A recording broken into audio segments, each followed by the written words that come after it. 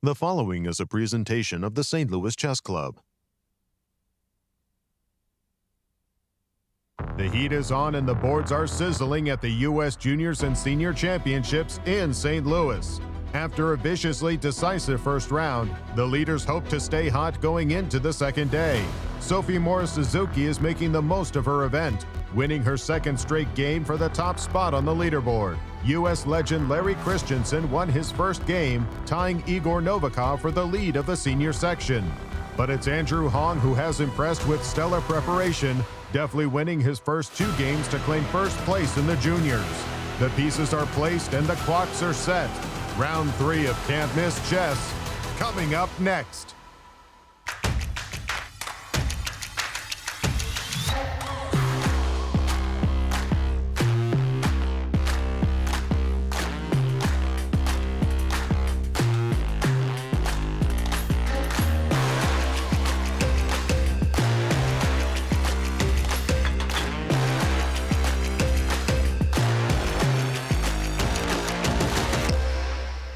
Welcome back, everybody, to Day 3 of the U.S. Junior and U.S. Senior Chess Championships held here at the St. Louis Chess Club. It's a beautiful day here in the Central West End as we start our journey in front of the tallest chess piece in the world. The players are ready to battle it all out for domination on the chessboard. Let's go to the studio and start this exciting round.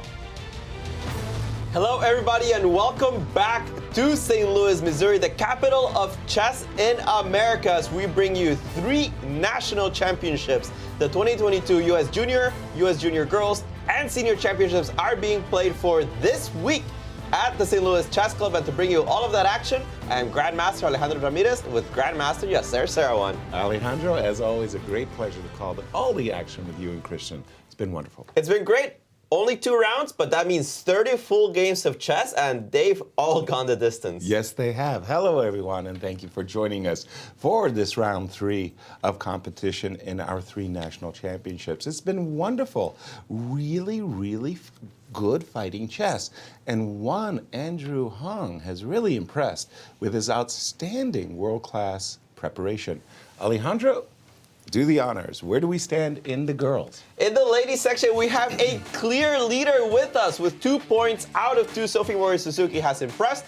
She beat Rochelle Wu yesterday with very strong preparation in a Benoni-type King's Indian, but she's followed closely by Thalia Cervantes and Ellen Wang, who both have 1.5 points. Whereas Jennifer Yu, our pre-tournament favorite, languishing with only 2 draws. And in the juniors? In the junior section, we also have 1 player at the top with 2 points. And that is our greatly prepared Andrew Hong. Absolutely. He's been scintillating with his opening prep in round 1 against David Brodsky and in round 2 against Balaji Daggupati, just blowing his opponents off the board with great prep. But he is trailed by only 0.5 point by Christopher Yu and Justin Wang. Meanwhile, the tournament leader, or the first seed rather, yes, Awonder Liang, languishing in 7th place with 0.5 point. Wow, not easy being a favorite. And in the seniors, nobody is at 100% anymore, but we do have 2 people at the top, as Larry Christiansen and Igor Novikov have 1.5 points each. They are the only people that have won a game except for Vladimir Akopian, who also won yesterday, but remember that he started the tournament with a loss. Absolutely. And our format for these 3 national championships? They're 10-player round robins, each 90 minutes for the first 40 moves, 30 minutes for the rest of the game, and a 30-second increment from move 1. We have a traditional classical time control here. No draw offers before the 30th move. 1 point for a win, 0.5 point for a draw, 0 point for a loss. Traditional scoring system. And our 9 rounds of play, what are their schedule? Their schedule is simple. 1 round a day, played at 1 p.m. Central every single day, except for July 12th. That is going to be our rest day. Wonderful. And of course, as always, Christian in studio to tell us about today's gladiator. Good morning, Christian.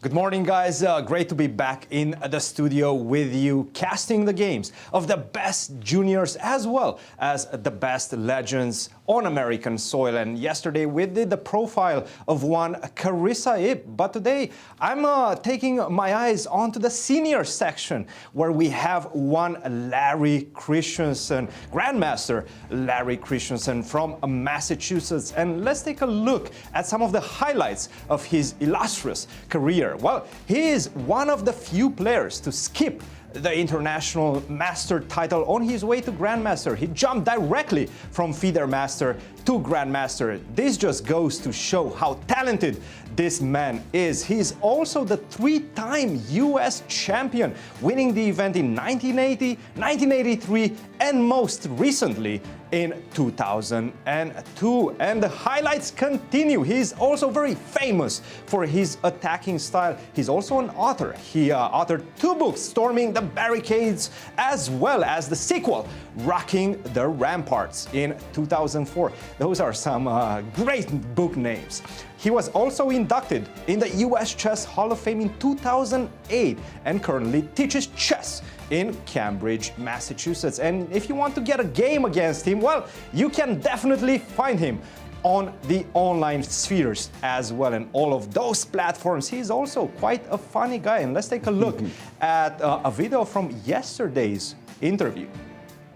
How did you rate your own chances? Seriously, be honest. I have modest goals here.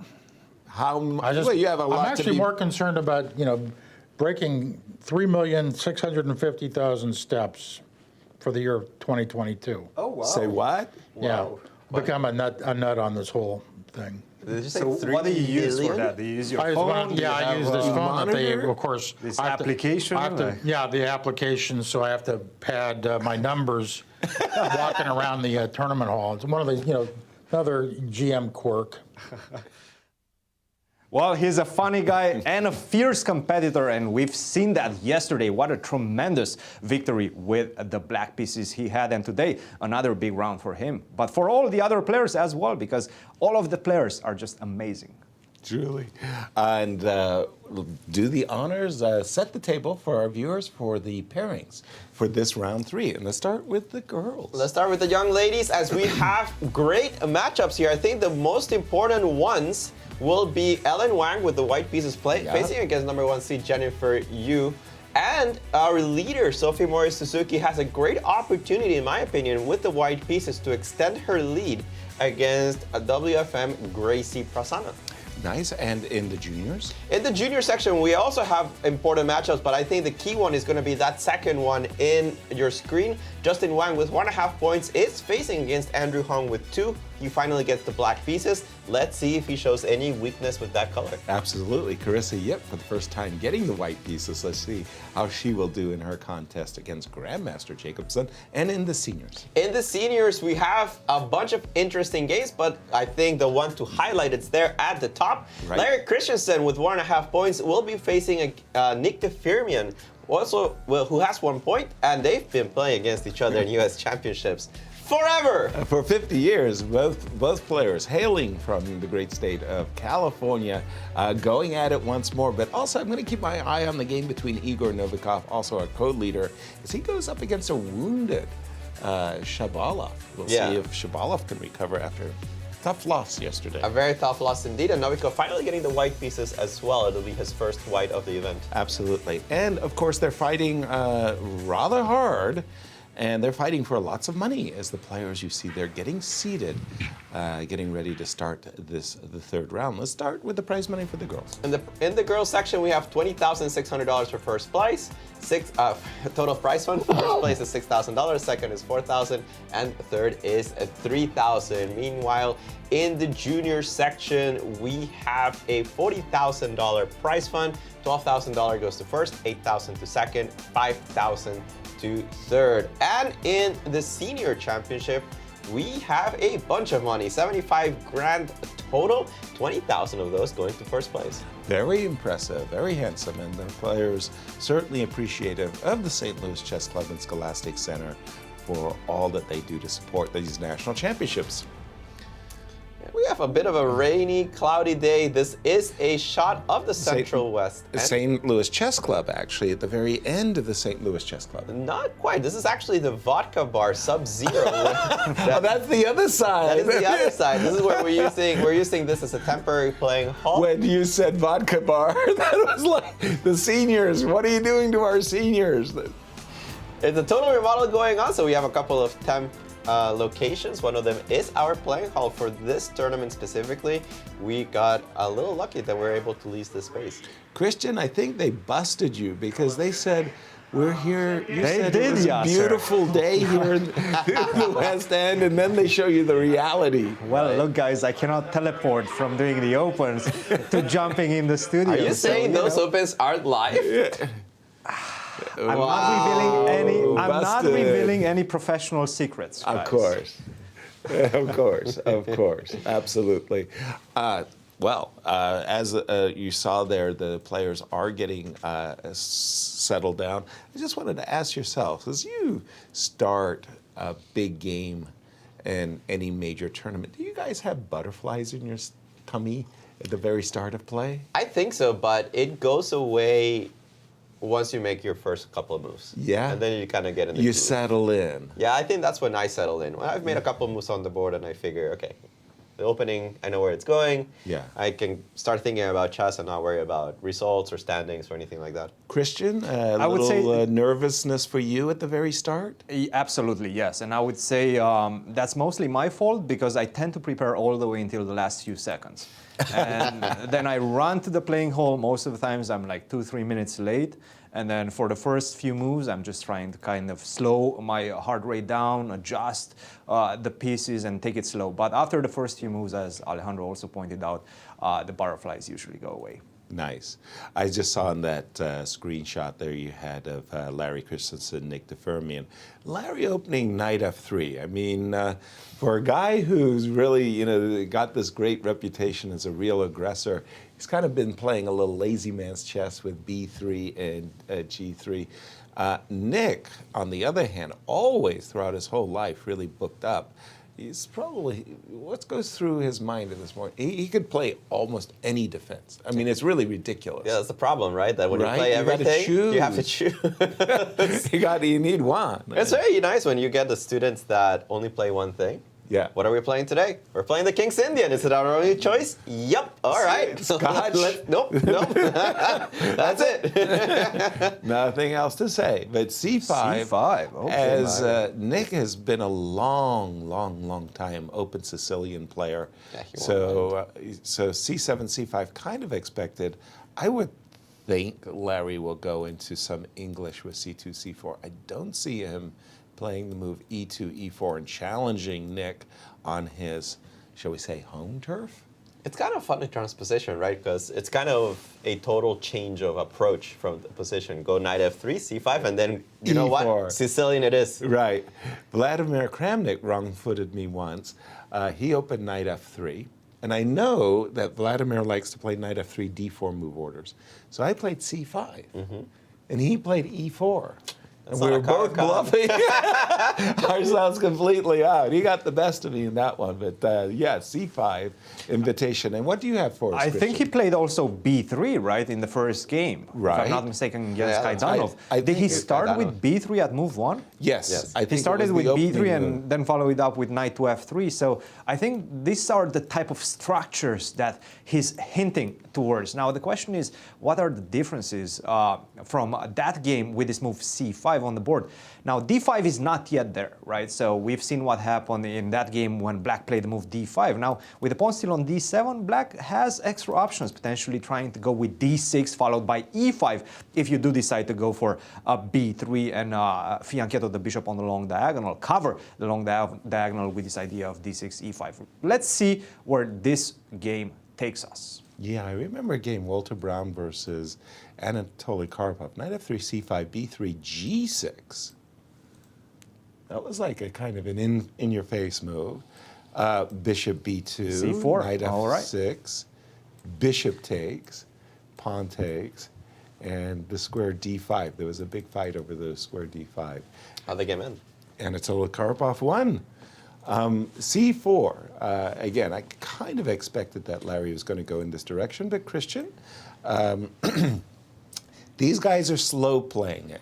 Who's hitting the anvil while it's hot? Well, where do we see a lot of moves? We'll stick with the senior section. We have a Sicilian in the game between Vladimir Akopian and Dmitry Gurevich, another Richter-Rouser. And we've seen what happened in the first round. We had a couple of Richter-Rousers. If I remember correctly, Abhi Mishra played some sort of a classical Sicilian against Carissa Yip, as well as Vladimir Akopian versus, if I'm not mistaken, Novikov. And he got a winning position with the white pieces in that game. Unfortunately for him, he was unable to convert. Not only that, but he fell under tremendous pressure and actually succumbed to Black's attack. Now, what we're seeing right now is another theoretical battle. And this is quite interesting because, you know, you don't see this type of ideas in the seniors section. Most of the times we know that they know old school theory and they don't spend that much time on their opening preparation. But it does seem like for this specific tournament, they spent quite a lot of time on their opening preparation because, I mean, going into this type of sharp lines, and Dmitry is not shying away from them. F4 is on the board. Let's wait and see what's going to happen in this one. Another blazing hot game developing is the one between Igor Novikov and Alexander Shabalov. You were mentioning you will have your eyes on this one for very good reasons, because we know Alexander Shabalov is a very aggressive player. He loves to attack. He loves to create imbalances, and this is exactly as early on as we see in this game. The King's Indian with his setup with A6, knight to C6 against the Zemish. This is going to be a very intriguing battle. Let's wait and see how this one develops. I have a feeling we're going to see some long castle followed by a monstrous attack on the king side. This one is going to be a lot of fun, guys. Thank you for that. And just want to look at the game of Joel Benjamin for a second versus Gregory Kaidanov. C4, E7, E6, right? Okay, everybody's happy. Okay, let's go into a Queen's Gambit decline. Let's go into a Nimzo. E2, E4. Say what? Yes, D5. We take twice, so we're in a French defense suddenly. And exchange French with C4, right? Okay. I know this position with the C7 pawn on E7. Right? Right? Exactly. That will be your Caro-Kann. That's your Caro-Kann. Knight F6, bishop B5. What is this? Thank you, because that's exactly what I wanted to ask Christian. I mean, we've been talking in these broadcasts about how openings get names, some really funky, funny names. I've never seen this. This is the seniors, too. It's like they've been around. I don't even know what to call this. Christian, bail me out. It's called the Steiner variation. The Steiner variation, yes. From I've never heard of it, early obviously. 50s, the Hermann Steiner, right? I would assume so, yeah. Yeah. Wow. Okay. But there are some. There's some really intriguing games in this line. Vachier versus Fabiano. It does seem like Vachier really likes to play this with the white pieces. Sargsyan played it against Vachier. A lot of top-level games. Dang. Yes, absolutely. So this is no joke. All right. Well, happy to hear it. The Steiner variation. Steiner. Yes, champion 1948. How do I not know this person? Hello. Come on, man. History. You know, I know you guys only think about the history of today. Not anything. Computers and electronics, right? Exactly. Just checking in on the game between Justin Wang and Andrew Hung for a moment. As Andrew, as white, has absolutely regaled us with his opening preparation. Right now, we're in a symmetrical English. I wanted to go to the game of Brandon for a moment. I think that one is the most fun right now. Carissa. This is the game between Carissa Yip and Brandon Jacobson, and it smells. Jacobiano. It smells of Levon. Right? Right? Yeah. King H8, H3. Whoa. F5. Yeah. And look at Brandon. He's like, underneath that mask, there's a smile, because I'm pretty sure we're in his prep. Oh, yeah, definitely. This must have been played before, but I have no idea. The theoretical? It's Vladimir sounds like a definitely target for Christian. has been played before. Yes, it does seem like at the top level has been played between Topalov and Nakamura, and more recently by Alexeyenko and Ding Liren. And I do assume that that game was actually from the candidates, if I'm not mistaken. No, I think that's the World Cup. Perhaps the World Cup. No, I'm sure of that one. Yes. Take us through what Carissa is experiencing right now. She's put a rook on a2 to defend f2. She can't take the knight on g4. Presumably hg, fg absolutely is a not. kind of a suicide mission. Yes. No, nobody has actually played this, and I would expect she's not going. I mean, she knows that she cannot take that knight. Knight to h2 followed by g3. The queen is coming as well. This one is not looking good. So you cannot take that knight. That knight is taboo right now. So help me out, Christian. What G3. should Carissa be doing?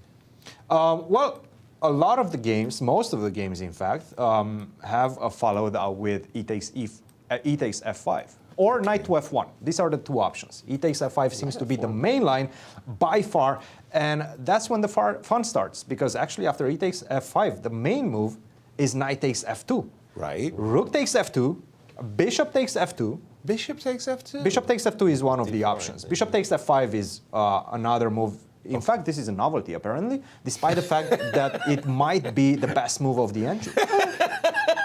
We're selling information here, guys. What is this? Just a second. This is Tom's prep. I read the contract. All the prep that We're we going have to here is have to wait and Tom's. see.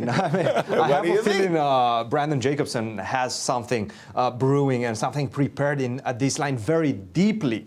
I would expect him to play bishop takes f5 after h3 if she does go for this line. Now, perhaps you can play this move knight to f1. The problem That's is that sneaky. take, and I have a feeling rook takes f3 is going to come on the board right now. Devastating. This one is not looking good, right? That's an exchange sacrifice. This I one is really going to don't want fall. to enjoy. That's the problem, and we're going to see the exact same thing that Carissa did with the black pieces yesterday. Right. This idea of queen e8, queen to h5, potential in the position followed, well, maybe knight h5 first to stop white from going knight g3. If you do decide to defend this pawn with king to h2, after queen to d7, well, unfortunately, there's no more defense against queen takes h3. This one is not looking good for white. So you cannot allow this.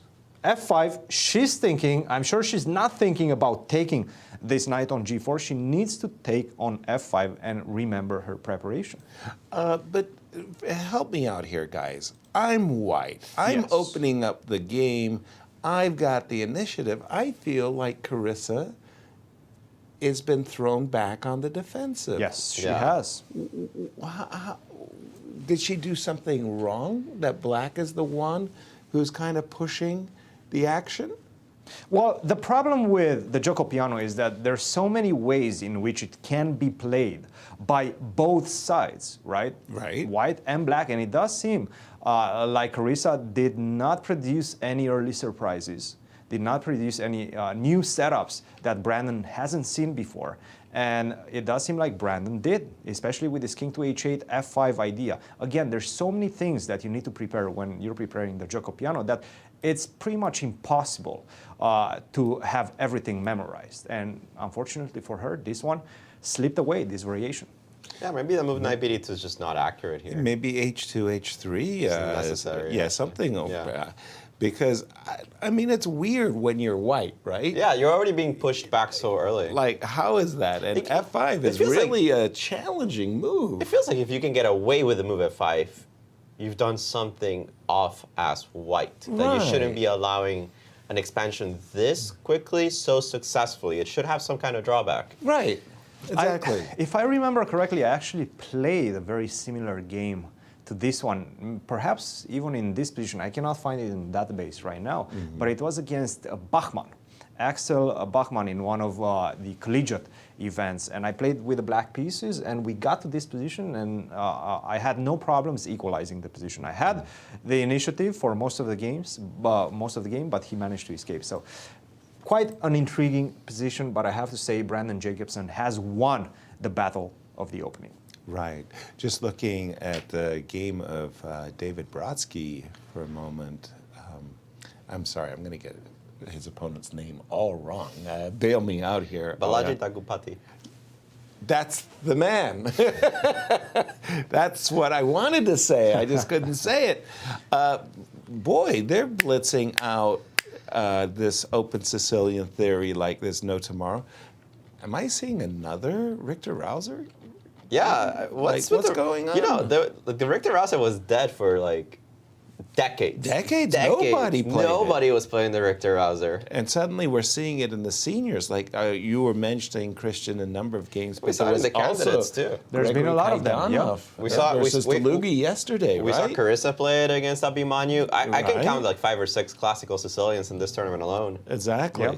Yeah. And then after the move b7, b5, this is where White pounced and said, okay, now that your bishop is no longer anchored and protected by the pawn on b7, I was waiting for that move so I could play takes. You're welcome to sacrifice a pawn. He took it, and I'm guessing this is all still theory, Alejandro. What I do you see think? your database as having 4 games. 4. Okay. Big names? Any? Zhigalko Saric is the biggest names I can find from that list. That game followed Queen B6, which looks more or less automatic to me. I mean, you want to protect this bishop eyeballing this knight. I kind of want to get it out of there. Can I chase it away? Yeah, it all kind of hinges if I can play Rook FD8. Okay. I'm not sure Rook F or Rook A, but I assume Rook F. Later you can decide which one you'd like to... keep kicking you around. The game actually followed that way, the one that we're talking about. Zhigalko against Saric and just Bishop E7, and that was the game. This is how it's gone. Yeah. Wow, interesting stuff. Very, very intriguing preparation Right. by Balaji. It seems like he got caught. Balaji, I can do that. Balaji Daggupati, yes, he got I caught. can't do that. I'll do Balaji. I can do it because he was my student when he was just That like a explains 10-year-old it. kid. Now he's taller than me. And I actually saw him today in the morning at the gym. And he was working out, and I asked him about the preparation, and it seemed like it was going quite well. So definitely it seems like he has surprised his opponent. Now, this is the type of preparation that you actually want to have in your games, because if you look at the engine and other results as well, Black is doing tremendously well. So often it is overlooked by your opponent, by the player with the black pieces, when they're preparing this line, because they say, okay, queen takes this, you cannot do that. You're just simply worse. But if you go deeper in the line, queen to b6, knight to e5 seems to be the main line. Bishop takes e5, queen takes e5. Now at least you don't have to fight against the 2 bishops, and you're also an extra pawn. So the next move comes quite naturally, which is queen takes f2. Knight takes b5, and we get into this type of position. By the way, decisions along the way, right? Because you don't have to take on b5. Nevertheless, it does seem like the knight is just simply better than the bishop. Still, a decision that Black has to make willingly. And if he doesn't know the theory, then it's not going to be that easy. Another step where he can potentially falter. Bishop takes b5, queen takes b5, queen takes g2. Looks a bit scary, right? You're opening up the files towards the king. So now queen to e2 or queen to e5. I have a feeling queen to e5 might be the right move. Now, you see the engine is saying Black is slightly better, 0.3, minus 0.3. Nevertheless, it's a very complex position. It's going to probably come down to who's going to be able to push their pawns faster. And if White knows, and that is Balaji, if he knows what he has to do in this position, well, I mean, he's going to have a good advantage over his opponent. A nice heads up in this line. So I'm definitely liking what I'm seeing from Balaji. Very, very nice. I'm looking also, we were talking, what's popular these days? Well, the Joko piano. We just saw one variation of the Joko piano, but in the game of Awonder Liang, Awonder being black in this game against Mishra, I like the way White has played this version of the Joko piano as compared to Carissa. He's induced g5, which might be good for Black. But now I really like this maneuver of knight a3, because it's about the f5 square, right? You played the moves g5 and e5. So the f5 square has been left behind in the wake of the 2 pawns. And the maneuver knight b1 to a3 to c2 to e3 and onwards to f5 really is ideal. You want to hit that f5 square, and if you could ever plant a knight there, it's wonderful. So again, Awonder Liang, 2,700. He's coming in here saying, guys, all I want is the first prize and a ticket to the U.S. Championships. He ain't getting it. Well, it's not so easy. He's plenty of tournament ahead for him. He's got to work hard, though. Yeah, and this is a tough pairing when you think about it. Abhimanyu has had such a great year. It's hard to say exactly how strong Abhimanyu is these days. 13, right? I think it's 13 still. Yeah. International Grandmaster, breaking the world's record. What a thrill. Yeah, like, absolutely. I mean, at 13, I was playing in the Washington State Junior Championships. There you go. Did you win it? I think I tied for first. Oh, there you go. There you go. That counts. We take those. Wasn't a Grandmaster norm, I can tell you that. Yeah, I can tell you that. Where would you like us to go? Let's take a look around the horn a little bit. Let's start with juniors, because they have quite a few interesting games. The Carissa Yip, Brandon Jacobson game we already saw. This one, there are no changes. Balaji did play the move knight e5, more or less along the lines that we expect. And then this game between Justin Wang and Andrew Hong, they're playing some kind of cagey English where one side goes d5. Do you want to take my pawn? The other side says no. I'll put my own pawn on d4. Okay. Do you want to take it? And we eventually reached this endgame, which I think is considered to be okay for black, but maybe not a lot of fun. But yeah, it can be a little unpleasant to defend these when you're not so familiar with the positions. Well, especially if white ever nicely recaptures the pawn with something like knight e3, knight c4. I'm sure black is going to throw in the move c4, c3 when that eventuality. But again, like you say, if you get wrong-footed, bishop d2, bishop c3, knight e3, very harmonious play for white, and you could be lost before you even... Yeah, the positional problems generated by the pawn on c6, they creep up on you pretty quickly. Yeah, for example, just to play some bad moves for just a moment, and let's say you decided that was the cat's meow and you wanted to fianchetto your bishop on the long diagonal. Well, suddenly you start to realize that, what have I really done? At the end of the day, I'm the one with the split pawns, my structure, and white's pieces are all looking better than black's. And you kind of say, what did I do wrong? I'm in trouble. Keep an eye on that game. Again, Andrew with a 2-0 start, looking good. Christopher with an interesting approach to life. He's playing an exchange Slav against the lowest rated player in the tournament. I always figured this was an interesting way of playing chess, because the exchange Slav, you think about it, very safe opening. Yep. You rarely lose with the white pieces. That's right. You don't convert that often. It is pretty symmetrical. Is it a good weapon to play against somebody that's 300 or 400 points lower rated than you? It's a question, and I think people have different answers to it. Yeah.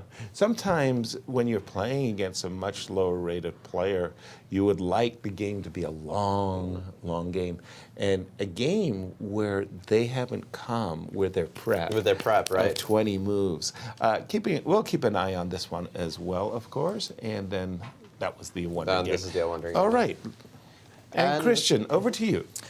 Just to go really quick in the junior girls section, because the leader, Sophie Morris-Suzuki, is having another almost perfect game up to this point. So let's take a look at what's happening.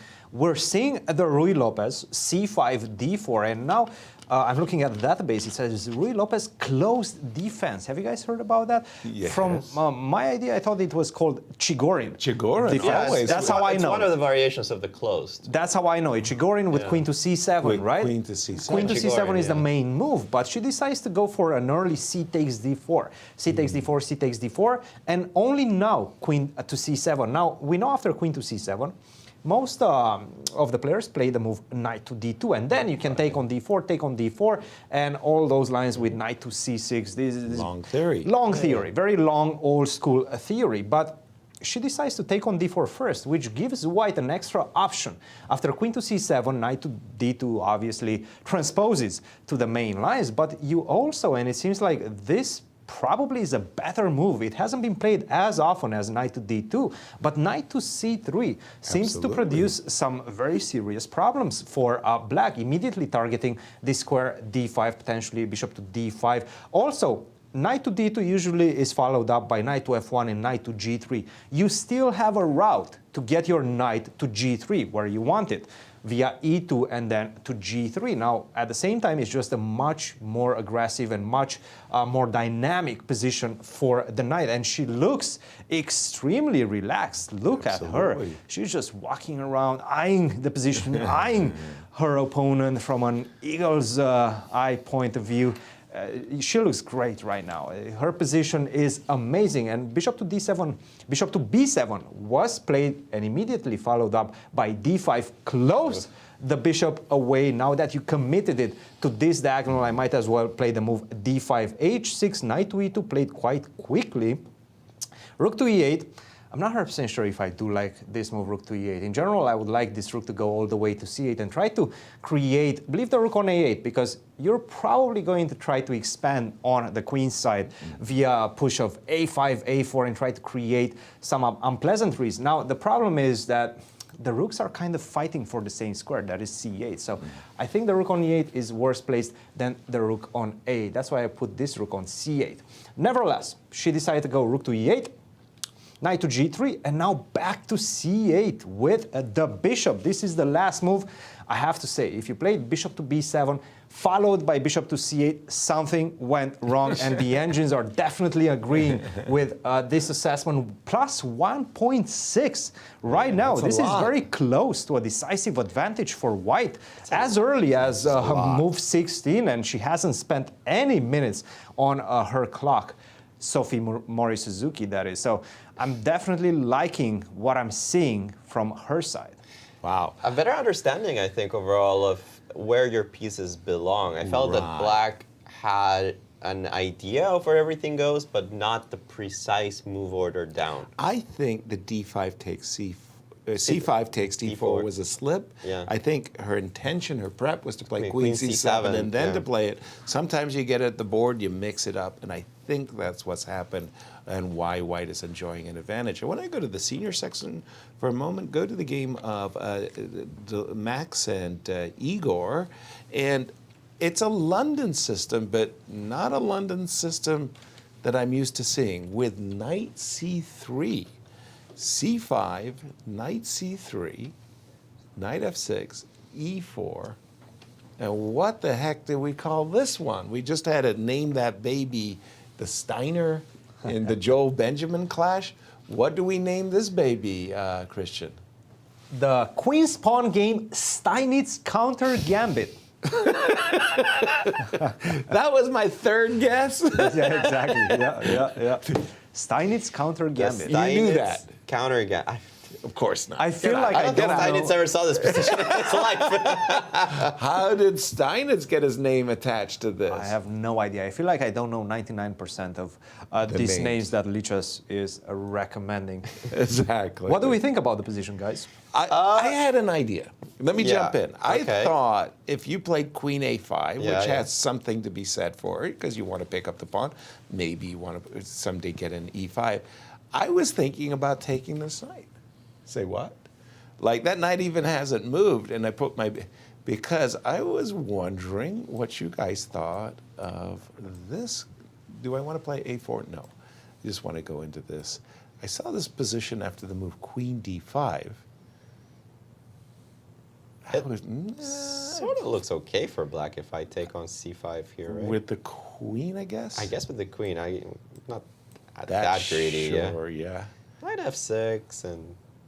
No, knight f6, there's queen a. Queen Actually, a4 no, knight check. f6 is fine. Knight f6 is fine. Knight f6 is fine? You're not afraid of queen Give me a a4 check. I'll play b5 and up now. Say my rook was useful on d8. Thank you very much. Fair enough. Fair enough. It's a line, I think. It's weird. It's a weird position, right? Truly, I've never heard that name before. By the way, But actually, why do we throw in this bishop takes b8? Of course. Let's analyze this a little bit, just because it's such a weird position. Fun, yeah.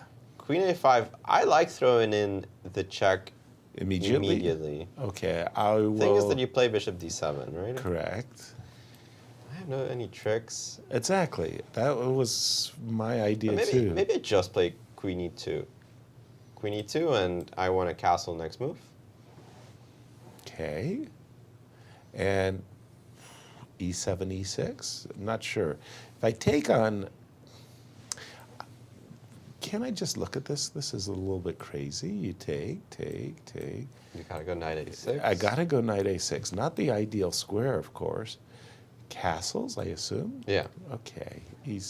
Well, now I don't want to play e6. Because there's a knight coming there, or a bishop coming there, right? I wanted to play e6 so I knight could get my d5. knight d5, but I realized that you could jump on this square d6. Weird. What is the accepted theory, if you will, Christian? Yeah, theory is difficult to call this theory, but it actually, the analysis that you guys were making was following one of the games that has been played in this position, the game between Grandelius and Pia Kramling, actually. Two great Swedish names. Two great Swedes player. Queen to a5 was the move, and bishop to b5 was the choice of Grandelius. It doesn't seem like it's the most used in this position. Bishop to b5, queen to d2 seems to be the better idea. Just to be super fast with your development and try to put as much pressure on your opponent's king before they finish their development. So for example, if you decide to take a pawn, take on c5, why not? After castle, you're starting to have some very serious problems with your development because there's an immediate checkmate coming on the board. Queen to d8, you have to defend against that. How do you do that? Bishop to d7 seems to be like the right idea, but now we see the misplacement of the queen on c5, and I can target that immediately by trying to recapture my pawn on e4 with the maneuver knight to e2, followed by knight to g3, followed by knight to e4, and it's very difficult to stop me from doing that and finish your development at the same time. This is the key problem that black is having in the position. For example, another big problem after you place the bishop on d7 is that you cannot naturally develop with the move knight to c6 because this knight on f6 is what we call an overloaded piece. Yeah. It defends both the bishop on d7 as well as the pawn on e4, and the bishop on d7 is much more important because if I manage to get it, that's a checkmate, right? Follow the yellow brick road. So after knight e4, actually, it's a resignation time for black. You still have queen f5, but that's just game over in a couple of moves.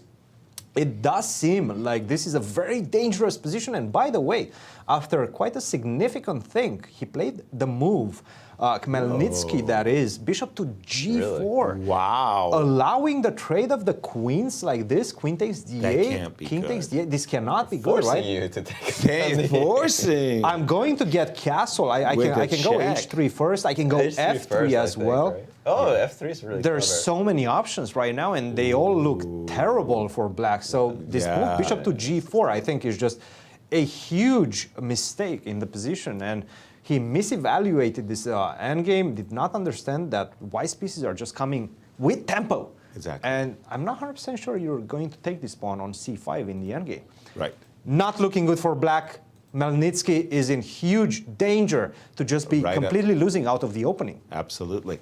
Just finishing our tour of the seniors games for a moment, because that Hermann Steiner variation of the French defense, how you like me now, baby, delivering the goods, between Joel Benjamin and Gregory Kaidanov have reached a position where if I'm playing a bullet game and I'm in Joel's shoes, the automatic move here is bishop to c4 to b3, and I would call the position about even.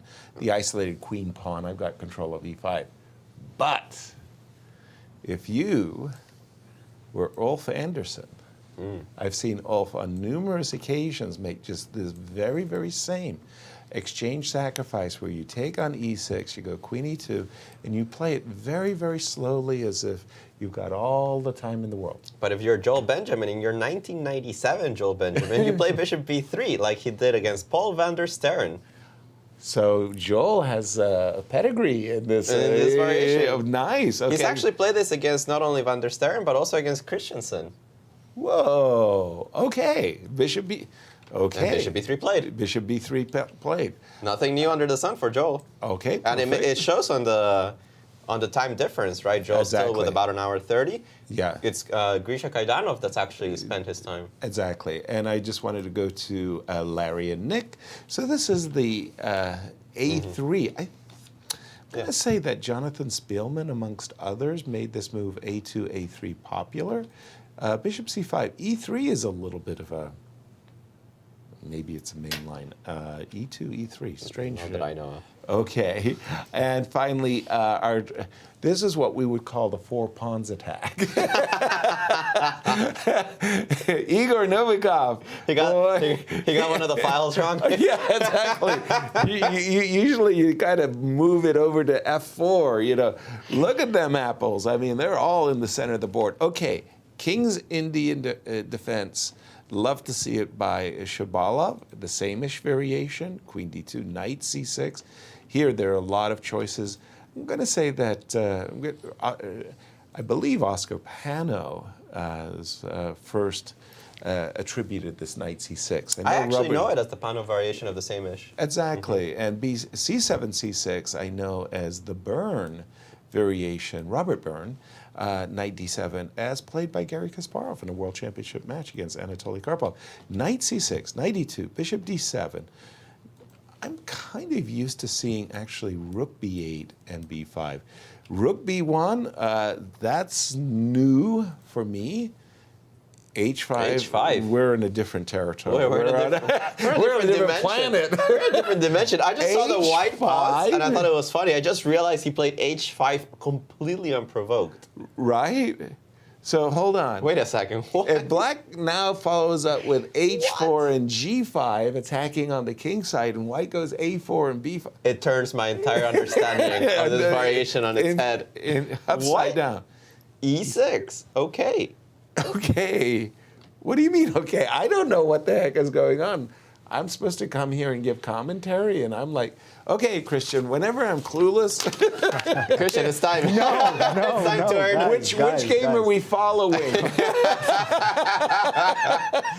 You caught me off guard again because I'm looking at a completely different Good position. for you. Good for you. You don't want to go there. You guys need to analyze that one without an engine, right? Right. But guys, we Yes. have such a huge battle brewing right now between Abhi and Awonder Liang, and I have to say, this is maybe not the top-rated battle in this competition, but nevertheless, in terms of trends, I'm looking at Abhi and I'm seeing him as one of the favorites of the event. And of course, Awonder, we know that he's the rating favorite of the event. So this is a huge clash right now happening. And I have to say the position will probably explode very soon. So we have another Giocopiano, a completely different type of Giocopiano. We've seen initially in the game of Carissa versus Brandon Jacobson with the pawn on A4, with the pawn on A6. Now you see a completely different setup. And this is what I was talking about. There's so many ways in which you can play both with white and black this Giocopiano. And let's take a look at how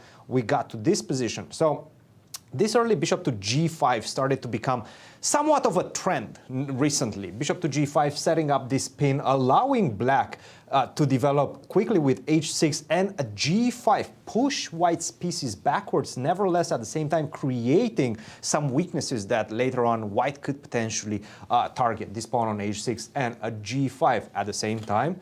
There is a big trade-off for white allowing this, and that is black is gaining a lot of space and is going to become quite uncomfortable to move and maneuver your pieces around the king side. So let's take a look at what happened. Bishop to A7, unprovoked bishop to A7, because white most likely at some point was going to target this bishop with a move d4. So just in anticipation of that, let's go bishop to a7. Bishop to a7, knight to a3, bishop to g4, knight to c2, and I really like this maneuver.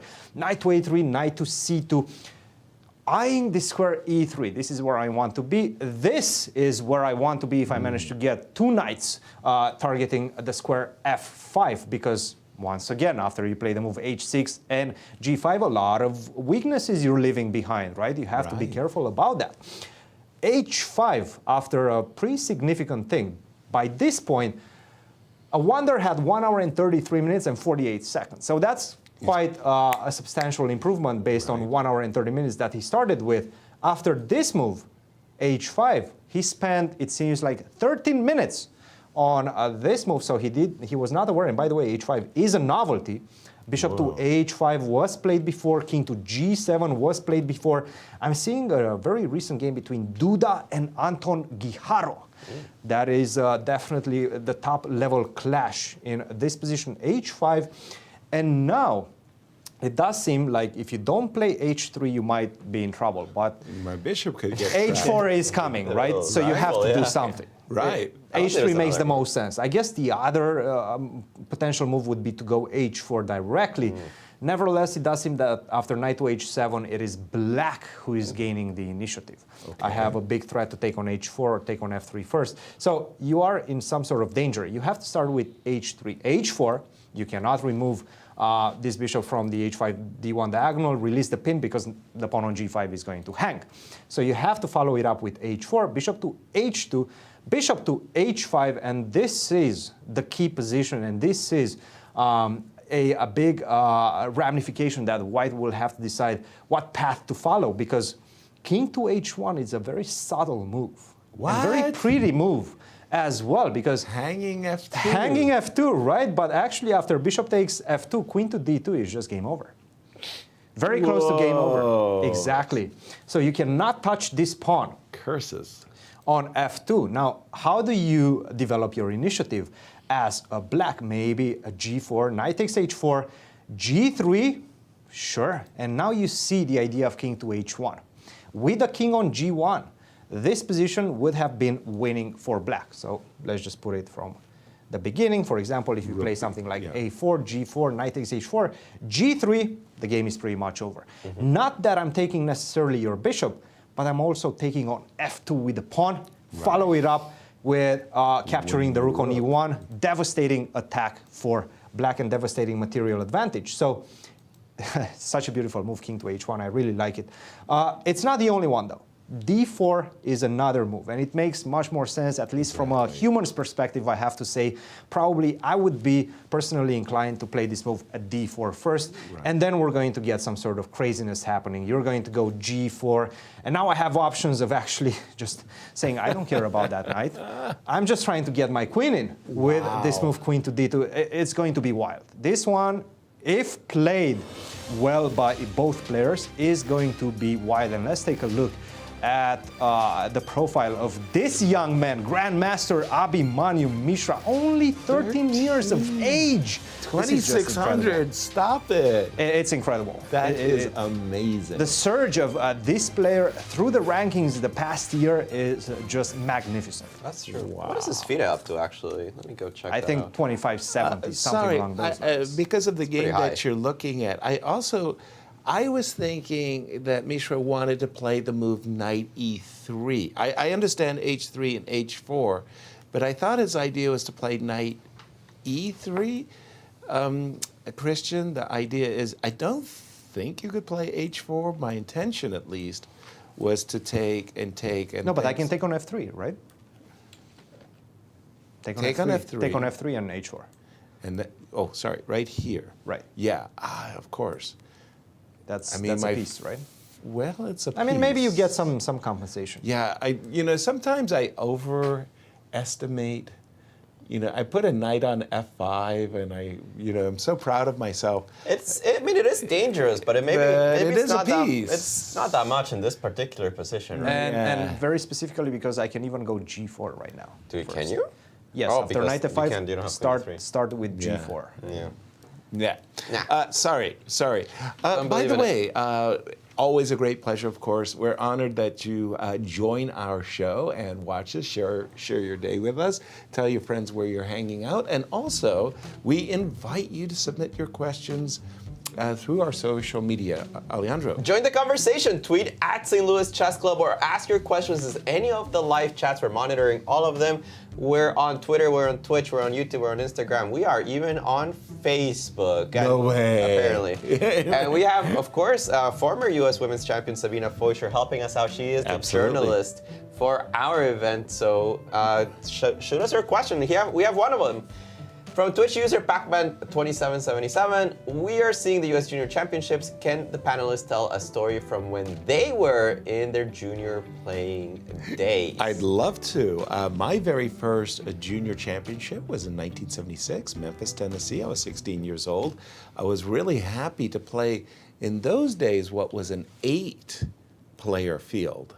And was that a double round robin? Single round Single robin. round robin. And what was really fun was in those days, mid-70s, I think there were about 100 grandmasters in the entire world. So to become a grandmaster was a very, very big deal. And we were like these young lions, like, are you going to be a grandmaster? Of course, I'm going to be a grandmaster. Of course, I'm going to be a grandmaster.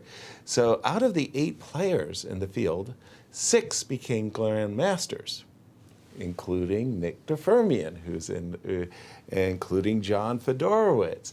And 2 players did not become international grandmasters, and they were the winner of the tournament, Mark Deason, who today, if you win, pardon me, Mark Deason won the junior, went on to the World Junior, and won it. Mark Deason became World Junior Champion. Today, if you win the World Junior Championship, you get the title. Automatically. There's like you don't even need to accumulate And the other norms. IM was Kenneth Regan.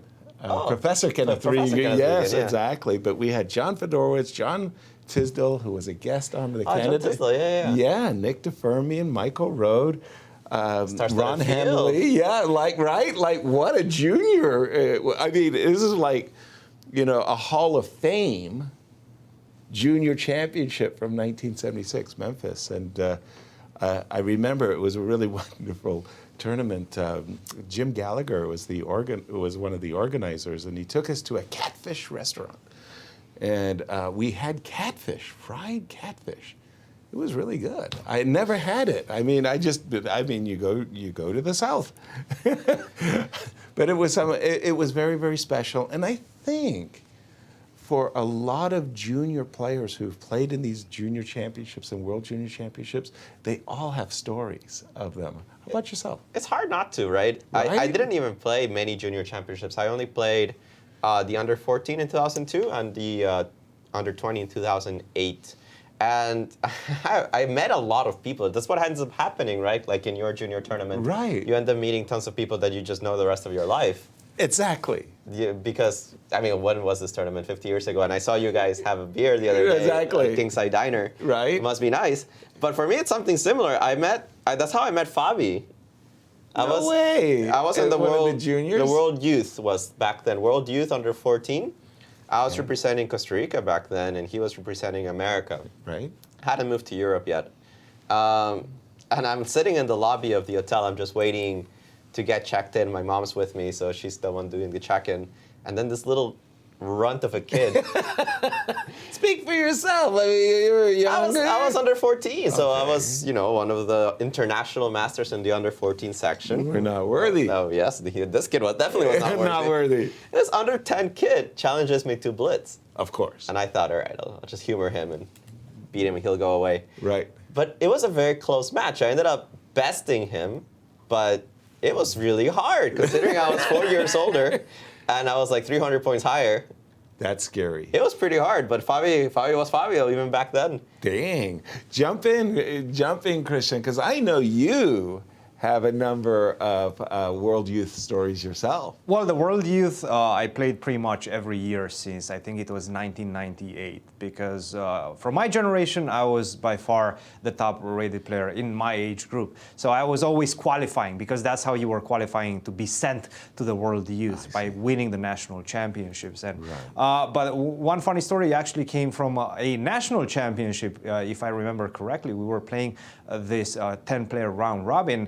And I was playing against this 10-year-old kid. I was 10-year-old as well. And he offered me a draw at some point, and I started thinking about the position. And as I was thinking about it, I realized that I'm probably just lost. So I was just about ready to accept the draw offer, and then he rescinded his draw offer. He was like, "No, forget about it. I don't want any draws anymore." And I was like, "No, that's not how it works. We make a draw right now and we go home."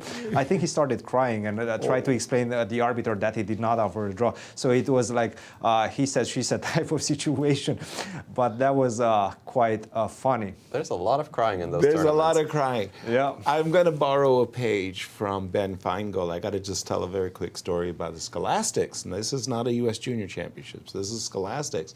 So Ben Feingold happens to find himself at a Scholastics event, and it was overwhelming. There were too many kids. So the organizer said, please, Ben, please, could you step in and be an arbiter for the event? And Ben said, sure, I got nothing else to do.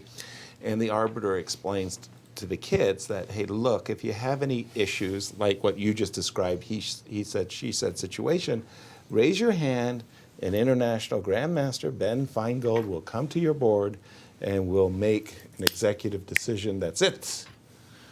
Okay, gong. Within just seconds of the gong, like bang, kids put up their hand. So Ben goes, and they've been playing like tock, tock, tock, tock, tock, tock, tock, tock, tock, tock. The kid started. And the kid, Ben comes over and he's looking, something's wrong. Like white's being checked like 4 different ways, and black's king is also being checked 4 different ways. And Ben says, what's going on, kids? And the player with the white pieces says, well, I think he's stalemated because his king can't move. And Ben said, that's true. And what do you think? I think he's stalemated. His king can't move. I think that's true, said Ben. So what do you guys think? I think it's a draw, said the players. And they shook hands. And Ben ran for the exits. Never to be seen again. Never to be seen again. He left the tournament hall, said, I made an executive decision. I thought that was hilarious. These junior tournaments are very, very special.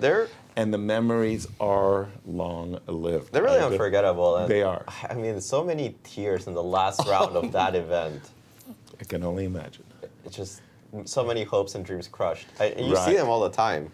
Oh, Aviv Friedman, who is oftentimes a coach for these teams of kids that go Actually, to the head of delegation. There you go.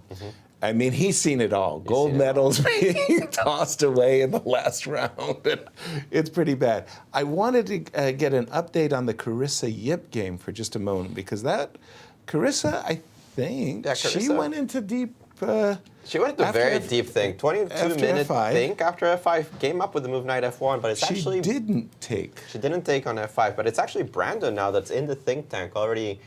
Almost 20 minutes, actually. 22 minutes think already for Brandon, so clearly out of his prep. We liked DEF, FE-DE, rook takes F3.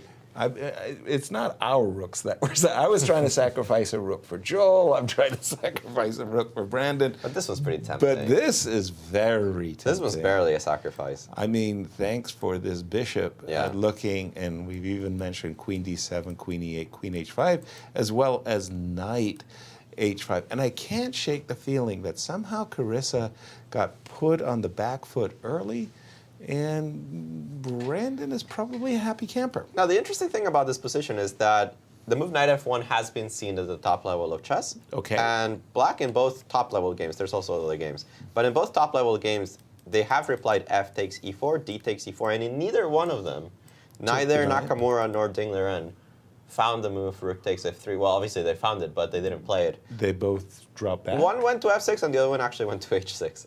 Who went to h6? Dingler. No, the engine hates it, by the way. The engine hates that move. As a chess coach, if your student played the move knight h6 and your face explodes into some kind of red atomic bomb, and then they say, but I was following the game of Dingler. And what can you do, right? Right? You got to have your witty remarks ready for that one, too. Exactly. Jump right in, Christian. What caught your attention? Well, I was looking at this game, and taking on e4 and taking on f3 is not the only way to go about it. Actually, knight to f6 was also played at the top-level game. Aryan Tari, he played it quite recently in 2018, knight to f6. Now, this almost forces the move, because you have to follow up your development, right? You have to finish off your development. The problem is knight to g3 doesn't really work, because allowing f4, and then if you go back queen to e8, a tremendous attack is coming your way, and you don't have enough forces to defend, so you cannot allow that. you have to take on f5 first and then follow it up with knight to g3. And this is probably the decision that Brandon Jacobson is trying to make at this point. Do you take on e4 and then take on f3 and sacrifice and trying to calculate that sacrifice, or you go for this more tame approach, but still it does feel like black pretty much got everything they wanted out of the opening, right? Knight to g3, I just go bishop to g6. I don't have any problems as black. I'm the one setting up the pressure and setting up the tempo in the position. So this is a very tempting option as well, and this is exactly why he is thinking right now. In the Abhi Mishra versus Awonder game, they are indeed following the line that we discussed. Right. After the move h5, h3 was the move not h4, h4, bishop to h2, and now bishop to h5. And we said this d4 was the human's approach in our estimation, but king to h1 was a very intriguing move. King to h1, I don't think we're going to see that on the board. Now, these are not the only moves. Another very interesting idea is to just simply target the pawn on g5 immediately with the move queen to d2, getting off the pin, and at the same time not allowing bishop takes f3, because after queen takes g5, well, that's an intermezzo. You're going to move the king, then I'm probably going to pick another one, well, probably just go queen to f5, or queen takes h4, follow it up by taking on f3 or bishop, recapturing your last piece, and you're just simply 2 pawns up and a devastating attack against the king. So you cannot do that. After queen to d2, probably black has to go knight to h7. You have 2 attackers against g5. I have to find 2 defenders. And with this move knight to h7, you open up the queen's defense as well as the knight on h7. You found the 2 defenders. But my knight finally gets to where it wants to be, right? On f5, or potentially if you do take on g4 and say, okay, I messed up your pawn structure, well, sure, but thank you very much, because now I have some ideas of putting the king either to h1, maybe even getting it to e2, and then following it up with rook to g1, setting up the pressure on the g file. Still a very complex middle game right now. Let's see what he decides to do, but I have to say this is a critical moment in this game. And just to finish it up with the games that I've been following in the junior section, quite a funny moment came at this point in the game between Balaji and David Brodsky. Rook to c8 after knight to e5, and this was the position that we were looking at. We said bishop takes e5, queen takes e5, queen takes f2 would be the main line. He decided to go rook to c8, and from a practical perspective, I have to say I like this move, because knight to d7 is almost forced in the position, and after bishop takes d7, you have to be very careful, because if you do take on d7, rook takes c3, boom, comes on the board, and you're actually losing your queen. Rook to d8, now there's no more queen takes b5. So you resign on the spot. You have to be very careful. He did not fall for this trick. He took on b6, take on b6, rook takes d7. Maybe e5? Rook takes d7, by the way, is not on the board. And as you were mentioning, this is exactly what he's thinking about. e5 or rook takes d7. I was afraid if I take on d7, you take on c3, and I got nothing. Right? Yes, that is the question. And this is the question that I wanted to pass on to you guys. What do you think about the position? Does white have anything? The engine is saying that white has a decent advantage. Decent, 0.5. 0.2 right now after a little bit of thing. You don't think that's the case? And I don't think so. Personally, I don't think that's the case either, but is it more than we can see with the naked eye? No. No. No, I've made an executive decision. We stand in awe. Yeah. Oh, come on. What is it? All rook endgames are drawn? That's right. That's what they say. All rook endings are drawn. Rook takes d7 is on the board, so he decided to go for this one. Yeah, I don't feel that black is really suffering in that endgame. Now, it's one of those endgames, if you're forced to choose a side, you probably choose white. The king is closer to the pawns that are weak. King on g8 is far, but are you really worried? You should have enough counterplay. Pawns on c2 are weak, a2 will be weak. Even e4 is targetable. Yeah. And by the way, Mishra did play exactly that move that you were looking at, queen d2. Queen d2, and Awonder Liang pretty much played knight h7 very quickly. And we are expecting that move knight e3, inviting black to mess up the structure and to get a very awkward middle game position, both sides are going to have tough time navigating this because we all remember the Capablanca winter. I mean, that the bishop on H2, man. It's funny we always say that. It's actually winter Capablanca. Exactly. We always get it wrong, reversed. So we'll keep an eye on this. And I think it's a more recent one, or more recent story, is a game between Kramnik and Nigel Short. Yes. That had the same very sad bishop story. Exactly. I wanted to jump to the girls' championship because Sophie is just, she's got impressing.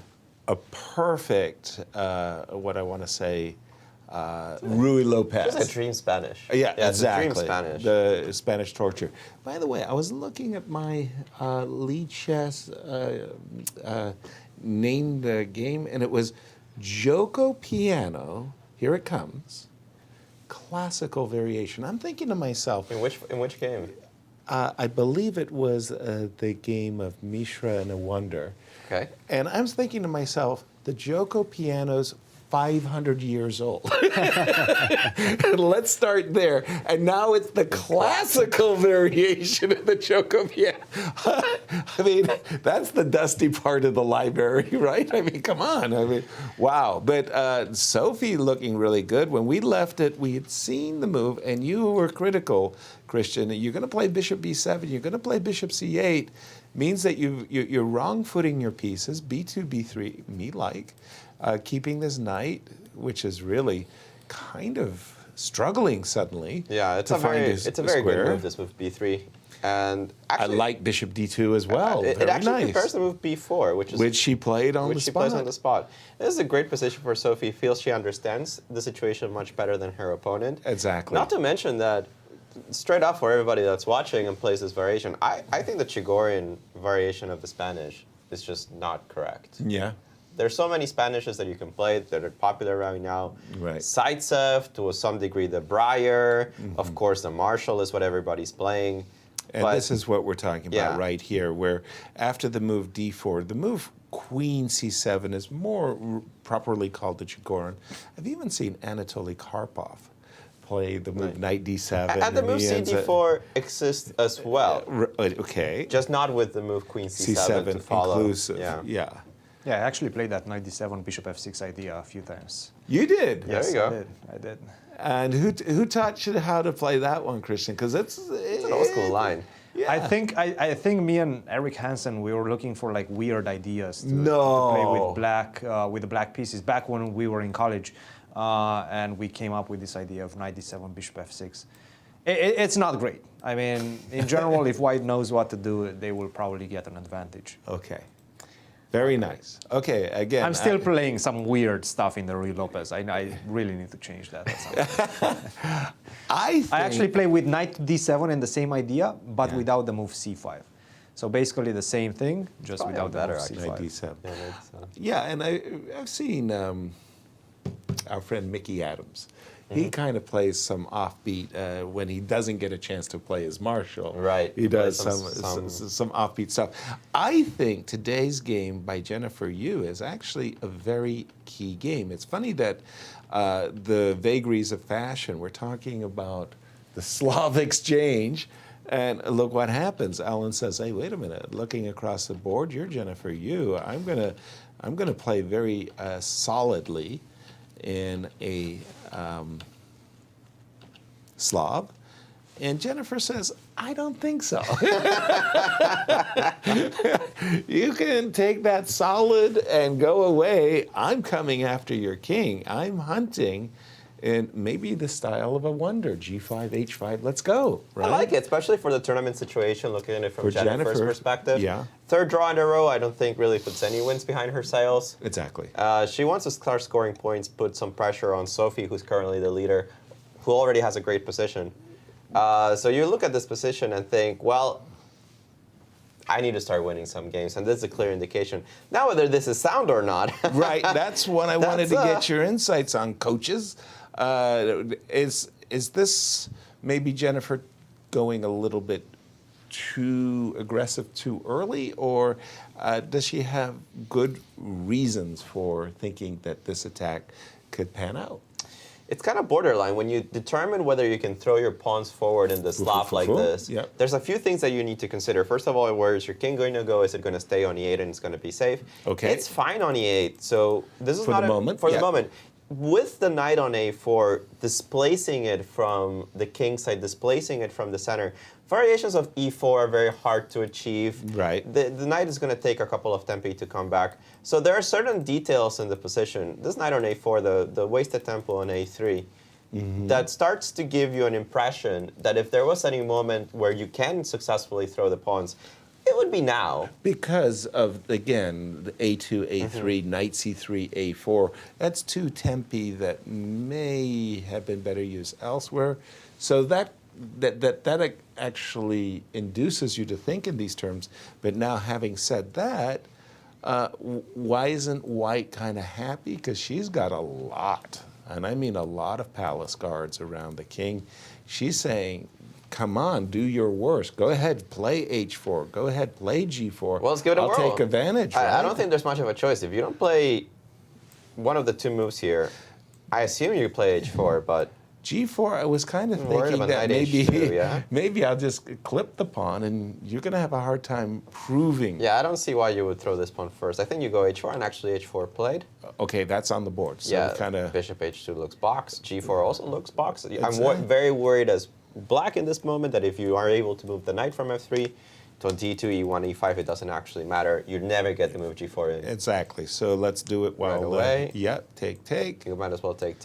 And now h3 is a strong threat. Right. You can't really meet h3 with g3 with a bishop on h2. It's just too No, ugly. it's not the way you do it. Yeah.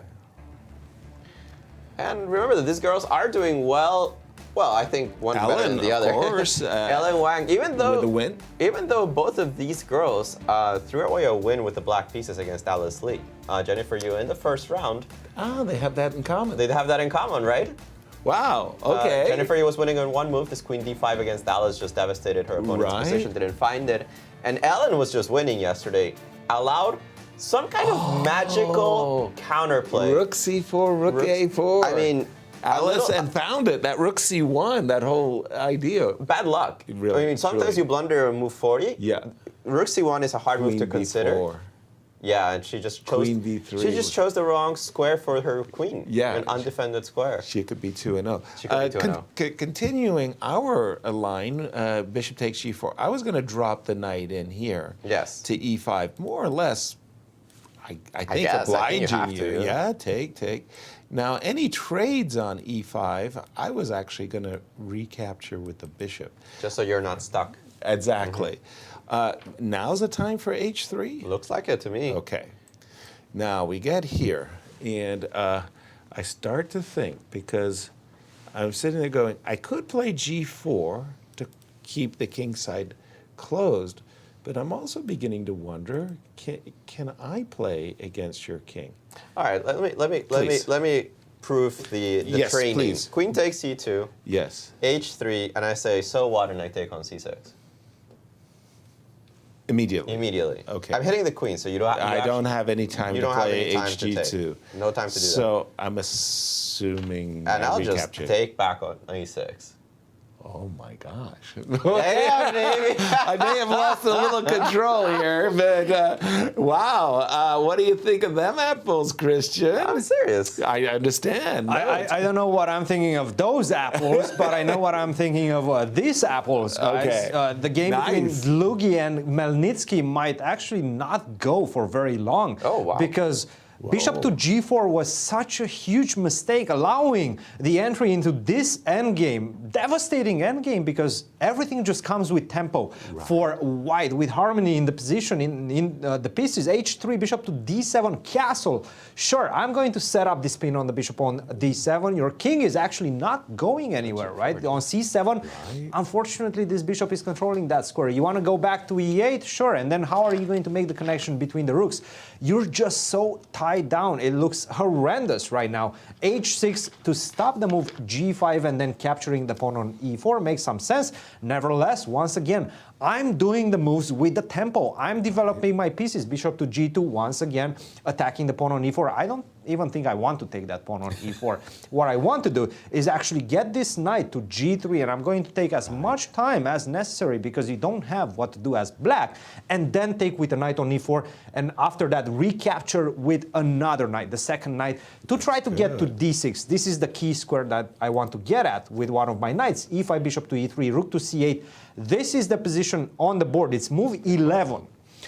And I would like to be able to say that black is worse but survivable. No, black is completely losing at move 11. If you open up the engine, it says plus 3.1. Plus 3.1. That is just an insurmountable lead right now, and with a lot of moves, a lot of easy moves. Knight to e2 is one of them. Knight takes e4, just simply picking up the pawn, is another one of them. You're going to be a pawn down, and the initiative is just devastating at this point. Thank you for that, Christian. We were laughing earlier because we were looking at the game of Igor Novikov against Shabalov, where we were saying the 4 pawns attack. Ha ha ha ha ha. Take a look at the game of Thalia. That's an actual 4 pawns attack. Thalia versus Zoey, and I know from a few years ago, I actually had a few lessons with Thalia, and she showed me some of her victories with the 4 pawns attack. She likes it. This is the hyper aggressive way of meeting the king's Indian. And after f4, castles, knight f3. Trust me when I say the theory runs deeply, like very, very deeply. She likes to capture in this position. There's tons of alternatives on each and every move. Bishop d3. And I don't know what the current state of theory is, but both players seem to be playing pretty quickly to achieve this position. And for Thalia, I mean, this is a nice opportunity here for her. I think, absolutely, because again, I see White's position as being a lot more harmonious. Yes, you do have the square d4, but once you occupy the square d4, well, I'll move my king out of the way, and I'll be a very happy camper. The knight on g4 will be under attack. I mean, what do you think? Is this? I think it's all theory, but maybe I'm wrong. I don't know if it's all theory, but it's more or less along what you expect from a 4 pawns King's Indian. Exactly. Where white is sometimes forced to take on e6. You get this weird structure in which black has this huge hole on d4 they can occupy. Right. But it's sometimes you wonder, what do you do with it? Right, once you're there. Once you're there, it's not so clear. On the other hand, black does have a very solid structure, even though d6 and e6 are a little bit weak. They're hard pawns to get to. Right. From my point of view, I'm thinking that I would like to trade the bishops. So I'll do something like knight to d1 in order to play bishop to c3. And just let's put it down, because you were saying sometimes you get these really weird structures where, right, you know, and you get these pawns, something crazy like this, and it's a mess. It's a mess, and I think that's what she likes. You're right. And as long as she has this mess, I think she's going to be happy, especially against an opponent that she feels that she can take on. Exactly. Exactly. And Christian, what do you have for us? Well, guys, what's better than a 4-pawn attack? 5. That's right, a 5-pawn attack, and this is exactly what the opportunity for Novikov is right now. We see this move d5 for Shabalov. And now what about this move e5 followed by f4? That's a lot of pawns on the 4th and 5th rank, and it does seem like it's giving white a tremendous initiative. Not only that, but tremendous space advantage. And we know how important space advantage is in the game of chess. Not only that, but my attack is just flowing at this point, and you're going to have to be very careful with how you're going to try to attack my pawn structure. My next few moves are going to be probably h3 followed by g4. Try to open up the king side, and if I manage to do that, I'm going to be able to checkmate you. This one is really looking poorly right now for Alexander Shabalov. What is he doing? You cannot take on c4, by the way, because bishop takes b7, and unfortunately your whole pawn structure is just going to be in shambles. You don't want to see that. Again, The problem in the position is your knight, right? If you go to h7, that's fine. I still go f4. Where is the knight going? Nowhere. You have to go rook to e8, knight to f8, and still you don't have an active position for the knight. If you go to e8, well, where is your knight going? It doesn't seem like it has any active squares and initiatives. Potentially, if you manage to get c6, open up, force me to take on d5, which I'm not going to do, by the way. I'm most likely going to close the position with a move c5 later on. I'm going to let you spend a few more moves on potentially going bishop to c6. It seems like to try to force me to take on d5 or open up the long diagonal. No. We're not opening up anything. I'm opening up on my own terms the position on the king side. I'm going to go h3 followed by g4. It's looking really bad for black, for Shabalov, and we know once again, he's a player that loves to attack. Right. Where is your attack as black? You played the King's Indian, but where is your attack? Where is your counterplay in the center? You don't get that if he decides, and potentially Novikov will understand the position well enough to decide to go e5, block the bishop on g7, follow it up with f4, and just create an avalanche of pawns on the king side. That position is a model situation for when you have an advantage in space, keep all the pieces on the board, because you see how difficult black's pieces are. When you have an advantage in space, imagine that black could have just traded 4 knights off the board. That's a different situation. Totally. Then he doesn't experience the cramped position. And Igor looking very, very good as we keep an eye on that game. But well, we have. It's time for our Cube promotion of the day. Right? We have another special item from CubeBoutiqueSTL.com. This is our junior and junior girls polo. Limited edition polos featuring the official logos of the 2022 U.S. Junior and Junior Girls. And they're available in navy, maroon, and purple. You also get the senior championship if you, well. Oh boy, I have to go shopping myself, the juniors and the girls. And as we go on break, we asked the juniors, we interviewed them and said, how do you like playing in St. Louis? We'll see you on the other side of the break.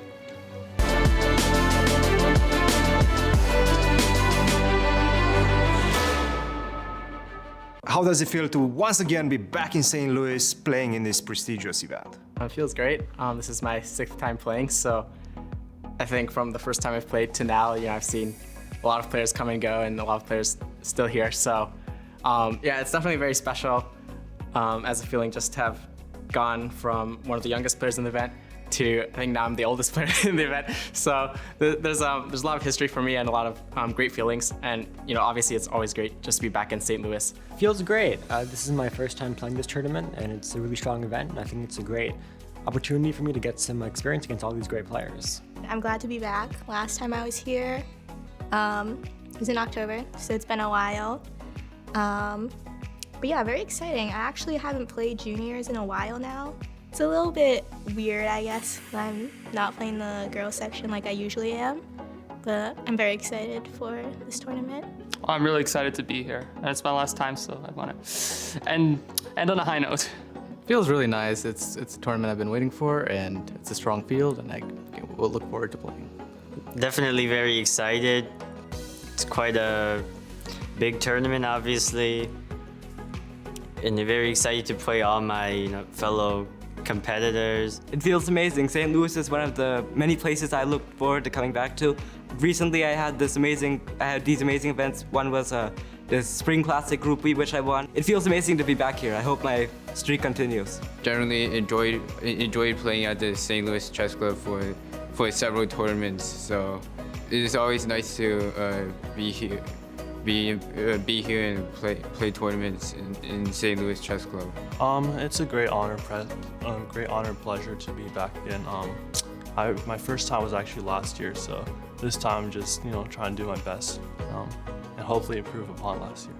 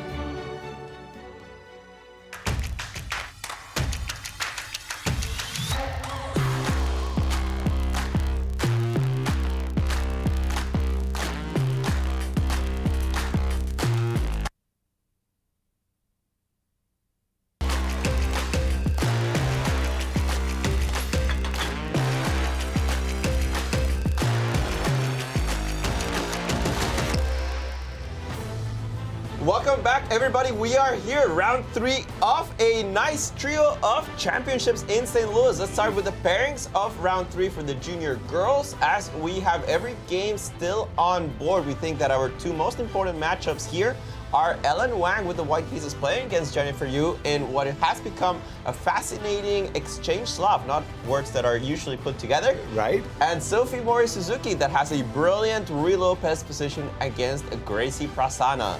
We'd like also Thalia's 4 pawns attack against Tang. Yes. And in the juniors. In the juniors, we have great games, but the one that's captivating us is the duel of grandmasters between Abhi Mishra and Awonder Liang, as they have a very fun Italian type of position. But remember that crucial for the standings is the game between Justin Wang with 1.5 points playing against Andrew Hong with 2. And the game between Carissa Yip.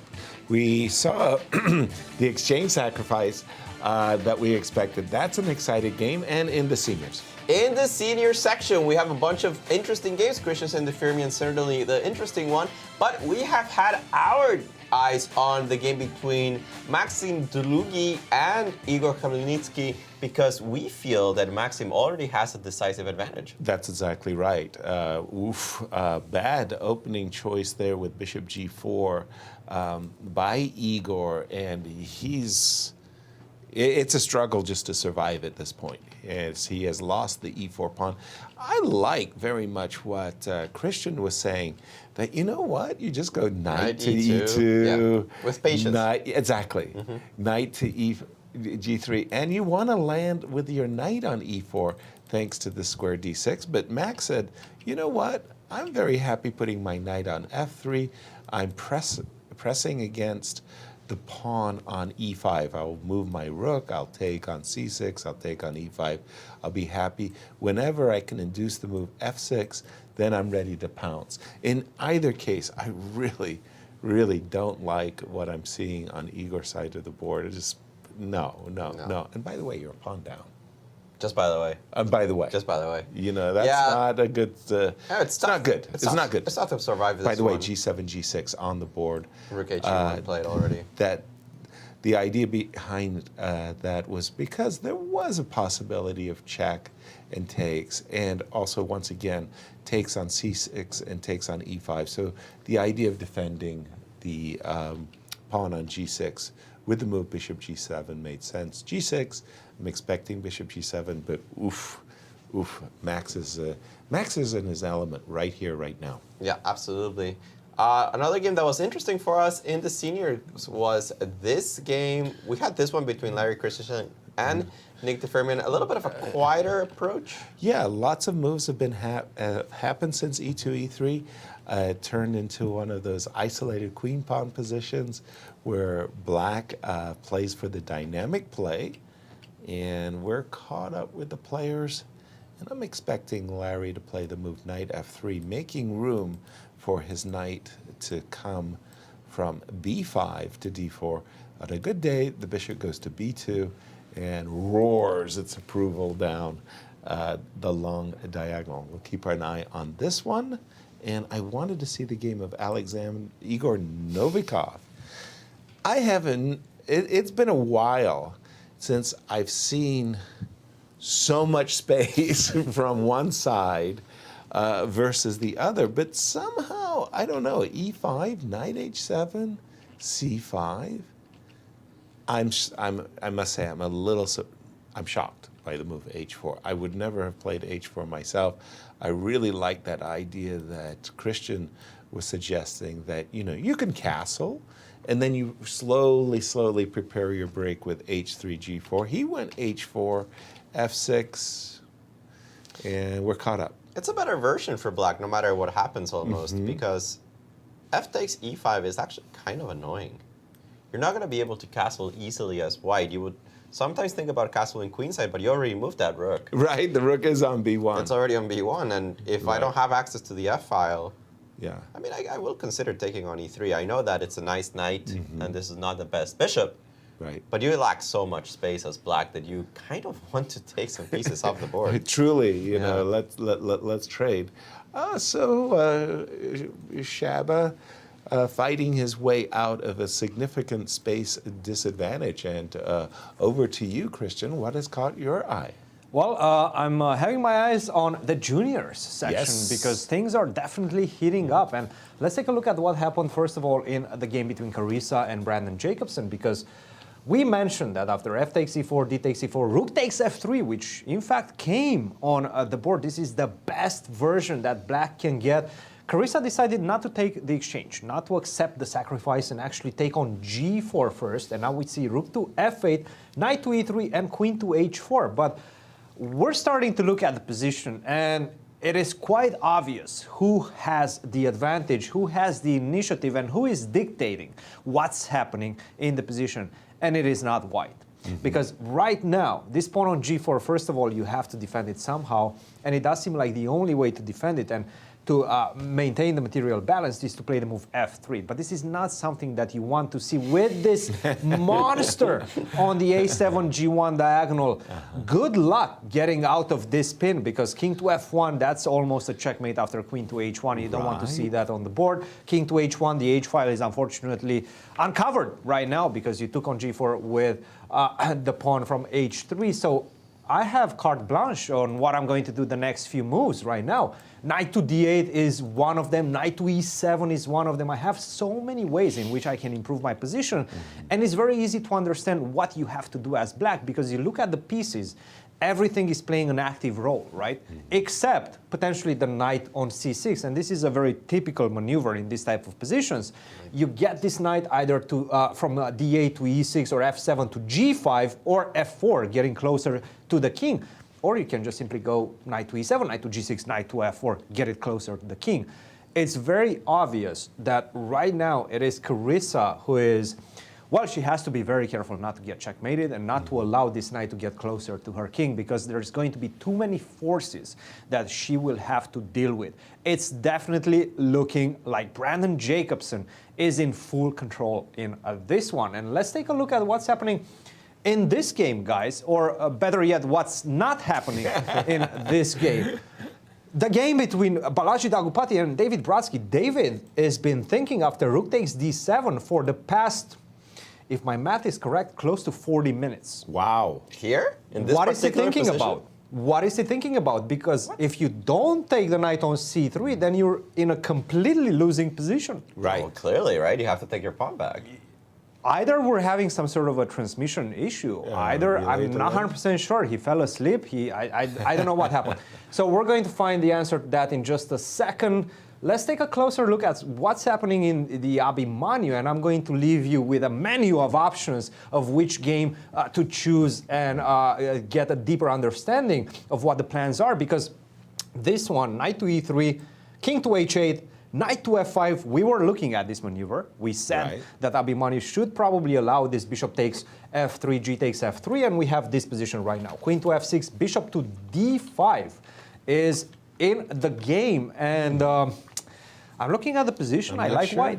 I really like white. I mean, knight e7 does seem to be the best move in the position. Now, doesn't this just allow me to pick up a pawn potentially after knight takes e7 and bishop takes b7? Is this bad? Perhaps it is.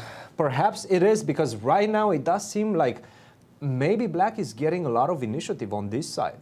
Right. In the absence of the knight on f5. So bishop to d5, it does seem like it's a little bit of an inaccuracy by Abhimanyu. Better would have been rook to d1 or just simply queen to e2, or maybe just try to open up the position with a move d4. Not only open up the position, but also put more pressure on e5 and make it more difficult for the knight on c6 to remaneuver to a better square.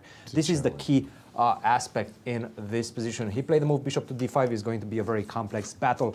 Take it away, guys, and go to whichever game you would like. Let's jump into the Sophie Morris game against Gracie.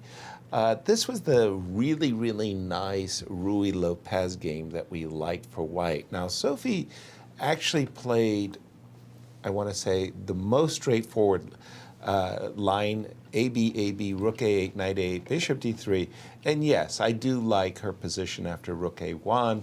I think white is for choice, space, etc., etc.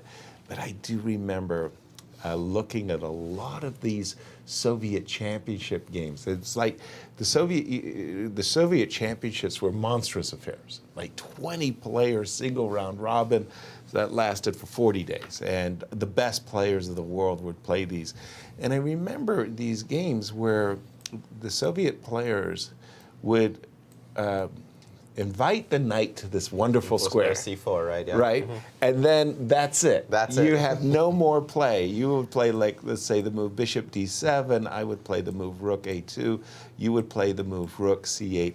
And you could do nothing. On the queen side, right? And then comes knight h2, queen f3. And how many times did I see these attacks crash through? Queen f3. And it was almost like play on one goal. Yeah. Because the center was shut, the queen side was shut, and black had no active counterplay. Yeah, the weird part of this is that even though the knight on c4 is beautiful, it really is.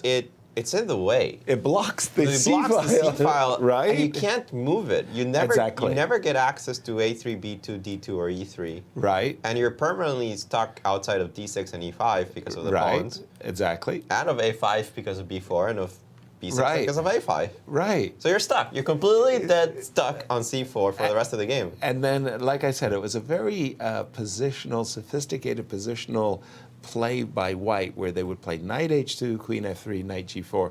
And I stood in awe as a teen playing through these giants of the Soviet chess world. And what Sophie has done is gotten a nice, I want to say, space edge. But is it a big advantage? Well, we'll keep an eye on that. And I also wanted to jump to the Jennifer Yu game, because that was the game where Jennifer was going, tuck, tuck, tuck, tuck, tuck. I attack, I attack, I attack. Has she succeeded, Alejandro? I like this move knight d2, actually. We were looking at the move knight e5. I think we were, yes. But knight d2 makes a similar sense, right? You want to cover some of your light squares, allow some pieces to the king side. Okay. So knight d2 makes sense. I want to trade. I want to trade, and I'm actually a little bit surprised. No, bishop f5 looks normal. Okay. But after bishop g4, did you have to take this bishop? No, I would think if I'm in Jennifer's shoes, I want to keep pieces on the board. On the board? Maybe. Maybe even bishop d3. Exactly, just to try to throw a little monkey wrench in the works there. She did take. Which, by the way, bishop d3 was still following a game between Georgiev Kirill and Zhu Chen.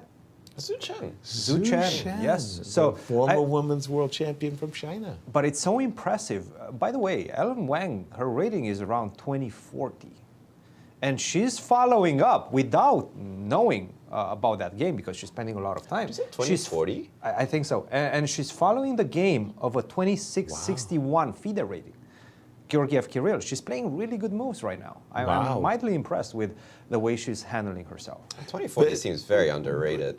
And here, a little, what do you, profile. Thank you. I think Wang, What took you so long? You got a cover for me, dude.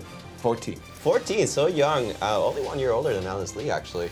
Two-time North American Junior Girls Champion, an invitational rating of 22-13, which means... Stop right there. North American Junior Girls. We're talking Canadian and America and Mexico.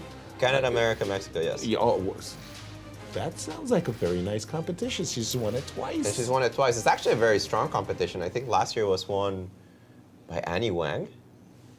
Like what? Because it's a super strong event. Yeah. Wow. Okay.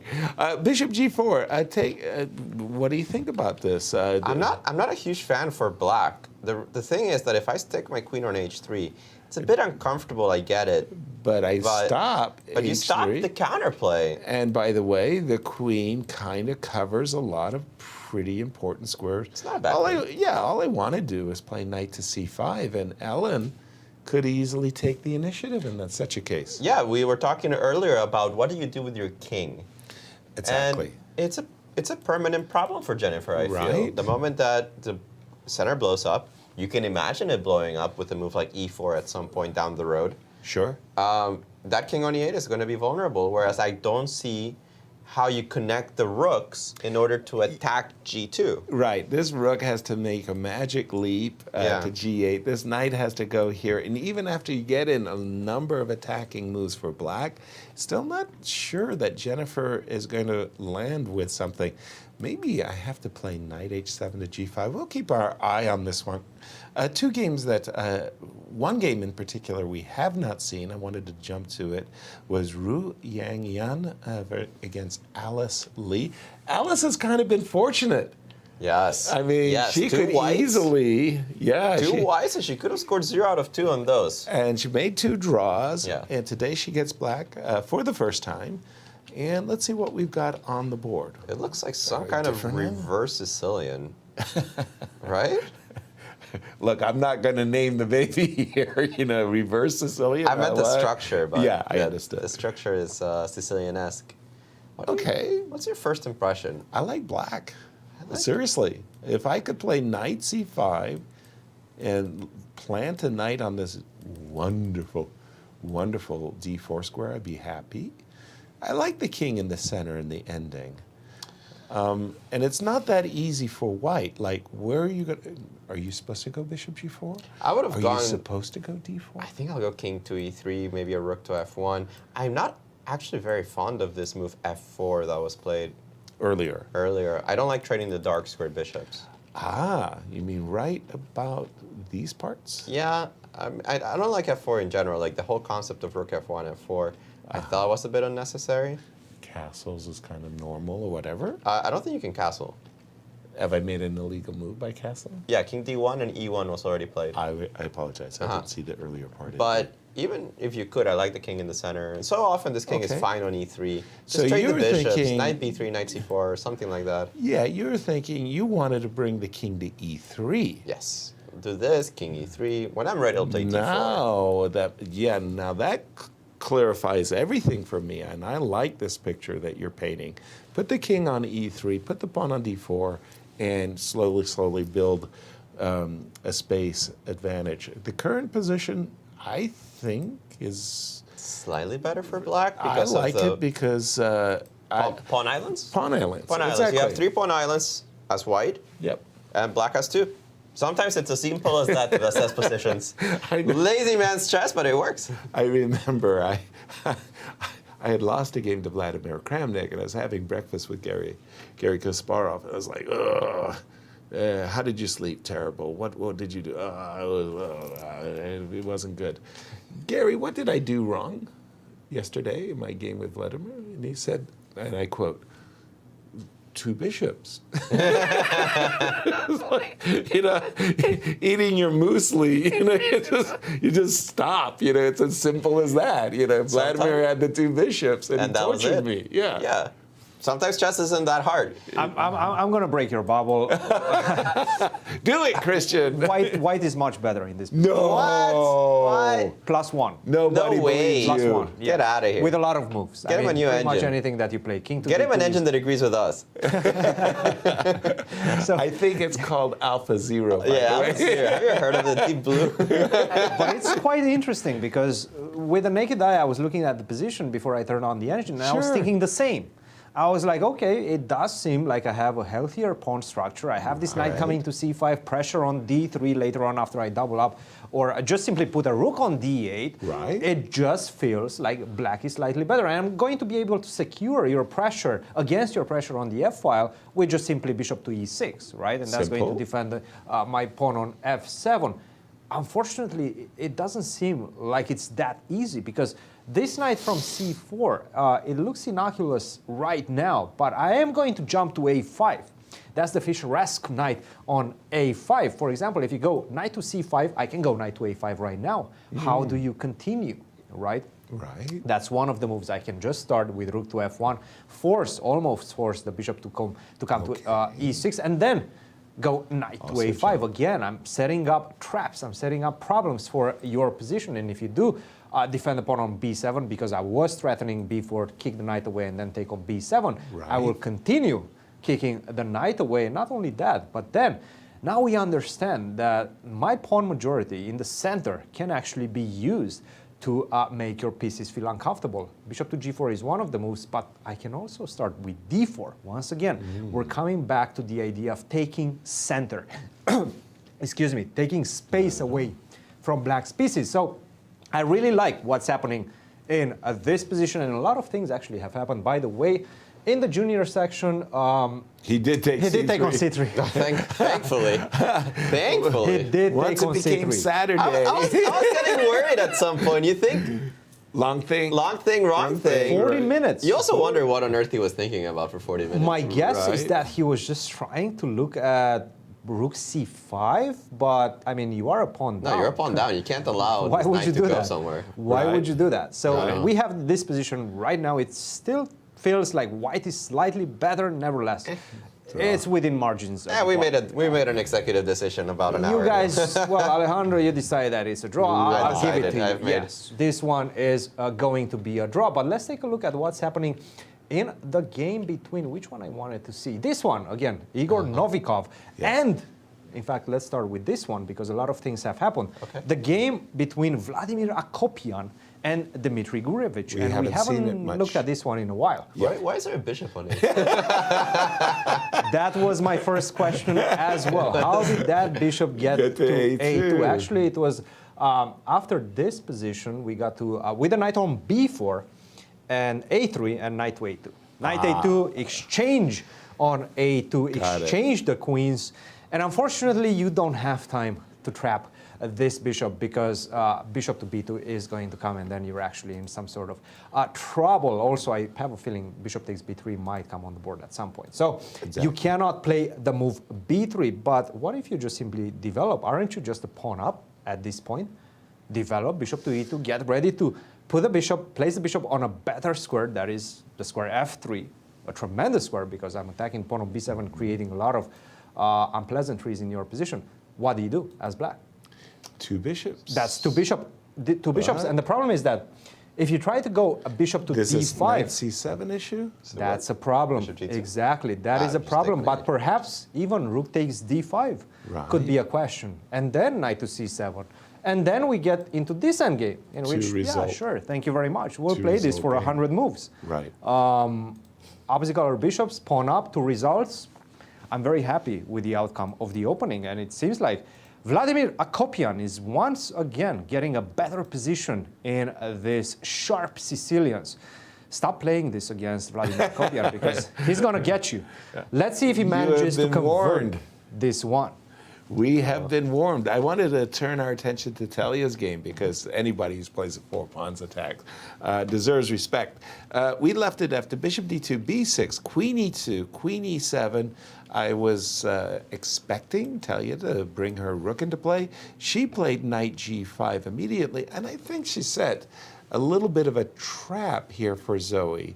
Zoey said, you know, I love the square d4. And I'm going to plant my bishop on d4 check. And I think this was wrong. I think she had to just swallow her pride and maybe move back with the knight. After bishop d4 check, Thalia has basically said, ha ha ha, I've tricked you. I've got you to play bishop g7 to d4, and maybe at a certain moment I'm going to take this dark square bishop off the board, and you're going to be feeling very regretful that you gave up the dark squares. And after bishop to b7, rook e1, we've caught up with the players. Thalia doesn't have to take this right away. It's not like it's going anywhere at the moment. And I think a6 played. A6. What do you think? Did she set a nice little cunning trap there for her opponent? I feel it changes the character of the position, but I don't think that black should mind that much. Thing is that sometimes this bishop on g7, even though it's a good defender, yes, it is a bit passive in positions where you follow up with the move e5. Yeah, well then it's looking at a closed position, diagonal, right? And yeah, okay. So let's take over for Thalia for a moment. I'm going to play queen e2. Why do I queen e2 d1? Why? Because I'm anticipating when I do capture this, I don't want the knight to recapture with the tempo. Yeah. But oops, excuse me.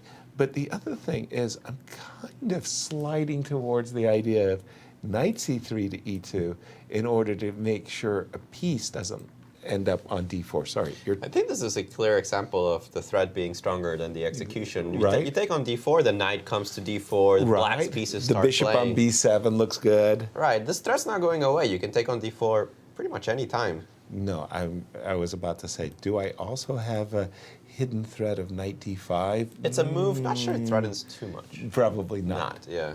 But okay, definitely we're keeping an eye out on this game. Once again, I'm just going to check in on Jennifer Yu, our top tournament seat, and we've seen the move Queen H3. The move Queen H3. I still, Ellen is playing great. I still dislike Jennifer's position. I think that...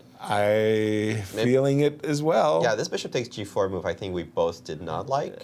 And black has thrown her kingside forward, and she hasn't answered the salient question.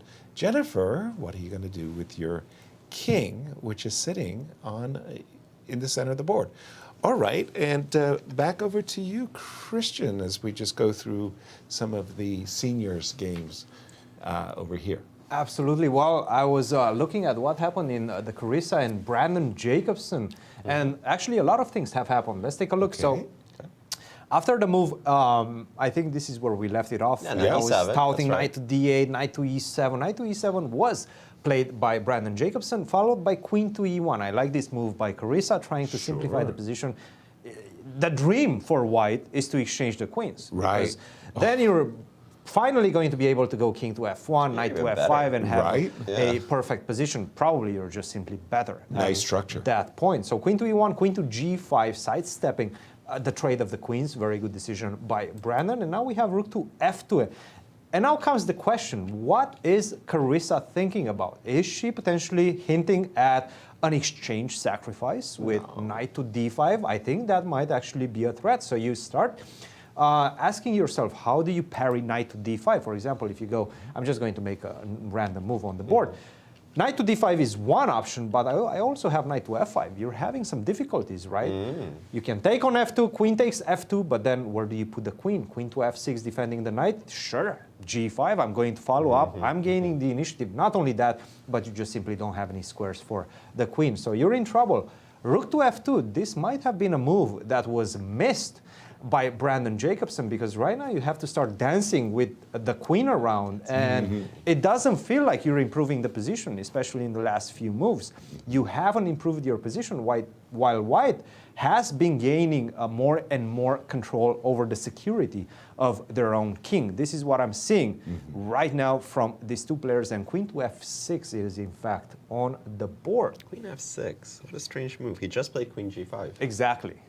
Yeah, it feels like a bit logic slow. glitch. It feels like he's getting a little bit outplayed, right? Right. The last Right. few moves. Especially because if white gets in a very desirable move, I don't know if I can play it right now, but if I can play the move g3, King G2, And King G2. get off that diagonal. get off that diagonal and Stopping cover knight G6 to f4. F4. It covers the dark squares, which is a big like problem. it. Oh, that's a great move, G3. I like it.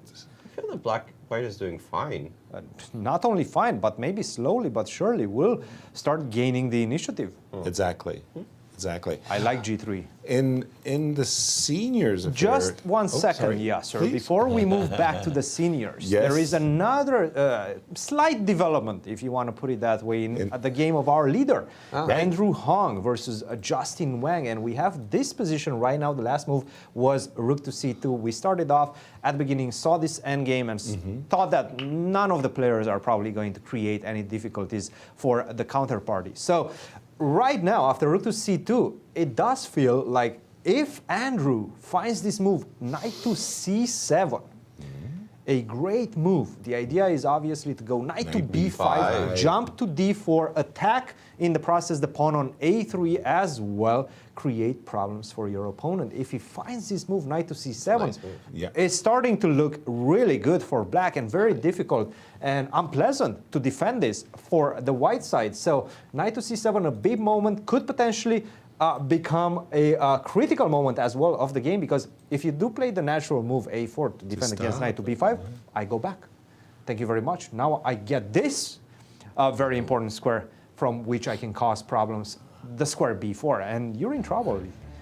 This is a huge game for both of these players because let's not forget, Justin Wang started with a bang against Awonder Liang with the white pieces, took down the rating favorite going into this event, and Andrew Hung so far has been unstoppable. With 2 out of 2. It seemed to me, Christian, in that position where Justin played the move rook c2, he's lost the thread of the position. The problem for White's position, well, let me just bring it up.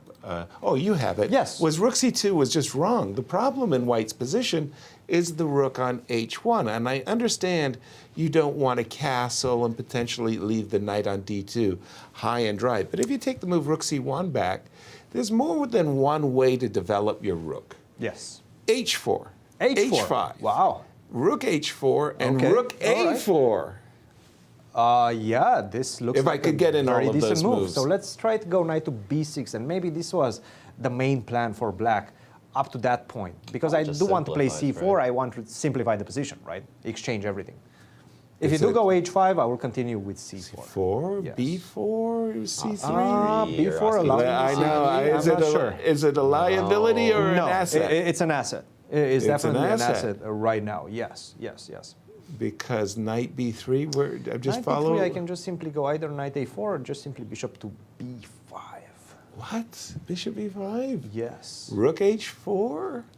Rook to h4, good move. And let's go start attacking your pawns. Your weaknesses in the position. Because you have thought some I was weaknesses as bringing well. my rook into play, And Alejandro. Why I I'm thought- saying it's not a liability but an asset is that it also supports this knight to d2 move. Christian's I mean. manage. It is what it is. Christian's mean. No I Christmas understand. presents for you, and no postcards, no bouquet of flowers, no chocolates either. You're a bad boy. Yeah. No, I mean, it looks good. Nothing has happened right now. I mean, White Right. is not losing. No. Potentially not even worse after knight to c7, but he's on the back foot. Okay. He's the one defending Right. now. He's the one parrying threats at every single move. And generally, you don't want to see that. You started off with the white pieces. You got a slight edge in the end game, but you did not expect to get outplayed, right? And Yeah. this is slowly what's happening right now. Andrew Hung, if he wins this one with the Wow. black pieces Wow. against Justin Wang, who's no pushover. Right? Not at all. Yeah. Ask Awonder. I wanted to say that Max Dlugy is cruising. He's actually ended up winning another pawn, so he's 2 pawns up in his game with Igor. That game is all but over for the shouting. Yeah, two pawns is just too much. Too much. I wanted to also check in with Joel Benjamin. And Gregory, sorry to say that, yeah, White's for choice. He's got more control. It's a pull. It's a pull. But let's much face of it, a pull, yeah. it's not thrilling. No, us, it's not thrilling us. It's also very close to actual equality. Exactly. Now, in the California matchup, knight back to after bishop g4. That's a little bit of a surprise. Knight jumped back to d4. I was expecting something like this knight coming. Maybe Larry is leery of queen f6. Not sure. He played knight f3 to d4, trade, and normally speaking, trades. Anything like this would, I'm assuming, be a dream for Larry because, well, at the end of the day, you have an isolated queen pawn and no pieces to attack with. Of course, I understand the c3 square, but you think it's even? I don't think this is even. This looks much better for White. Oh, good. It's working. Wow. This has become a mess. Such a strange pawn structure. You got 16 pawns on the board. What are you talking? Stonewall wants his name back. Is this chess or checkers? Like, I don't know. And somehow that bishop, which Got was traded. stuck on d7, What happened here? he played bishop b5. And Igor said, I don't want to see this bishop land on c4. But he opened up the half-open a file, and I don't know, somehow with every time I look at this position, somehow I think Shaba has improved. And it's still worse. And it's still worse. It was so bad before. It was so bad before. Yeah, you look at it every 5 minutes, it's improved every 5 minutes, and it's still bad. Wow. No, but this is actually a position where you can think as black that you have some resources. This knight on h7 finds a useful plan, and I would think black is already for choice. But there's no useful plan for That's that. a problem. That is a problem. That's a big if. Let's say I do crazy. Something horrible, yeah. I play knight to g1 with the idea, like, I want to recapture with the d pawn. Okay. And kind of keep your pieces knotted up. Let's leave it at that. And knight f3 is on my agenda. He played bishop h3, and I like that move. I mean, the bishop really didn't have what I would say the most useful life on g2 diagonal. Bishop h3 could be a little awkward and maybe encourage takes and kind of freezes this knight from moving. e6 is... it still feels like Igor's for choice, and once again, he is a tournament co-leader along with Larry Christiansen in the third round. Funny enough, he actually played the best moves in the last few moves. Again, Igor? Visually, it doesn't. Igor, that is, yes. Visually, it doesn't feel like he improved his position, but in fact, he did improve his position. Okay. Okay. All right. Well, next game, huh? Nice to know. And what is going on with the? I want to say the Carissa Yip game. Yeah, the Carissa game is actually fascinating. I'm trying to understand why Brandon stutter stepped. Exactly. Thank you. Onto f6. He could have gone. I don't know why exactly the queen is on f6, but if he wanted the queen on f6, he could have played it in one move. And I'm wondering. It was for me. I actually, crazily enough, I thought that you wanted to keep contact with this knight and go queen 8. Why do I want to go queen h6? Specifically because I was afraid of this ideas. Like the worst thing I could imagine is g3, king g2. Yeah. Then I've got nothing on the king side. Right, and I cannot play g3 as long as the pawn on f3 is hanging. Right. So. Now you may be thinking, oh, that's terrible. I'm stepping into a potential discovery. Well, not so fast. You're not going anywhere. That knight is pinned, and I'm dreaming. I'm dreaming of dropping the knight in. He played the move queen g5. What is the difference between queen g5 and queen h6 if I reply with the same move? Sorry, which move? Rook f2, as Carissa did in the game. Rook f2, can I jump in? Or is I don't think you can play that. I think you lose the queen. Exactly, it's a double attack, right? It's a double attack on the queen. I was going to put my knight on f4, no. Just a second. Can I? Well, if I go queen h4, you could go rook f1 or anything, right? Yeah. Huh. Okay. Fair enough. She played. Pardon me. Brandon played queen g5, rook f2, queen f6, and. So, is there any merit right now? And is Carissa actually thinking about sacrificing an exchange with knight f5? No, I think it's g3 related, isn't it? Yeah, there's some merit to it, but why? Right. You can play knight f5 when it doesn't cost you an exchange. Probably a good question. Right. I think I will take it. Are you taking with the e pawn or the g pawn? With the g pawn, because I want to get the other pawn from g2 to g4. Okay, so so you're ready to meet g6 with g4. Yes, that was my plan. Makes sense. It's one of those positions where I feel white definitely has compensation, but I'm also asking myself, why do I have compensation? Why don't I play normal moves? Exactly. It's intriguing. It's intriguing. I like g3. No, g3 is definitely the right move. Yeah, g3. But this is the move that once you see there was a game from the candidates, and I want to say it was Duda versus Fabi, where Duda was on the white side and he arranged his king side at a knight on f3 and knight on h2, and he played g3, right, g3, and then Fabi's attack just hit a brick wall, right, and Duda messed it up, but then he righted the ship and he won a fantastic game. So g3, king g2, rook f1. Move the knight. And put the knight on f5 for Carissa. And I think with all of that maneuvering, she will end up with a better structure and, by the way, the better minor pieces too, because I like this bishop on C4 and C1. Well, we'll keep an eye on that. Yeah. What else is caught? Well, guys, let's stay with please. the Jokopianos, right? So let's move to Fair enough. Where do we go? Awonder. to the Abhimanyu versus Awonder game, because it does feel with the last few moves that Awonder is slowly taking over. Okay. With the black pieces, and this is the position we have right now. After bishop to d5, which I think it was a misstep. Right. Knight to e7 did come on the board, and now probably White realized that if you take on b7, you're probably going to give me way too much initiative, way too much speed with which my pieces are going to come towards your king. So once again, knight takes e7, which was in fact played. If you do continue taking on b7, rook to b8, followed by f5, queen to f6, a lot of things are going to happen on the f file, and you also have the b2 pawn to worry about. You don't want to be in this position for only one pawn. So what he did was take on e7, queen takes e7, and play the move at d4. Right. But now, unfortunately, this bishop on d5, it's no longer an asset, no longer a beautiful central piece, but rather a liability, because everything comes with tempo, and c6 came with tempo, bishop to c4, and bishop takes f3. This is currently the position we have right now. The more I look at this, and with the exclusion of the knights right now, I'm starting to be really worried about the bishop on h2, because I can go f6 next move. Where is this bishop going, guys? Where is your attack that was so beautifully orchestrated a couple of moves ago?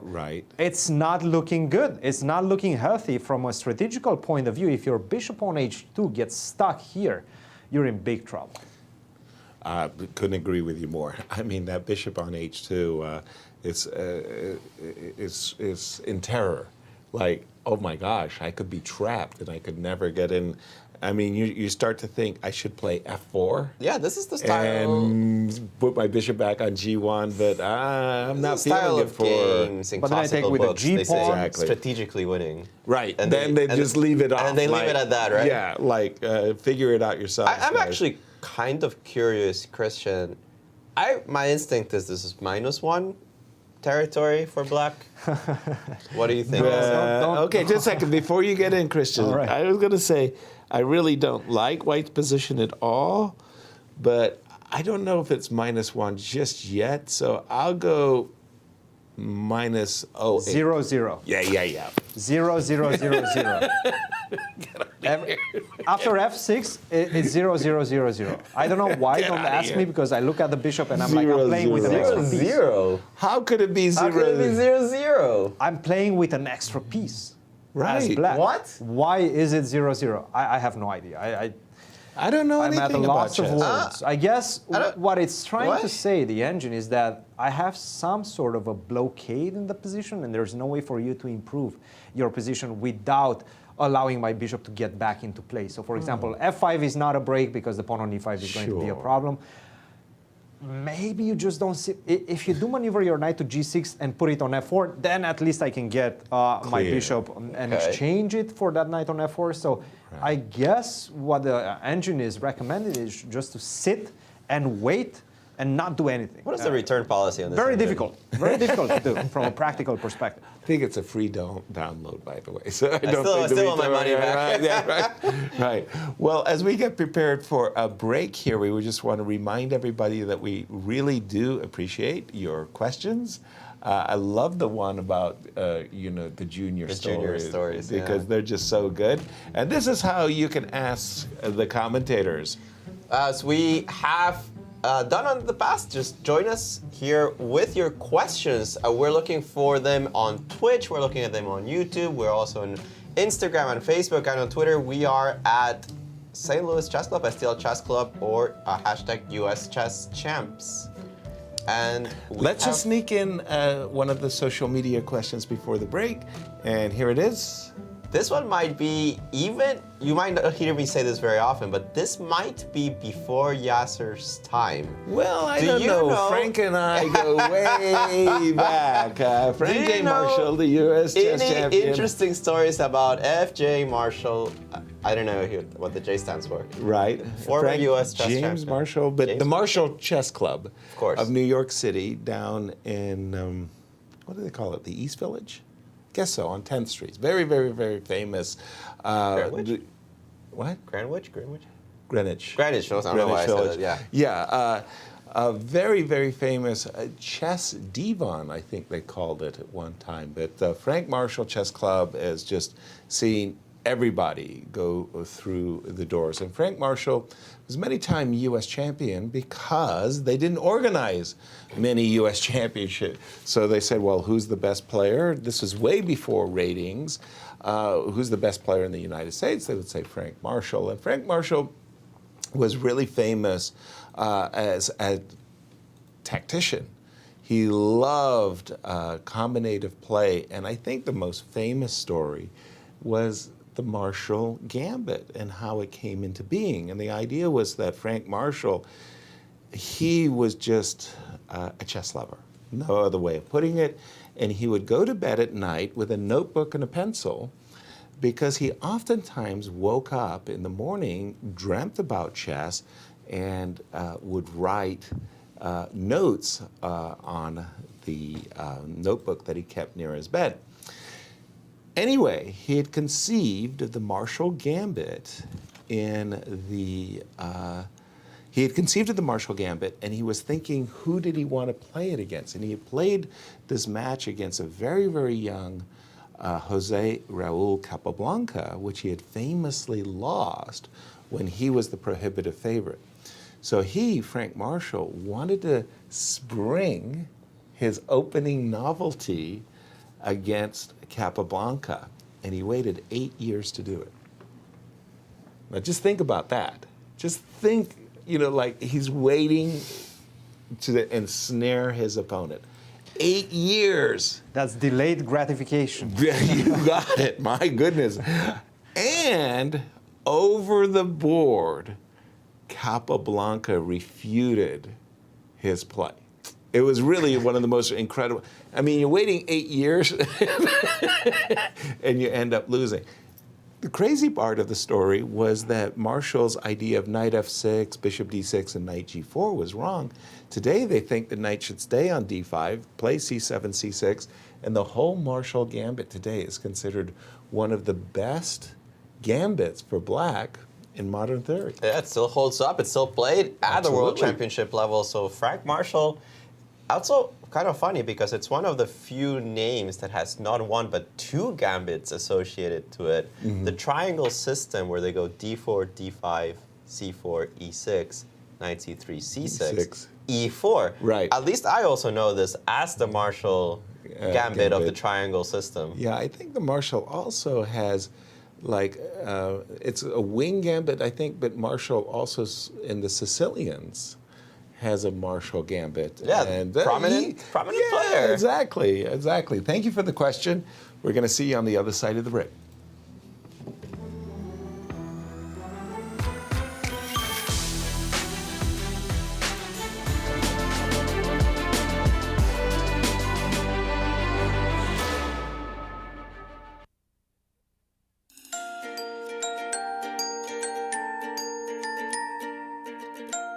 Welcome to the chess capital of the United States.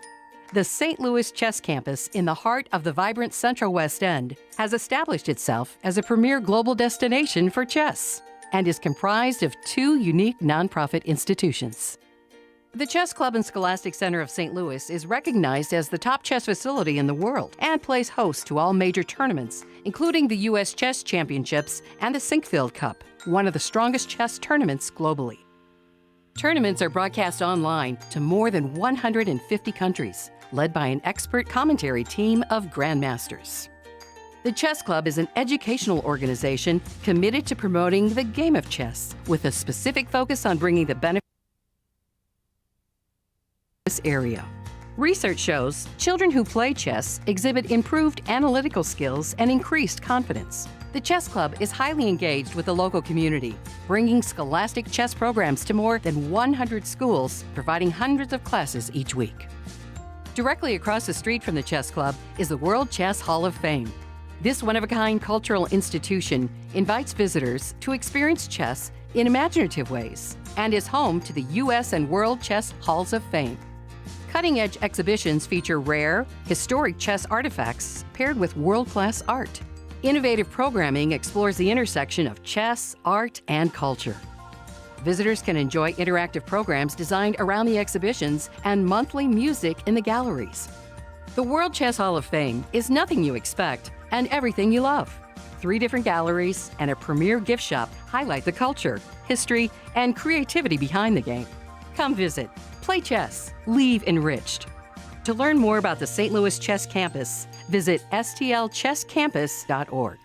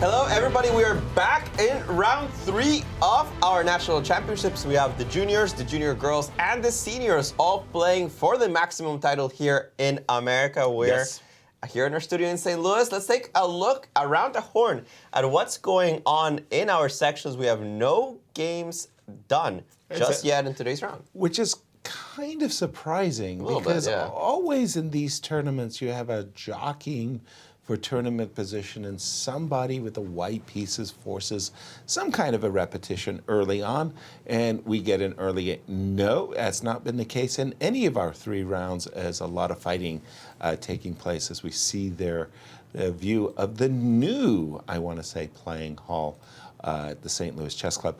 I just want to jump into the game of Carissa Yip as we get started with Brandon Jacobson. And when we left it, yes, after this move, Queen F6, I think Carissa just made just the perfect move. G3, ready to play King G2. She's protecting all the squares in front of her king. Very hard for black to do anything.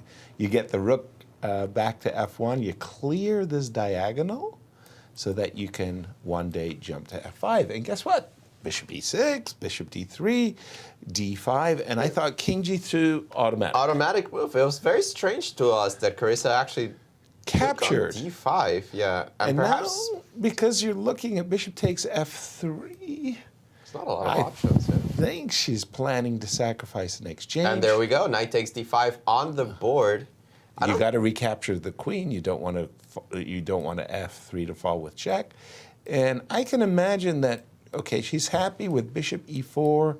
Let's just make a move for a moment. I can imagine that she got here in her mind. She had this picture. She said, this bishop is terrific.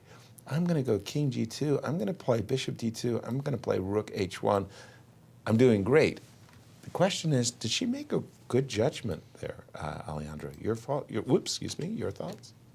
I feel that white's position plays itself. It's going to be depending on whether black can get in some counterplay of their own. Of his own, whether it be on the D file, whether it be on the F file. Yeah. Because this bishop is pretty monstrous on E4. Looking everywhere, and by the way, protecting a very important pawn. Yeah, it is quite a bishop. That being said, let's analyze a little more specifically, right? Because after Bishop E4, yeah, you're defending this knight, but C6 is not really necessary. You can even start with a move like Rook A D8.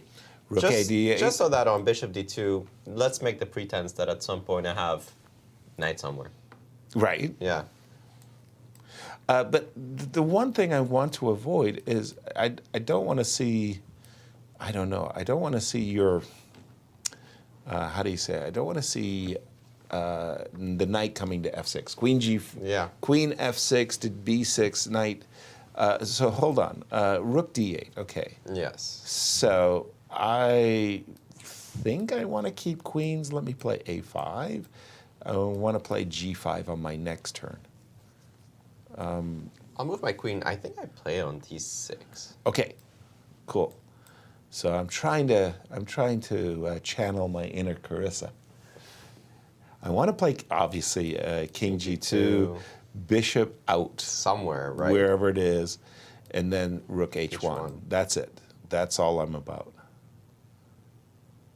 We're trying to, Christian, we're struggling with, obviously, this compensation. We've got the two bishops and a bishop. There has to be, but how much? How much is it? Not that much. Not that much. Just minus 1.4, it seems like right now. But the more I look at the position, 1.4 sounds like a lot. But from a practical perspective, it's not that easy. And you have ways to go wrong. Like, for example, even right now, Bishop to F2 is not the only move. You can just start with knight takes D5 if you want, right? Sure. Because you're still taking the rook on F2. The problem is that after knight to D5, I actually have this very nice move, queen to E4. Yeah. And after bishop takes F2, not king takes F2, because after king takes F2, you have queen to B6, followed by knight to F6, defending the pawn on H7, but rather king to G2. Whoa. And now you're basically forced to actually take on F3, which leads to a completely different position. So crazy. Let's take a look at what's going to happen in this one. Also, bishop takes F2, and you guys were saying something like this. Bishop to E4 makes a lot of sense. the whole idea for black is to, G5? at some point, challenge this bishop on e4, right? But how? G5. Exactly. How? G5 is probably a good move. Let's go rook to D8. We got this far. And what did you guys play at this point? King G2. King to G2. Okay, so let's say C6. Now, the question is, how are you going to develop this side? Well, I'm going to kick that knight out. I'm going to play C4 and bishop You E3. probably have to, but that gives me this extra square on B4. Bishop I'm going E3? to look at jumping to D3 as well. Look, guys, that's what I'm saying. From a practical perspective, it does feel like white has enough compensation. Right. From an objective perspective, well, that's a different story.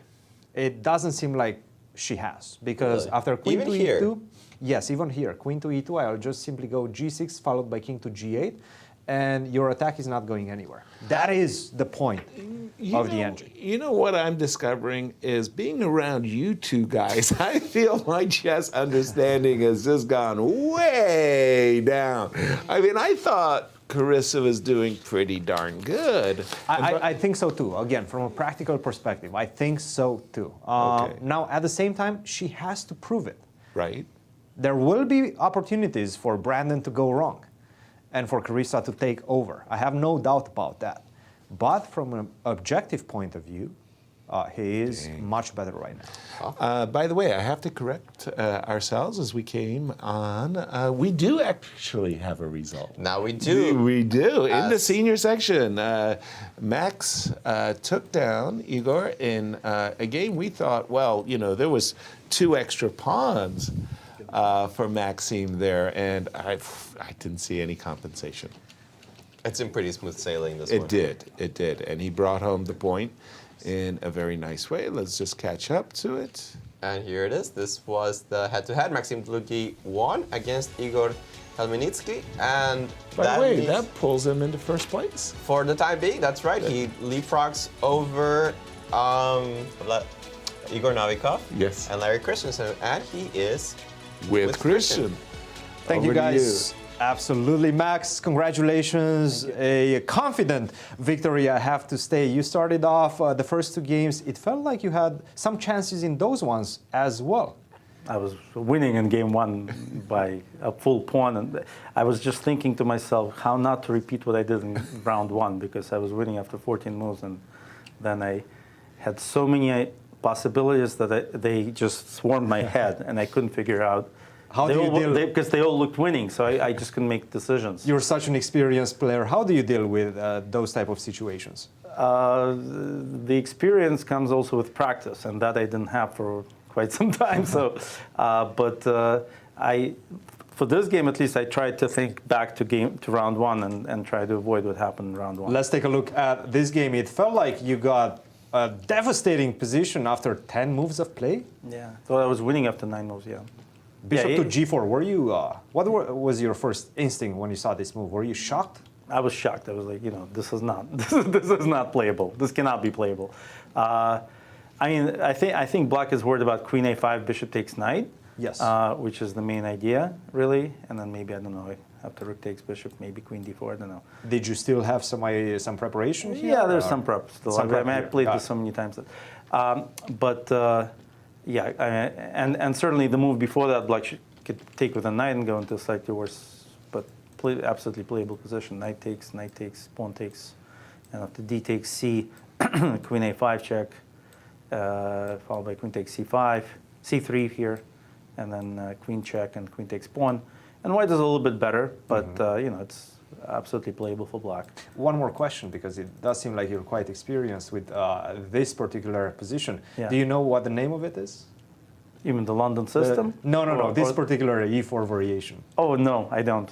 It's called the Steinitz counter gambit, apparently. The Steinitz counter gambit, my God, okay. We had no idea, of course. We were shocked. I love playing counter gambits. My favorite opening when I was a kid was the Fog Bear counter gambit, so here it is. Fog Bear, okay. Which is a little bit more ridiculous. But of course, D5 has been played in some famous games back in 1910 and stuff, but I think after pawn takes pawn, White has a slight edge. So, and then he played this move, Bishop to G4. Yeah, this was really... Yeah, so I mean, actually before H3, I was thinking maybe because I was trying to make use of the fact that black cannot go knight d7 ever, because if he goes knight d7, I play c6 and bishop a6, which will win the rook on a8.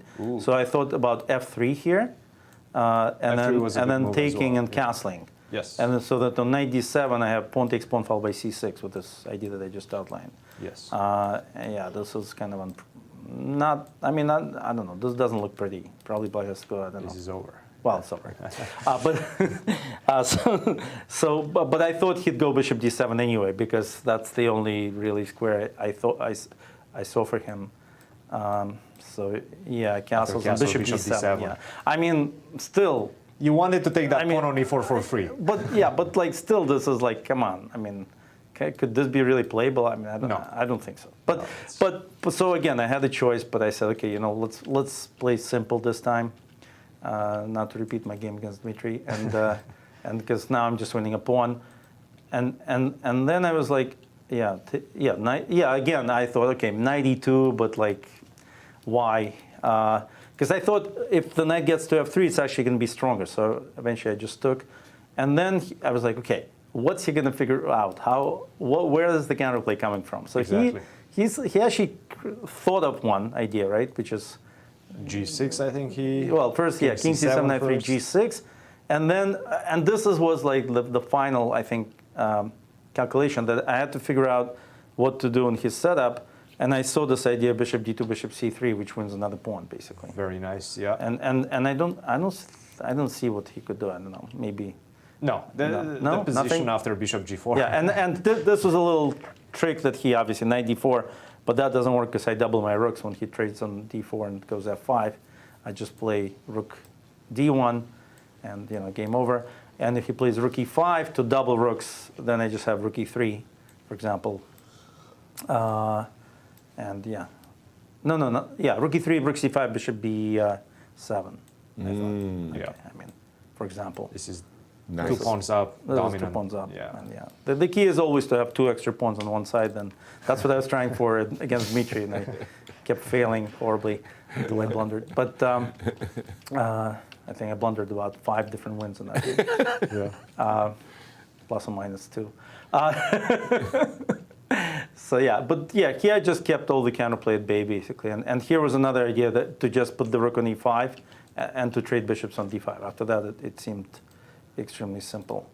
Yeah. And nothing much that black could really do. And he kind of, I don't know. Maybe, have to go for this one, but this is I always thought bishop endings up a pawn are actually easier to win than rook and pawn endings. But, yeah, I just bishop endgame up, pawns. I just kept moving things up until it's time to resign. Yeah. Because on bishop c8, bishop f5 snuffs it. So. Max, a very dominant victory for you. Now, we were wondering, what are you doing nowadays? You're not playing too much? What are you doing? I run my chess academies. We have 3 locations already open, but the plan is to actually open up like 20, 30 locations in tri-state area and then forward, towards, the whole country.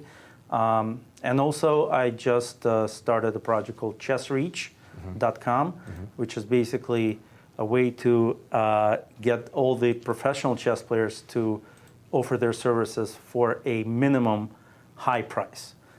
Basically, the idea is to raise the pricing on lessons and the ability to take, play with grandmasters and IMs and title players.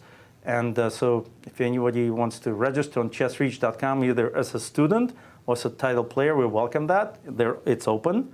And you can just put your time that you are available, the pricing that you like, as long as it meets the minimum criteria, which is quite high. And off you go. You can get yourself a student or learn from someone really good. Definitely a busy man, keeping busy. Congratulations, Thank Max. you. Congratulations for the game, and we'll see you in the rest of your games. Thank you. Max, 2 questions for you, please. Sure. Repeat. It's www.chess Reach, that's in reaching out. Yeah. Reachingout.com. Chessreach.com. And that's where people can get in touch with they can fill out their profile, whether they're a coach, a title player. It starts with FMs, goes up to GMs. And or they can fill out their profile as a student, what they're looking for, and they'll be set up with. They'll be matched. Yeah, it's a soft launch for now, but once it gets off, there'll be a lot of matches. Second It's like a dating service for learning chess. Tinder for chess. Nice. Chess reach. Second question for you. How do you overcome the depression of letting an opponent off the hook, just like you did with Dmitry in the first round? Frustrating. Very easily. I did the same with black yesterday, and so I felt very good. Okay. But generally, I'm basically thinking about the tournament 3 years ago, where I started with 1 out of 6 and then finished with 3 wins in a row. And I thought, if I don't start with that kind of score in this tournament, I should be happy. Right. Because maybe I have it in me to win a couple of games down the road. So. Lovely. Good luck. Nice to see you. Thank you. Nice to see you. Good luck with all the ventures. 20, 30 academies, boy, across the country, Chess Reach. He's got a lot of ideas. And where would you like to take us? I actually want to go back to the Carissa game for a second, because I think Brandon outplayed Carissa in a very interesting way. How did he do it? So he didn't take the rook immediately.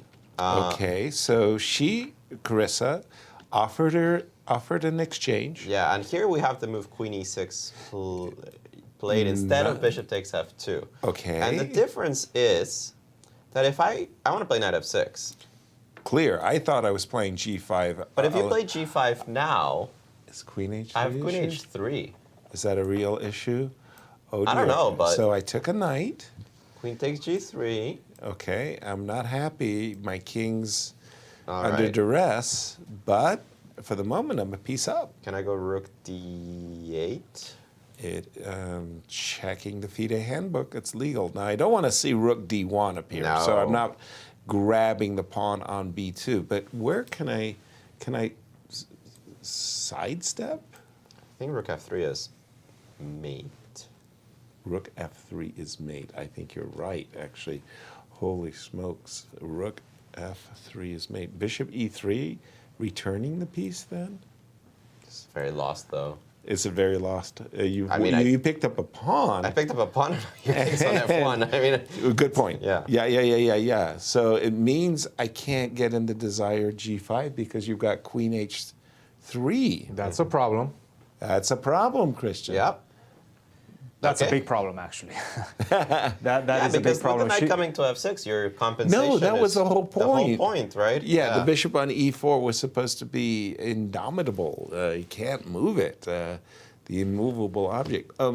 It was a difficult moment. Knight takes d5, as I was mentioning, was offering an opportunity for Carissa to go king to g2 or start with queen to e4. Right. And then after bishop takes f2, king to g2. Very difficult sequence to find, especially with just a few minutes on the clock. And if I'm not mistaken, right now she's down to her last 13 minutes. We've seen this in Carissa's first 2 games, that she's a thinker. She's not usually a thinker. That's the thing about her. But in this tournament in particular, it's been the case. It's been both games. Yesterday, especially, I think she had correct me if I'm wrong, a minute or so for 10 moves. Yeah, it was something disastrous. Not that much fun. She puts a lot of pressure on herself by consuming so much time. And by the way, that move, king g2, that would have been a very hard move. Yeah, I think so. For anybody. Queen e4, as you were suggesting, Christian. It's a computer lie. I mean, I know. By all means. And somebody grabs your rook, and if your instinct is not to retake the bishop, discover checkers. I mean, but king g2, ooh, what a move. It's a beautiful move. And by the way, also psychologically, maybe it's not that easy, because right now, after king to g2, and let's leave that position on the board, black does have the option of just simply going queen takes f3. And that is a pawn in the endgame. Right.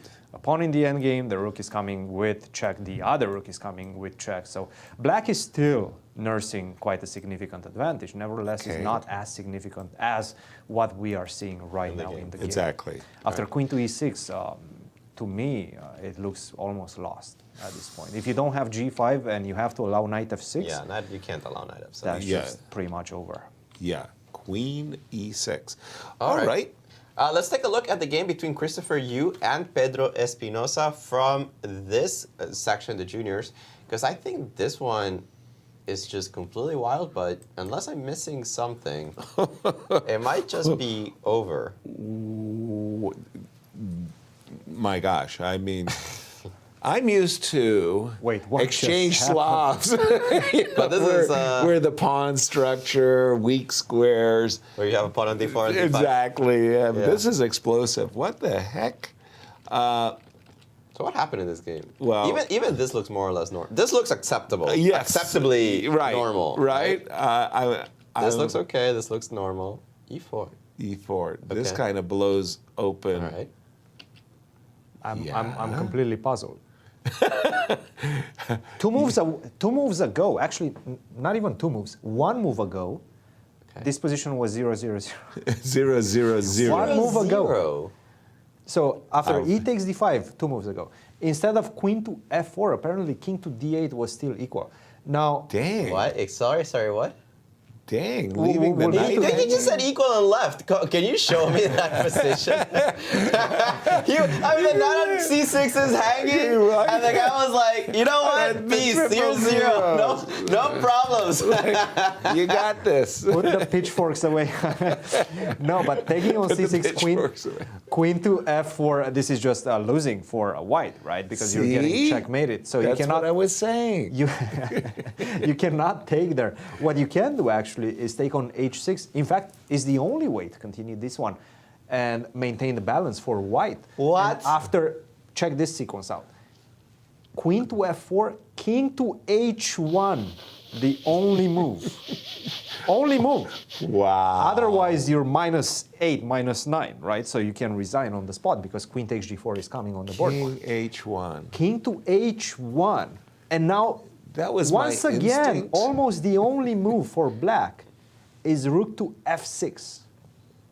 Yeah. Wait, you go rook h8, rook And now we f8, just rook h8. repeat Get the out of here. position. I'm done with commentary. I'm done for the day. Rook h8, rook h6. And now we just obviously, obviously. Yes. Repetition, force repetition, Alejandro. Draw agreed. I mean, what? But the game itself did not go in that direction. No, he played what you said. queen f4, allowed queen takes e6. Check. Check king to d8, and now knight to e4, and this is just all she wrote because now not only are we defending.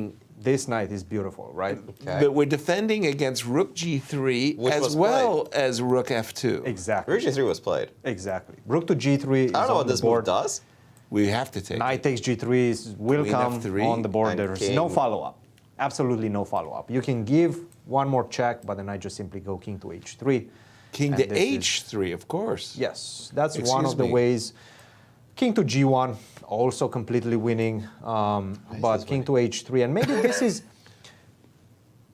This was a draw between Daggupati and Brodsky. We had claimed that draw on broadcast, so we don't have to look at it. Yes, you did it. I did it. I did an executive order on that one. Or exactly. Like why 2 is this hours winning? ago.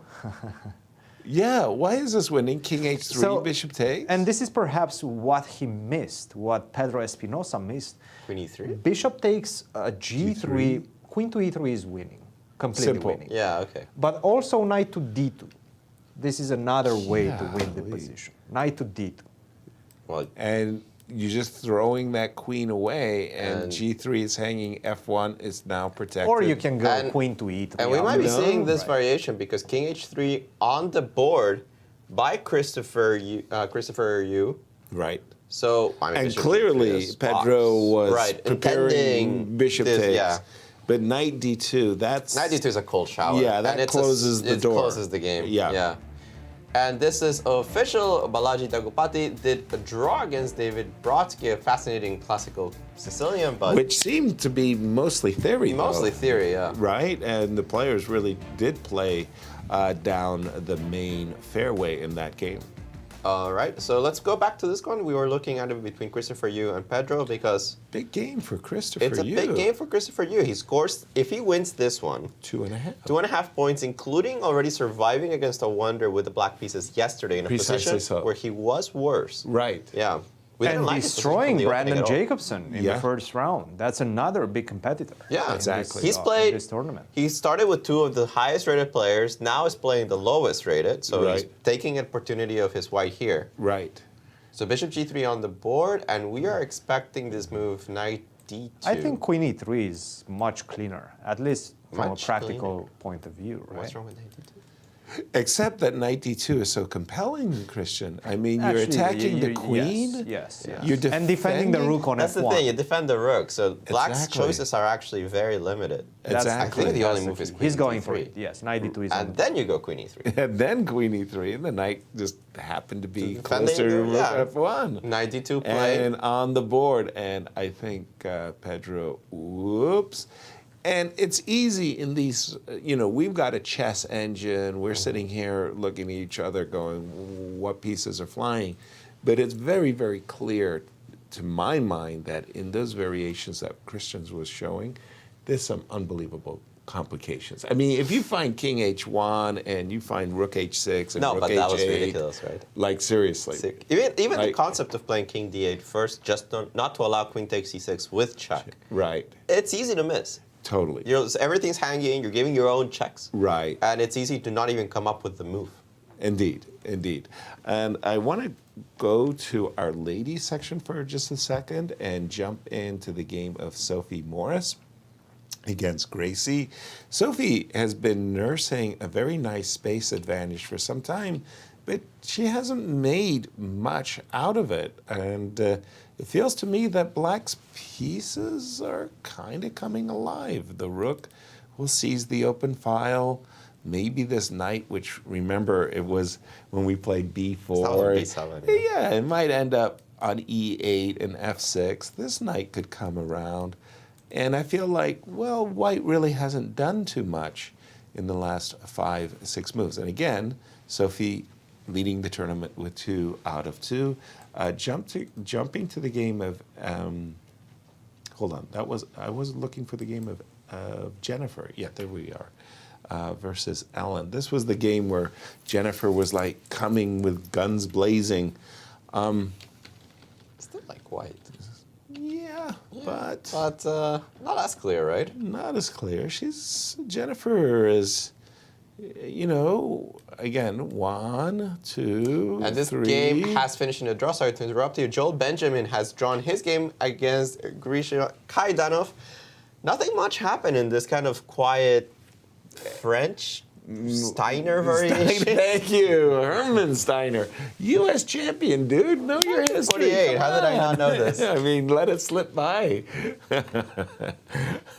But to finish we'll get to the Joel game in just a second. To finish the thought of Jennifer and Ellen, again, I'm thinking if Jennifer can get in these moves, rook d7, rook g7, queen takes g2, finally she will really be crashing through with her kingside attack. Long time in coming. First thoughts? Bishop f4? Bishop f4 is an annoying move to face, though. Because it virtually provokes queen g4, unless you're really, really sure that you're going to go queen h5, rook d7, rook g7. Queen g4? Shall we? Yeah, queen g4 you can play. I think I'll play king h2. Oh, king h2, you're not even taking. Okay, well, I don't have good. to. No, I understand. Just asking. Rook d7. I'm channeling my inner Jennifer Yu at the moment. I see Throwing an everything attack. forward. Yeah, I mean, everything forward. So how do we feel about going like a move like f3? Just Right. It's a little asking for it. I get it. Yeah, I mean, your queen could end up. You could end up regretting this, but Right, but yeah, perhaps black can actually has some chances, right? Rook g7, rook g3 is coming. Rook g7, rook g2 is coming. it's a huge game for both players. Yeah. But I'm thinking most especially for Jennifer because she needs to catch up with the tournament leaders. And again, in the seniors, we do have 2 results. Max has won his game early. Yes. And as you said, not too much happened in this whole ending with Joel. Although I must say that just about right here, I thought Joel was the one with a little push. I mean, we could bring up the analysis board for that. Thank you. Yeah, just somewhere around here. Now, I don't know if he needed knight d7. Looks a little bit peculiar to my eyes. Well, one thing about that game, I have a feeling we're probably going to have one of these players. Good, they can explain it to us. I'm sure we're going Very exciting game. to hear all about it. Right, hear all about it. And I just want to move to the game of Larry's versus Nick's, because more trades, not too much is happening. This was the isolated queen pawn position. And as we do have another surprising result, Igor Novikov drew against Alexander Shabalov, and I have no idea how that happened. They found a repetition. Weirdest repetition ever. Ever. What? What? Why not go rook e2, first of all? Seriously, right?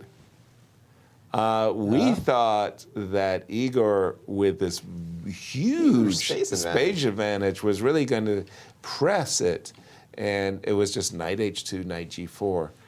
I think Igor was shocked by his advantage and didn't know how to deal with. Although by this point, I have to say, it probably has diminished quite a bit. Has it? It still feels like, okay, I liked your suggestion. Yeah, but I actually think I go f5. Just. Close. I just sit. That might actually be a darn good move. Right? Yeah, just 16 pawns.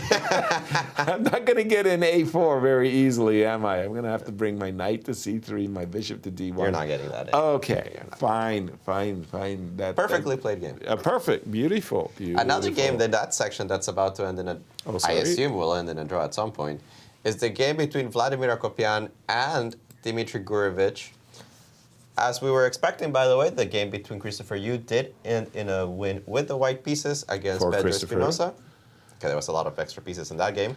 By the way, this was the extra pawn game. Remember, knight takes a2, and we were saying this is the two Vladimir bishops. Akopian against Dmitry Gurevich game. Yeah, we left it off. Bishop c4. Was that necessary? No. Actually, but this is already not so good for white. Yeah? Why? Because after knight takes b7, what? Knight b7. Yes. That is not afraid. That's no way. Pawn 2. No way. I take on d1. I go rook b8. Okay. It's only black can win this. Come on. Wait. He wants to go bishop a6, but I have bishop d5. Yeah, bishop d5 is coming. Well, rook b8 first. First. So yeah, we got to get this. If you have to go knight a5, rook b2, then I'm not happy. You're not happy. Okay, it looks like after knight d6, bishop c4, this is how they got into bishops of opposite color. They played for some time until eventually they said, what are we doing? Draw agreed. No, I didn't say draw agreed. I said I expect at some point. Pardon me. I thought it was draw agreed. I mean because it looks pretty dry. That was it. And here are a couple of games that have concluded. Yasser, the game between Igor Novikov and Alexander Shabalov. Love the hat. Yep. 2 points for Igor, 1 point for Alexander. Certainly a slow start there for Shabalov. And Christopher Yu with a blistering start, 2.5 points as we expected from one of the top seeds in the event. Actually, I think he's my pick for the event. Was it? I want to say yes. Pedro Espinosa with 0.5 point. Well, not a lot of points, but remember that he is severely outrated in this tournament. And I want to say that was the second black out of 3, so yeah, tough event for him. Christopher Yu has his eye on the game between Andrew and Justin, because after all, it was Andrew who started with 2 out of 2, and this game, 3 versus 3, very, very reduced material, so I do expect to draw in this game. And Justin Wang and Andrew Hong, it's just too little material, right? Right. And the bishop is better than the knight, but it's not enough. Not enough at this point, so Christopher will be thinking, okay, come on, Justin, make a draw, and let me get a tie for first. And Christian, turning to you, what caught your eye? Well, guys, yes, because we're actually setting up for an interview right now. He's getting set up for an interview. I apologize. Well, Yasser, we have 5 games remaining in the U.S. Junior Girls. Every single player is still in a fight. So we can take a look at a couple of games that perhaps we haven't taken out in a while. Okay, this was the Jennifer Yu game. This is the Sophie game, where I kind of think that black has improved. And which game? Perhaps the Thalia game we haven't seen in a bit. This is the Rochelle Wu game. This one we haven't seen at all. At all. So let's just take a this is Velea against Rochelle Wu. We just see the move h5, knight c4, 2 bishops. What did Gary say? 2 bishops. 2 bishops. Yeah. Very good. Yeah, Queen black for a6, choice for sure. Black yeah. for choice. We can probably bring this in the analysis board so that the audience follows. Oops, excuse me. That was, I was trying to show that the knight is under attack, but be careful, Queen a1. Queen a1 check is what Rochelle is thinking as well. And I don't like it. I really don't like it. This is the type of move you just never want to play when you have the knight, to leave the central square. Yeah. So I suppose she'll play bishop to d3, protecting the knight, anticipating that after queen check, might be time to run and invite queen h1. We prefer black in this position. We do. But we have Christian with a guest in studio. Thank you, Alejandro. We are indeed with Christopher Yu. Christopher, a sharp victory. Take us through the emotions of this game. It looked completely wild for us. Yeah, I was definitely very confused for most of the game too. It was hard to really understand what was going on or what the evaluation was.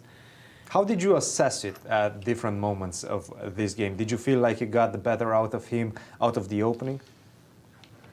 I think I preferred my position a bit, but I expected a much more normal game where he just castles, and I definitely didn't anticipate the way he played with queen f6, king e7. Let's take a look. Queen to f6, bishop to g6. He did have the 2 bishops. He did have a potential attack via the h-file. Were you at all concerned at this point, or did you feel secure within your position? I felt relatively safe because I have this rook on h1 kind of stopping his pawns. Yes. Stopping the move h5. And he played f5. He was really taking the fight to you in this one, Pedro. And you retaliated as well. Queen to f7, queen to e2. What was the critical moment of the game, in your opinion, as we entered these wild complications? I'm honestly not really sure what the most critical moment was, but I thought it was like a big mistake, this whole plan with rook g8, rook g6, rook f6. I think maybe he should have just tried to bring his knight to e7 and g6 quickly. With So a move instead like of rook to g8? d7 maybe, yeah. King to d7. And how would you have responded to that? What was your plan? Knight to a4 or? I'm not exactly sure. I was considering a lot of moves here. Like rook h5, knight a4 were definitely among the top moves I was considering. Mm-hmm. So your focus was to swing between the weakness on h6 and the weakness potentially of the king on the queen side. Yeah. And then you guys got to this position, and I will give you a little bit of insight into the assessment of it by the engines. And we were completely shocked by it. Did you see this move at this point? What were your candidate moves that you were considering at this, after taking on d5? Did you consider anything else but queen f4? I didn't really think he had anything good besides queen f4. King to d8 apparently was, in fact, equal. Oh, wow. That's just insane. It is. Wow. And after queen to f4, it is you who actually have to start playing for equality, it seems. Queen to f4, I believe it was, what was it? It's rook h6, king no, h1. No, I think this is already over because this is already queen lost. takes g4 is a problem. So you have to take on h6. Queen to f4, and now king to h1 is the only way for you to make a draw. Crazy. So what's the whole variation after king h1? After king h1, it's a draw by repetition after rook f6, rook h8.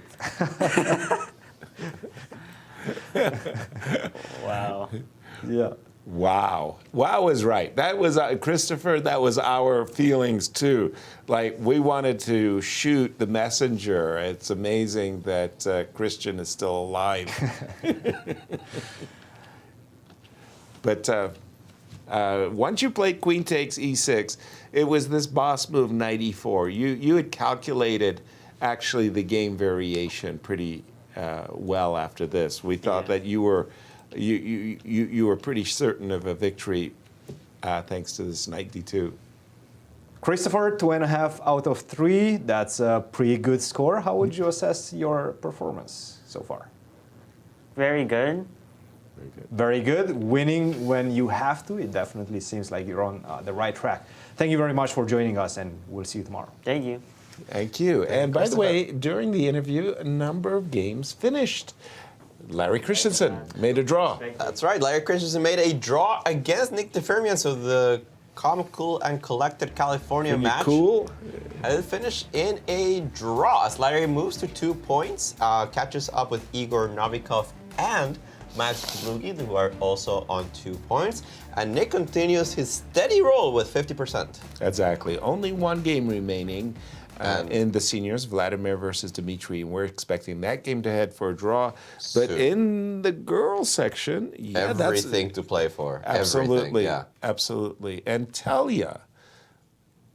How did Thalia lose her dark square bishop? I wanted to see Thalia having a dark square bishop that was sitting on c3. And we left it, remember I thought she had really tricked her opponent, and she did the queen d1. And she did get this, I wanted to see somehow maybe this king, first of all, get the king off of this diagonal, right? Somehow I want the bishop on c3 so that it's eyeballing the king side. But she played bishop, and that's one reason why you want your king off the diagonal. And Zoey managed to win the dark square bishop back. Is that a good deal for black, though? Yeah, I thought so. Well, I would like to, if I was white, I would like to have a bishop on c3 versus a knight on d4. But the bishop wasn't on c3, it was on that e3. Yeah. Funny you should mention that. Why wasn't the bishop on c3? Well, in this case, okay, if you, unfortunate, okay, let's imagine I played bishop c1, which is kind of what I wanted to do. You're going to go back to d4, aren't you? Probably. I actually don't like this move, knight f5, even if you leave the bishop there. Okay, so right here you would have been looking for b5. Something. I don't know if it's time to break. e5, d5. Something. h5 even. But h5. Somehow I think that knight on d4 is very important for black. Okay. Well, we'll take a look at this in a bit as we have a special guest with us. Thank you, Alejandro. I am with a legend of American chess, Joel Benjamin. Joel, first of all, welcome back to St. Louis. Welcome back to the show. How does it feel to be playing over-the-board chess once again? It feels kind of weird because my last tournament was in November, and I played very, very sparingly. So I think I need the first few rounds to kind of get warmed up. And you know, I've had some pretty good positions, but you know, when we get late in the struggle, I have to have that energy, you know, be able to summon up that energy to put them through. It's still a much better start compared to last year. Yes. Last year was pretty rough in the first few rounds. I was very conscious of that, to make, you know, that it was okay if I have a modest start, but I have to avoid that disaster in the beginning, and I think that I'll be stronger towards the end. Absolutely, and let's take a look at today's game. How did you approach today's round? Well, against one of the favorites. I played Kaidanov many times. Historically, I have an excellent score with white and a very poor score with black. So he's also maybe the hardest opponent to beat with white in the tournament. So it's kind of like the edge that I get with the white pieces is small, but the big advantage is not having the black pieces because that's going to be a rough ride. But the games that I've won from him generally have not been because of the opening. And, you know, all of us are trying to think of just some way to get out of the opening without him just totally neutralizing, because his opening repertoire is incredibly tight. Do you see him as probably the most dangerous player in this field when it comes to opening preparation? Yes, yes, because he's almost unbeatable. You have to manage to get to get a position to play. And I kind of thought that I did that, and then suddenly after Queen D5, I realized that he's got another one of those, Kaidanov liquidating sequences, and he's calculated all the tactics. But let me, if you don't mind, let me take back a couple moves. Okay. Absolutely. To start with the position, I have the bishop D2. Knight to E5, rook E8, bishop to D2. I've had this position before. Okay. I had this position against Van der Stern in 1994. Van der Stern was a similar kind of cat to Kaidanov. He answered E4 with E5 and D4 with D5. So I did the same thing, C4, E6, E4. And I got to this position, which he thought was nothing special, but he played here knight B4, and after knight E4, he regretted that move because the tactics are suddenly a big problem. So he had to go knight back to D5. He just lost a lot of time. So I had this position on the board this morning. But you did spend 15 minutes up to this point. Were you I'm trying to coax him? I'm not Andrew Hong, No, I played bishop D2, but I was also thinking about the, sometimes I get this type of position, I try to channel Norman's Mises, because Norman's Mises is the high priest of this variation. Okay. He plays this all the time. He opens with C4, and probably like 2/3 of his opponents play E6 because they want to try out this opening. And I see a lot of games, he just plays knight E2, just avoids the trade, he brings the knight to G3, just keeping tension in the position. But then I thought bishop D2, okay, I just couldn't help just connecting my rooks, before doing anything. And I didn't anticipate knight takes C3 because the engine said that knight C7 was the best move. And I didn't look at the second best move. So I'm really, probably the engine just thought that knight takes C3 is a very small advantage. You didn't think about knight C3 like Andrew Hong in the shower? The problem is that I don't look at one opening obsessively. And I looked at a few different things that might happen. Of course, there's many ways that black can play this opening. I could not find a single game on the database that Kaidanov faced C4 and E4. So I didn't know what. You thought that you were going to surprise him. I'm sure I did and surprise you probably him. did. I definitely Yes. surprised him. And he played in the most conventional way, not necessarily the best way. Black has many other good options. But I'm kicking myself for not looking at this in advance because maybe I could have thought of something to do. But here, I tried to calculate queen F5 at queen D3, but just somehow my piece is just in the wrong place. He has, there's a problem that, that some lines he can. No, I think rook EB1. No, rook E6. problem. I thought rook E6 is what he does on queen F5. That was the problem. I didn't know how to answer rook E6 because. Do you have some funny ideas? Knight takes F7, probably not. But right now I'm pinned. After C4, sorry. Okay, but then queen takes D4, and queen takes and rook takes E1. Yeah. Rook I have takes too many. E1, I have all my takes pieces hanging. And queen takes D2. Yeah. So knight F7 doesn't work. Yeah. So I couldn't see how to organize it. I couldn't see how to get in the move C4. I thought about queen D3. I thought he could maybe play C5. Rook D8 is also possible. C5 maybe is the most annoying. I just didn't see anything. I don't know if the engines have any better ideas than I did, but no, I think the engine wanted to go into the endgame as you did. Well, but also now I saw C4, knight B4, and I was racking my brain about. I could have tried C4 first and then knight D7. I realized that later, and if knight B4, maybe knight D7 is possible. But I think that basically. Not a lot. It's just not a lot. Not a lot. Joe, pretty tame start for you. 3 draws. Are we about to see fireworks in the next few rounds? Well, I hope that I'm going to put a win on the board, and feeling just a little bit better every day, and hopefully next time I'm here I'll have something more to talk about. Guys.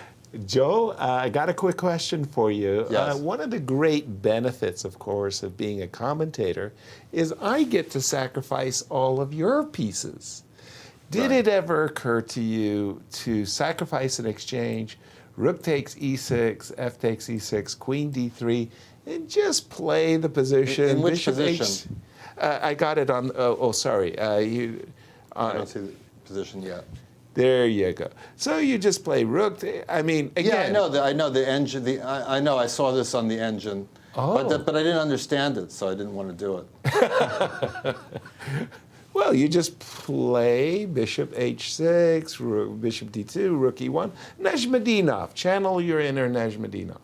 Yeah, I mean, nobody has tried this over the board. I did see it come up on the engine. Okay. But I just didn't know what to make of it, and I thought I could just just play normal moves. But it is a possibility. I was wondering if it was even possible to take on e6 immediately when he played bishop e6. But that I did not look on the computer at that, which I was kind of kicking myself that,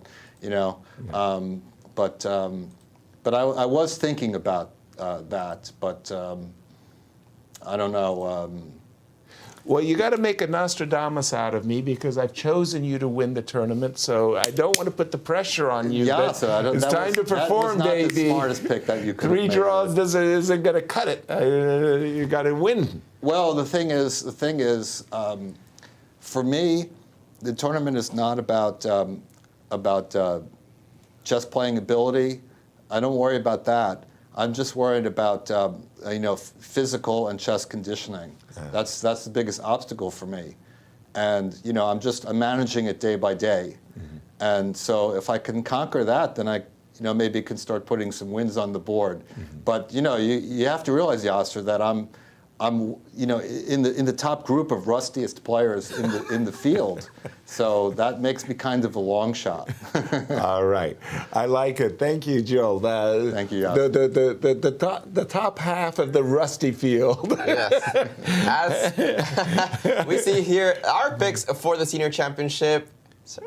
Joel Benjamin. Hey, I'm telling you, Joel is Hard not to coming. pick Joel. He's coming Appreciate back. it, Yasser. He's playing himself your into faith. form. You see that confidence? The second half is coming. It's beginning to brew. The brew is happening. Thank you, Joel. Thank you, Joel. As we have all the results, actually, in the seniors. In the senior, yes. We actually have all the results. We'll probably look at the standings at some point, but we still have plenty of games remaining in the juniors. And in the junior girls, we actually have the opposite scenario in which we have every game still going on. And we have the standings for the seniors with 3 rounds already completed.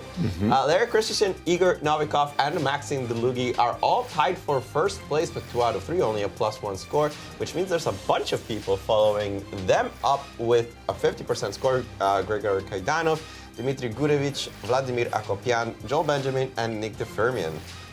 Notice you got in a little Russian accent there. What happened? We kind of... You tuned in and channeled your inner Russian.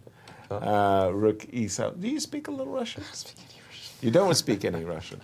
But, I liked it. Okay, I just saw the game of Jennifer versus Ellen. This was, I think it's time. What? I mean, let's take a look at the game between Ellen Wang and Jennifer Yu. Time to sacrifice. I mean, if you don't play Rook G3. Let's go, baby. You gotta go. Right? Let's go. Let's do it. There will never be a better time. Right. Right? I totally agree with that. And by the way, if you do delay a little bit too long, I'll take something could go wrong for you. I could get a check in and mess you up. Rook G3, let's do it. Commentator scores, guys. Rook to D7 was played. No, not Rook D7. Rook D7. Rook D7. Cries of anguish could be heard throughout the central west end. No, that move does not belong with the position whatsoever. Didn't the rook just come from D7? Yes, it did. But okay, yes, how it did. easy it is, guys. Let's go with that Rook G3 just to show the audience. Absolutely. You take, so I take back. Take. And now the queen is trapped. It's got to come to H2. H2 or H1. I take on F3. And Let's go. Now I take on H4, right? Okay. You do? Sure. I think so. Well, if I do defend passively with Rook to E1, I think you might have some H3 ideas, and that's problematic. I definitely have H3 ideas, That's good sir. problematic. That you mentioned it, yeah? Yeah, I mean, White. Do you? Yeah, no, White's got. What about queen takes? Queen, what? Queen takes h3. Oh. Ooh. Queen h. Ooh. Whoa. So maybe not h3. But I could go queen g4. No, but this is winning. Come on. That queen. Nah, is it winning? Okay. Rook takes b7. I don't know. I mean, Rook takes b7. Let's see go. my old assessments of this type of positions. I'm up a queen. Because the queen is on h2. I'm with you 100%. Therefore, tactics work. Exactly. Tactics must work somehow. I go back, rook b2. Right. The tactics should... Give me that pawn on d4. Come on. I'm not even going to calculate. This has to work. Knight takes... We can play f4, we have so and many then options. knight d4. Oh, no, I like it for black. I'm feeling is good. This is groovy. I've got good feelings here. I don't like this You're feeling it. I understand that, but...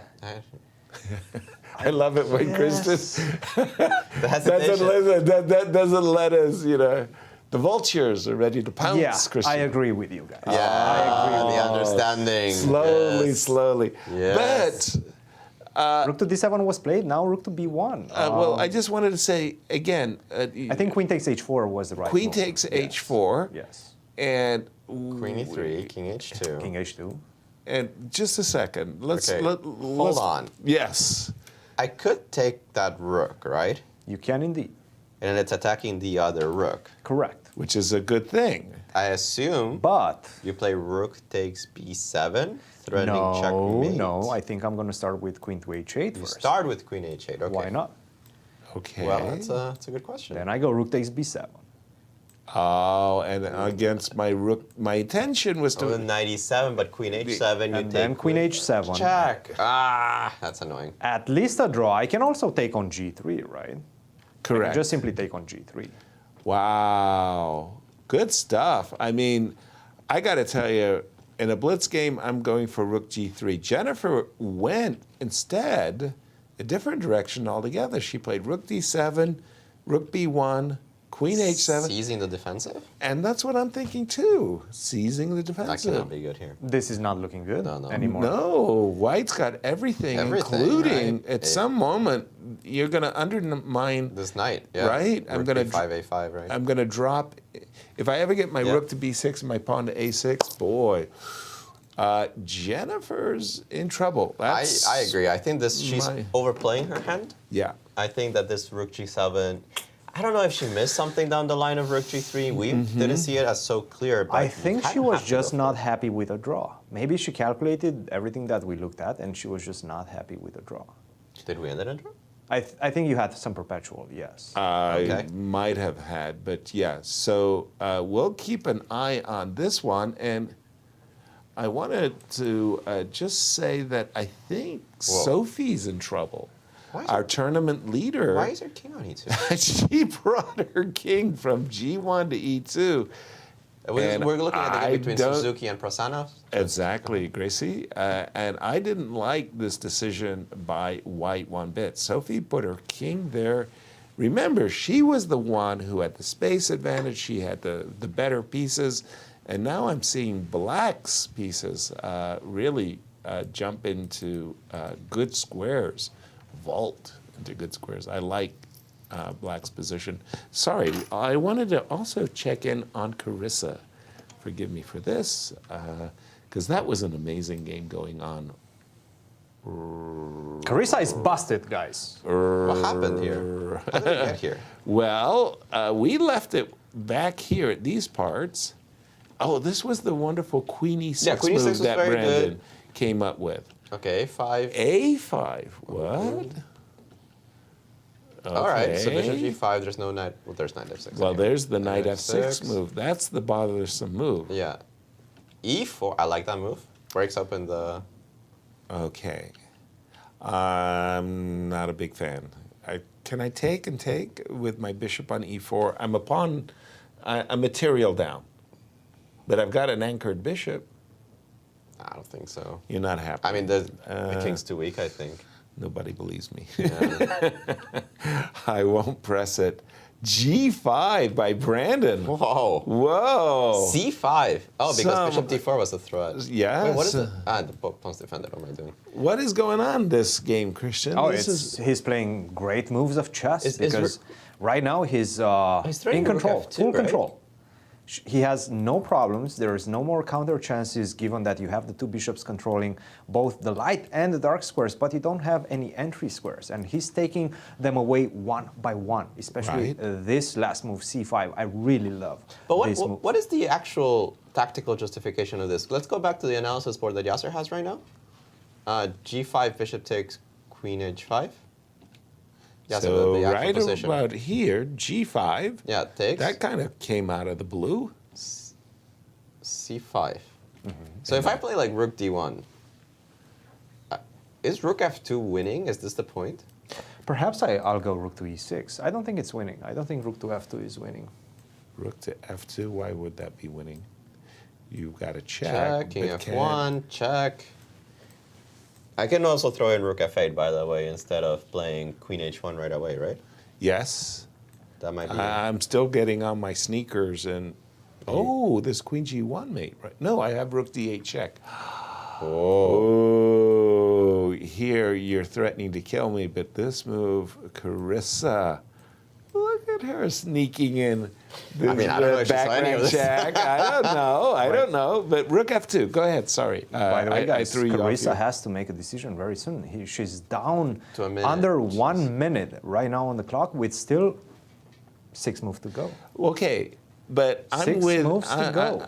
I'm with Alejandro 100%. My rook on a1 has got to get into the game. I mean, rook come on. d5 is coming, right? Come on, rook a1 is doing nothing. That's fine. So let's try to improve our position after rook d1. Yeah. Rook to e6. Rook to d5. Let's go. Oh shoot! I'm dragging the queen to h3. Thank you very much. Yes. That's such a big deal. Rook to d1 is on the board. So rook to e6 with By the way, ideas. what if I start with queen to h3? What do you do? What is your point? Queen h3 immediately? Now I guess you want to play what? Bishop f4? How do you defend that pawn on g3? I'm thinking of taking the pawn on c5 and trying to improve your words. That's actually not so bad. Bishop c5. If I could ever get in bishop d4. Wow, the dream. Yeah. That is the key square. Yeah, But there's no mate, right? No. I didn't see it. You didn't see it, right? Knight g3. You can take on g3, queen g2. Not as clear as I want it to be. No. Exactly. So let's go rook to e6. And then I was going to do the same. He keeps playing this move rook e6, but I don't But understand what the now, rook does. if you go queen to h3, I have a feeling like you probably get checkmated somehow. Because I have queen e1. Rook f1 is made. No, I have queen e1. So I take on g3. Rook f1 is made, guys. It's made in 2. Come on. Or that. What do you mean, or that? You didn't like me blow me up like that. Or that. I like your pattern. Well, the other one was checkmate in 3, so it wasn't like a big difference. Wait a minute. What was the checkmate in 3? Queen takes g3. And then queen e1. Queen e1. Because there's no rook on the first. Very nice. By the way, I'm being told that Justin Wang and Andrew Hong and we drawn, which means there's a tie for first. There's a tie for first place in the juniors between Andrew Hong and Christopher Yu. Precisely. So we can't. So you're saying after rook e6, basically that puts the kibosh on the plan of a rook d5, I can't refute it, but I also can't explain to you what the move rook e6 actually does. Well, I have a clear idea, and that is to potentially swing that rook either to g6 after queen to h3, either to h6. So imagine queen to h3, knight takes e3, take the bishop, and then rook g6 or rook h6. I like. Right. Okay, so if I just throw the gauntlet F4, right? and say, okay, do your worst. It's bad. It's bad. I'm going to close my eyes. Ooh. Hope for the best. Are you sure? Okay, let's go. Know. Rook takes f4. I'm not even calculating. Right. Let's go. Yes. Let's see if it works. Rook g6. Right. Okay. So now I've got rook check. Well, you can give one check. Let me throw some patties. Yeah, let me give the one check I have. Let me feel good about my life. King g7. Yes. King to. I mean, I'm not going to go rook g8. Yes. No. Now this bishop's. That's fine. I go knight e3 and your queen on e2 is hanging. Queen on e2 is hanging. Oh. Your queen is hanging. You can start with f5, but doesn't matter. Knight e3 check. Knight e3 check picks up the queen. Knight e3, yeah. Yeah. I don't think that you can give another check. Yes. But this is what we call spite checks. I go king f8. I get closer to your. You can even just go king h6 at this point. Or king to h6. Might just hide away. Just hide over there. There's no continuation. It's just over, and that's why rook e6 is so powerful. That's fair. But it's a difficult move to see. It's not a difficult move to make. It's a move that when you put it on the board and you start refuting it, yes, you have to agree with the engine. Yeah. Right. The difficulty with this kind of moves like rook e6 is just even thinking of them. Yeah. Right? Like coming...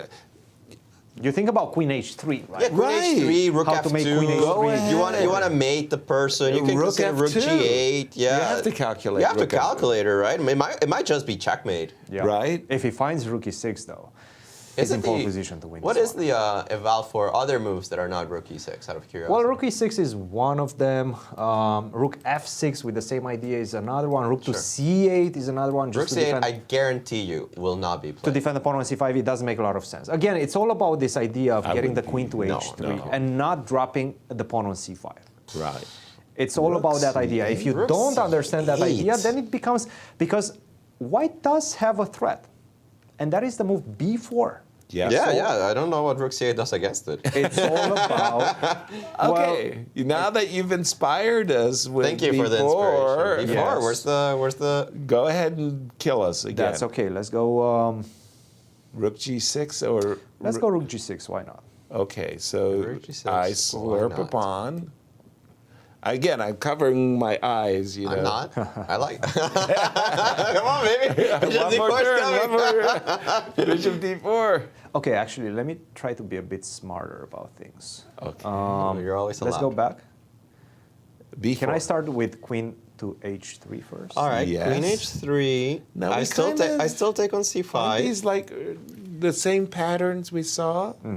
Although I'm worried that you could just take on g3 and maybe my king ends up actually Later on after rook just g6, yeah. getting trapped on... But you still have bishop d4. Bishop d4. You're not actually mating me, right? 95 king, you went king h1. somewhere. Yeah, it's not that bad. It's not mate. It's kind of scary, but It it's feels not scary. mate. It feels scary that I could...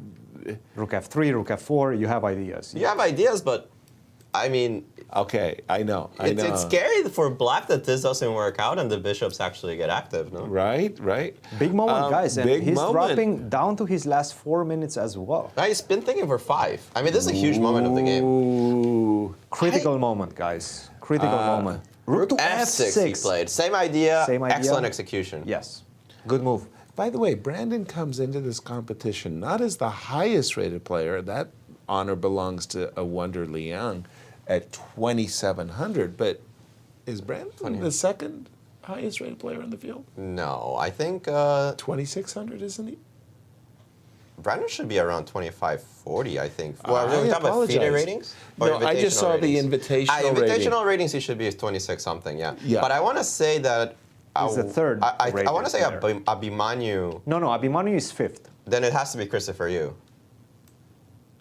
Who's second seed here? Come on. How do we not know this? Let's do it.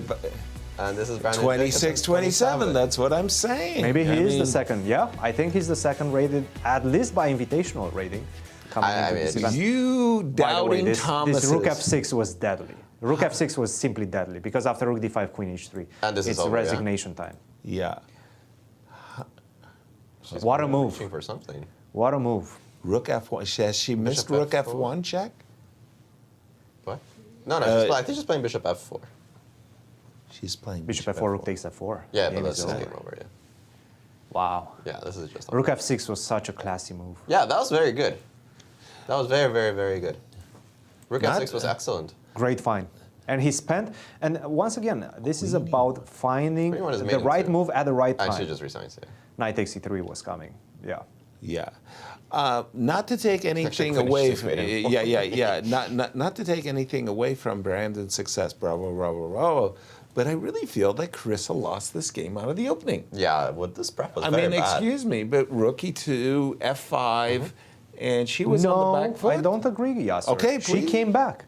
She did? She was back in the game. If she wouldn't have taken on d5, she found that move g3. All she had to do was get off that pin with a move king to g3. But she if you came remember. back is the thing, right? Right. She shouldn't be on the back foot from the opening with white. Exactly. That's how white works. But no, but But you're sometimes making a very good point. That But sometimes she did you have, end up in that situation. Yeah. And then she fought back.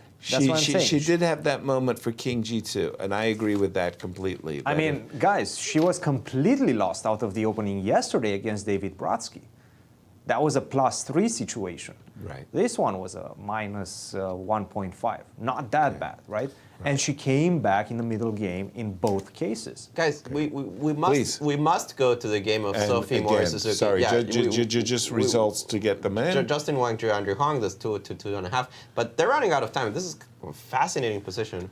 Which one? Our leader, Sophie Morris-Suzuki against Gracy Prasanna, and yeah, we She saw this sacrificed in exchange, did White? Yeah, let's go to the analysis board because Black's last move to me looks look at this. So she missed rook takes d7. What? And G5? queen g4. But why not knight g5? That's a very good question. What happens after knight takes h6 right now? Hold on, I'm catching up. Excuse me, what is this? G5? That's a What howler. did you expect? Knight g5. Knight g5. I thought d7 was hanging. Knight e7 check, queen takes d7. But that's fine. Then at least I can get some counter chances, right? Okay, first of all, where do you move your king? That's the key point. I think I'm going to h7. Okay, then let me. Wait. No. Not h7. I go king f8 and then rook a7. Yeah, king f8, rook a7, I think. King f8. Queen takes d7, rook a7. You still have queen c6 though. Think? That's Just a second. Wait a minute. What's the body count?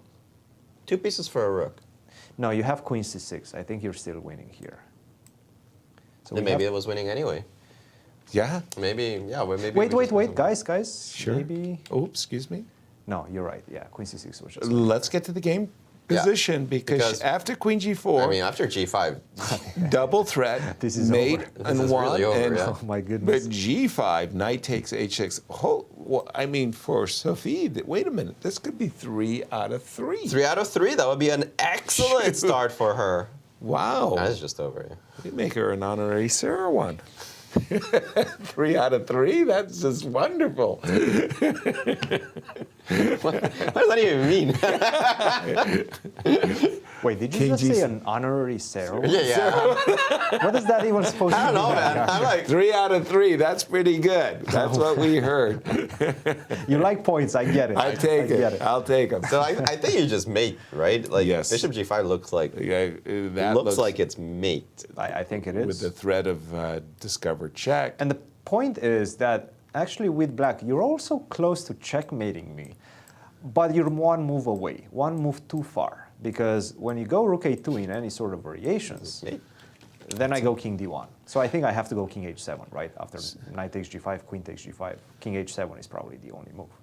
Right, and so you do have, but rook a2 check, as you were saying. No. After at knight the takes end. g5, Yeah. we will still get there because I think knight f5 check. forces rook a2, but now I have king d1. Yeah, it's no just a check. perpetuals. Check on a1. King c2. Give another one. Pause. Maybe bishop b1 now. Yeah, I was about to say, maybe that's No, but then you more take. exacting. It's not over. That's funny, it's not. Guys, where's the mate? You're leaving it up to us. knight She F5. played. She did not play bishop takes g5. She just said, look. By the way, with 30 seconds on the clock, she made her last move. Oh. And they still have 3 moves to But go. she's still got, a couple moves to Knight make. King f5 f8. check. Good move. And what about now? Queen to Queen h5. h5. Well, attacks the knight. Queen h6 check. A slight jab. A It's slight such a jab big to the deal. knight. But what if I go knight Knight df6? Knight df6. Looks kind of boxed, right? I would like to play knight hf6, but I think that's made in one. You know, it's funny. I wanted to go queen h6, king e8, bishop takes b5 check. Oh. Don't take the bishop because of knight takes d6. But you take the bishop with check. It does leave me wondering why on earth this king is on e2, but I don't think we'll ever Right? I mean, we'll never get an answer to that. Don't take the bishop because That's knight check. takes It's really d6 will win your queen. But wait a minute. So wait, what is the current position? We got knight df6, check, Knight and f6 king. is on the board. King Queen, e8. the queen, And we made move 40, so the players can chill, and they should chill right now. Take stock of what's happened. right. First of all, body count. Black Exchange is up in exchange for a pawn. But with the move bishop takes g5. I'm only afraid of rook a2. Maybe can I play bishop e3 before capturing? But why would I chase the black king to the center of the board when it was, you know what? I think she's missed a win. I think Sophia she's misplayed this, right here. I bishop think she takes should g5 have. was the big one. I think she should have started with bishop e3 just to tickle the queen before capturing.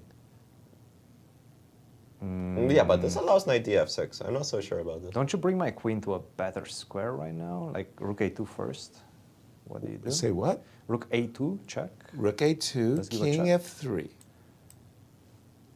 And then I want to play bishop takes g5. Don't I go queen d8? I wanted to play queen. Queen d8 is a good move. I think you could have taken directly. I don't think we need to get fancy play syndromed here. King Really? g7, bishop g5. Let's go down that line. We went a little too quick. Because we got a little lazy here. One move away Let's from actually try to checkmate, calculate yeah. this, right?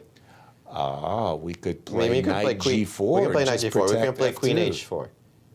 Queen h4 protects f2. I think there's more than one way to not. Yeah, we're I'm completely still not winning. convinced that completely that is winning, not yeah. the checkmate. So let's go knight f5. Knight f5? Rook Even knight a2? f5? Let's We see were where, down this where your path perpetual before. is. Oh, we can go bishop c2 here. Just 1 second, guys. Bishop c2. Yes, yes, yes. Why can't I do that? That's very strong. That's very strong. Takes king d1. There's no more checks. And that is mate on g7. Remember that knight importantly defends d4. So there's no queen d4. That's Right. it. That's just game, right? Yeah, we do think that Sophie in the time trouble missed a win. Sorry, I'm being told we have a winner in the ladies. Yes, the first result that we actually have in the ladies today, Yes. young Rochelle Wu did beat Anne-Marie Velea with the black pieces, so Rochelle goes back to 50% after losing yesterday. Anne-Marie drops to -2. Right. And speaking of that, we have a guest in our studio. Thank you, Alejandro. Another player that bounced back after a difficult defeat against Christopher Yu is Brandon Jacobson. Brandon, welcome to the show. A big victory for you. How does that feel? Yeah, I mean, I'm happy with the result, but certainly not happy with my play in any of the games. I mean, starting with my game against Christopher, like, I overthought my instincts. Like, I played this ridiculous move, c takes b6, when, of course, in a blitz game, I would go knight takes b6 and knight c4 and probably hold. And even against Mishra yesterday, like... How did you deal with that loss? That must have been very disappointing for you to start like that. For sure. I think I just tried to shake it off and find my form. I did just come from 2 tournaments back-to-back, so maybe I felt like it was, first round nerves, whatever it is. And I tried to forget about it and try to focus on the next game. But then yesterday, too, I mean, I missed this bishop takes h6 move and would have basically been close to winning. Yep. Again, I didn't trust my instincts, and I'm realizing the problem is probably just maybe lack of confidence, maybe nerves. I don't know what it is, but even today's game, like, it worked out in the end, but there were definitely moments where I could have played more precisely. Definitely back and forth, but it did seem like you got the best out of her out of the opening. Did you expect her to play this way? Yeah, so before the game, I just looked at some lines. This knight b2, rook d1 is not the most precise move, but I think already black is supposed to be quite comfortable after knight g4 and king h8. And yeah, I went for this exchange sack, but... Perhaps we can have that on the board right now. Yeah, so knight b2 is inaccurate. White should go h3 here, just to avoid all this knight g4, king h8. And then, the game goes on, h6, rook e8, normal Italian. But yeah, knight b2, knight g4. Did you feel like she missed that? Like, what was the... Yeah, I mean, I think she How played did you knight guys b2 start quickly. I think she was probably confusing the lines. But yeah, I assume she wasn't familiar with this knight g4, king h8 idea because she played knight b2 maybe like 30 seconds, and she was probably confusing the move orders. She forgot about h3, yeah. Right, and then, because there are some lines where you do want to avoid h3, like if black hasn't castled yet, then you want to avoid h3 because then h6 and g5 is coming. So, yeah, and then she thought for a long time after f5. And I have a lot of options after knight f1. Like, a lot of things look tempting, like even just knight back to f6. But I figured after bishop e3, like, probably black is better. I can go bishop takes e3 and f takes c4 and, like, knight h5, for example. And this was actually played at the top level. Really? And most of the top level players played knight f6. But the best way to continue is taking and taking. Really? on F3. Okay, that's. So you found the best way over the board. Yeah, in the game I wasn't so sure. But yeah, the problem for white is you're not exactly getting mated right away, but it's just sort of long term. Like G takes F3, knight H6. Knight H6. Oh. Oh. Okay. Well, if knight F6, I thought knight G3, and then my knight can't go to H5, and I wasn't really sure how to proceed. I mean, that's probably good too. Perhaps taking on H3. Yeah, maybe this is good too. Bishop E3 or something. Things get a bit double-edged. Right, but the point was that after knight H6, like, let's say like bishop E3. I don't know what the best move is, but at some point I'm just going to go knight E7 and knight G6 and bring the knight to F4, and it's really uncomfortable for white. Like you can go like rook E3, knight G3, bishop F1, try to hold on, but long term, like you have no open files for your rooks. Like even if you can consolidate somehow, like black's always going to have knight F7, knight G5 ideas at the right moment too. Great control over the dark squares. Right. So I figured this had to be better for black. Yeah, she took on G4, rook F8. Yeah, I had this interesting idea of rook F4 also after H6, G4. Probably unnecessary, but I thought it was kind of interesting. But I thought like minimum white can take on F4 and go like rook D2. Does she have E5? Then I can take on G4, I guess. Take on G4, yeah. If knight H2, then maybe knight E5, and I don't know. But okay, sure, that's probably good too. But I thought minimum like rook D2, let's say, instead of knight H2. Knight E5. And bishop E2. Bishop E2, and if queen H4, then something like rook D4, and just sack back and block my bishop at some point. So like bishop E2, let's say, and then, oh, sorry, I can't go bishop E2 here. Okay, I guess getting my lines confused, but basically at some point you can maybe go knight H2 now, right? Yeah, yeah, maybe knight H2. Knight E5. But you're still losing that G4 pawn. I don't know. Yeah, there was some line where I thought just like rook D4 and sacking it back. Perhaps that was okay. Yeah, that was the at moment. Some point. Just before. But yeah, rook F8 seemed simple enough. Knight E3, queen H4. F3. How did you assess the position? Yeah, I mean, I thought black was close to winning here, and then I played this ridiculous move, queen G5. I mean, I totally missed rook F2, which was a really nice move. Like knight D5 is. I mean, queen F6. I'm basically like up a full tempo on the game if I go queen F6 immediately. And I don't really see how she's stopping like C6 and D5, and just looks almost lost for white. And we saw you on camera at this point, and you looked a bit beat down, a bit disappointed when you saw this move rook to F2. Was that the way you felt? I mean, this is like maybe the 5th time this tournament my opponent plays a move I didn't even consider was legal. And it just felt like everything was going wrong. And I figured, okay, black, of course, should still be better, but like I gave her this G3, king G2, and all of a sudden it's kind of a mess. It's a fight. You didn't want to see this. Yeah, no, for sure. Yeah, I'm not even sure if D5 was best. I mean, I can also play slow with just going C6 first. I mean, I suppose the position I got in the game objectively was good for me the whole time, but like, it definitely got a bit messy at some point. Yeah, C6, king G2, D5, maybe just play like this, a bit slower. Right. Let's say like... I think D5 was the right decision. It was the right decision. Okay. It was the right decision, and not the right decision for her was actually to take on D5. After that, it seems you're close to winning. King G2 was supposed to be played. It's one of those times where like when you start missing a lot of moves, you start to second guess everything that you're seeing. So I really, like, the one good thing I did this game was I was able to recognize that I should just close my eyes and trust my instincts and stop overthinking my moves. And then like starting around after D5, take bishop takes, I started to play fast and just sort of trust myself. And I think from there it went pretty smooth. I didn't really see any chances for her after that. Brandon, congratulations. Big victory for you. Who do you have tomorrow? David Brodsky. With the white pieces? My double black. So. Double black, that's a difficult game. Yeah. Well, congratulations, and we'll see you tomorrow. Thank you. Well done, Brandon, indeed. I think he played very well, especially the move queen E6 I think to that stop was the very G5. clever. Yeah. Queen H3. Ooh, I hate it when your opponent doesn't let you get in your shots. There's one game left going, and it's actually a very, very important game between Mishra and Awonder Liang. I mean, we're going to go 30 years earlier, and we were worried that the bishop on H2 would never get back into the game.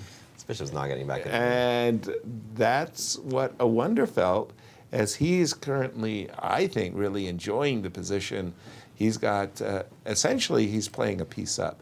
The only way that white could possibly get the bishop on G1 back into the game involves him sacrificing the pawn with F4 and then F3. Now, if Christian sits there and tells me the position's triple zeros because white has a blockade. I mean, I'm going to throw in my grandmaster title and say I'm not worthy. Of course it does, right, Christian? You're better with black, yes. You're not winning yet, but you're definitely better. And I have a feeling it's not going to be an easy defense for white. But why only better? Why only better? Isn't this knight one day just going to find a really, really good square and I'm going to be crying? I think from a practical perspective, it's close to winning. Okay. Right. For sure. My gosh, I mean, it's really tough being on panel with you guys because I just think, I don't get it. I don't get it. Yasser, let's up. This Please. one's going to go forever, I think, because, well, obviously black is better, but we have plenty to play for. But we have a guest in studio. All right. Thank you, Alejandro. We are with another player that bounced back after a difficult defeat earlier in the rounds. That is Rochelle Wu. Rochelle, welcome back to the show. Welcome back to St. Louis. Thank you. How does it feel to be back over the board? It feels great. I mean, like, I've been playing chess over the board, so it's not like anything completely new. It's just like nice to be back in St. Louis. Playing for a national championship, that's definitely a different experience. Take us to today's game. I'm like really surprised I just won because I could have sworn that I was like about to like lose. Right. Where did you feel like you're on the back foot? Like I thought here that I was like completely fine. Equal pawns. It seems like you have some threats. I was really happy to get the bishop pair, and I thought that like I would be able to win this game eventually, but like it turned out a little bit harder than I expected. So when did you feel you were worse or like close to losing? That happens like later. Was that at the beginning or? No, that happens later. Later, okay. Like here. Oh my God. I was like, I was like, boom. We actually did not see this moment. I was like, how did? No, like I saw this happening, this coming. I thought that she was gonna play like knight takes g6 earlier instead of bishop c4, and your knight takes, but then like queen takes g6. before like. Before before here, bishop c4. I thought knight takes g6 here, and then she goes bishop c4. That looks good. Yeah, and then I was like, I was just like, okay, I'm just like completely screwed. But when she played bishop c4, I was like, wait, I have queen g6, and then I completely forgot about knight takes f7 immediately. Oh my goodness. And then like, we were both in time pressure. I didn't really know what to play here. So it seems like queen b1 was a bad move, but what else could you have done? Bishop b3? Was that the best move in the position? No, but I was like, Bishop I'm b3, fine. I don't need to do that. I was just like, I'll just go like queen. Queen b1 and try to get some checks on the other side. So when she plays queen e4 here, I completely forget about my piece on a4. I was a little bit stressed. And I was like, I completely forgot about the piece, but it was fine because. Wait, so you play queen c1 without seeing that you can take your piece, and then you just got lucky that it doesn't work? Yeah. Oh my goodness. I was like, oh no, and then I don't even know what just happened. Queen e3. That wow, that is time pressure and a half. Oh wow. Time trouble makes fools of all of them. Oh yeah, that's a tough one. What a swing! What a swindle! Rochelle. That was terrible. I'm proud of you, Rochelle. Very well proud of you. What a game. Guys, any questions? Well done. Go and enjoy this one, but figure out where you went wrong, Rochelle. That was wild. Wow. Well, congratulations, a victory, guys. A victory, a win is a win. A win is a win. It's a full point for Rochelle. Bounces back to 50%. Good for her. And we still have 4 games in the ladies, so we might as well go through them. By the way, I think one of them is just dead lost. I think Alice is getting mated. I think Alice is getting mated, right? Right. It's the 4-rook ending, and her opponent, Ruiyang Yan, has just played the move h6, which is just really a crushing move, because as soon as she gets to play rook f7, it's just yeah, terrible. It is just check. over, yeah. And I believe we have seen king b4 or not yet. I don't think we've seen anything played. Okay. Well, King D4 makes the most sense, right? Yeah. Because if you go King D3, at least you get another check on third rank. Not that it makes any difference. No, but King B4. You guys say all these things, and I didn't realize. Go for it. You can go King B4, you can go forward. Yes. Not getting mated. I mean, this looks like that was the intention, of course, is like I would be very happy to somehow snake your way around. Right, and not take any pawns, but just like it's even more made, right? Right? Yeah. Even more made. Guys, what's happening with Alice Even Lee? more made. Even more made. I like it. 6 hours of commentary. I tell you. What is happening with Alice Lee, guys? King D3. I like King D3 actually. I get because it. rook check. I've Because got King D2. The problem is you get even if it's not more mate, it's you get still checkmated. No, but it's mate. Correct. So That's the problem. It looks it's completely mate. lost. Yeah. and she has played rook G8, inviting rook check. F7, which will be played, I assume, instantly. Exactly, and then after King E8, I think it's Rook time G7. time to double on the 7th, or at least to offer a rook trade. Yeah, you have to play rook F8 because rook H8 is just too sad.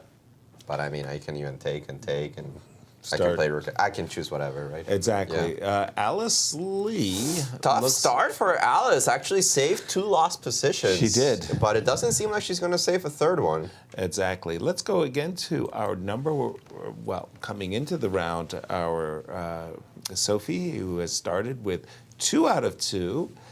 Can she make a 3 out of 3, guys?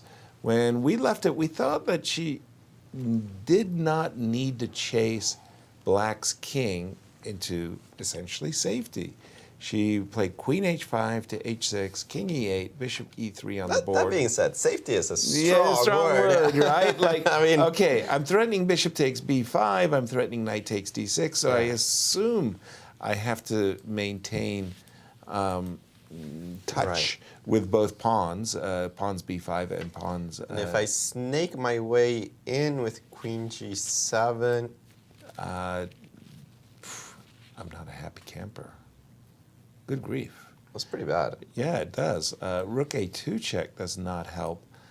At a certain moment, Bishop takes B. I'm just setting myself up for Bishop B5. Oops.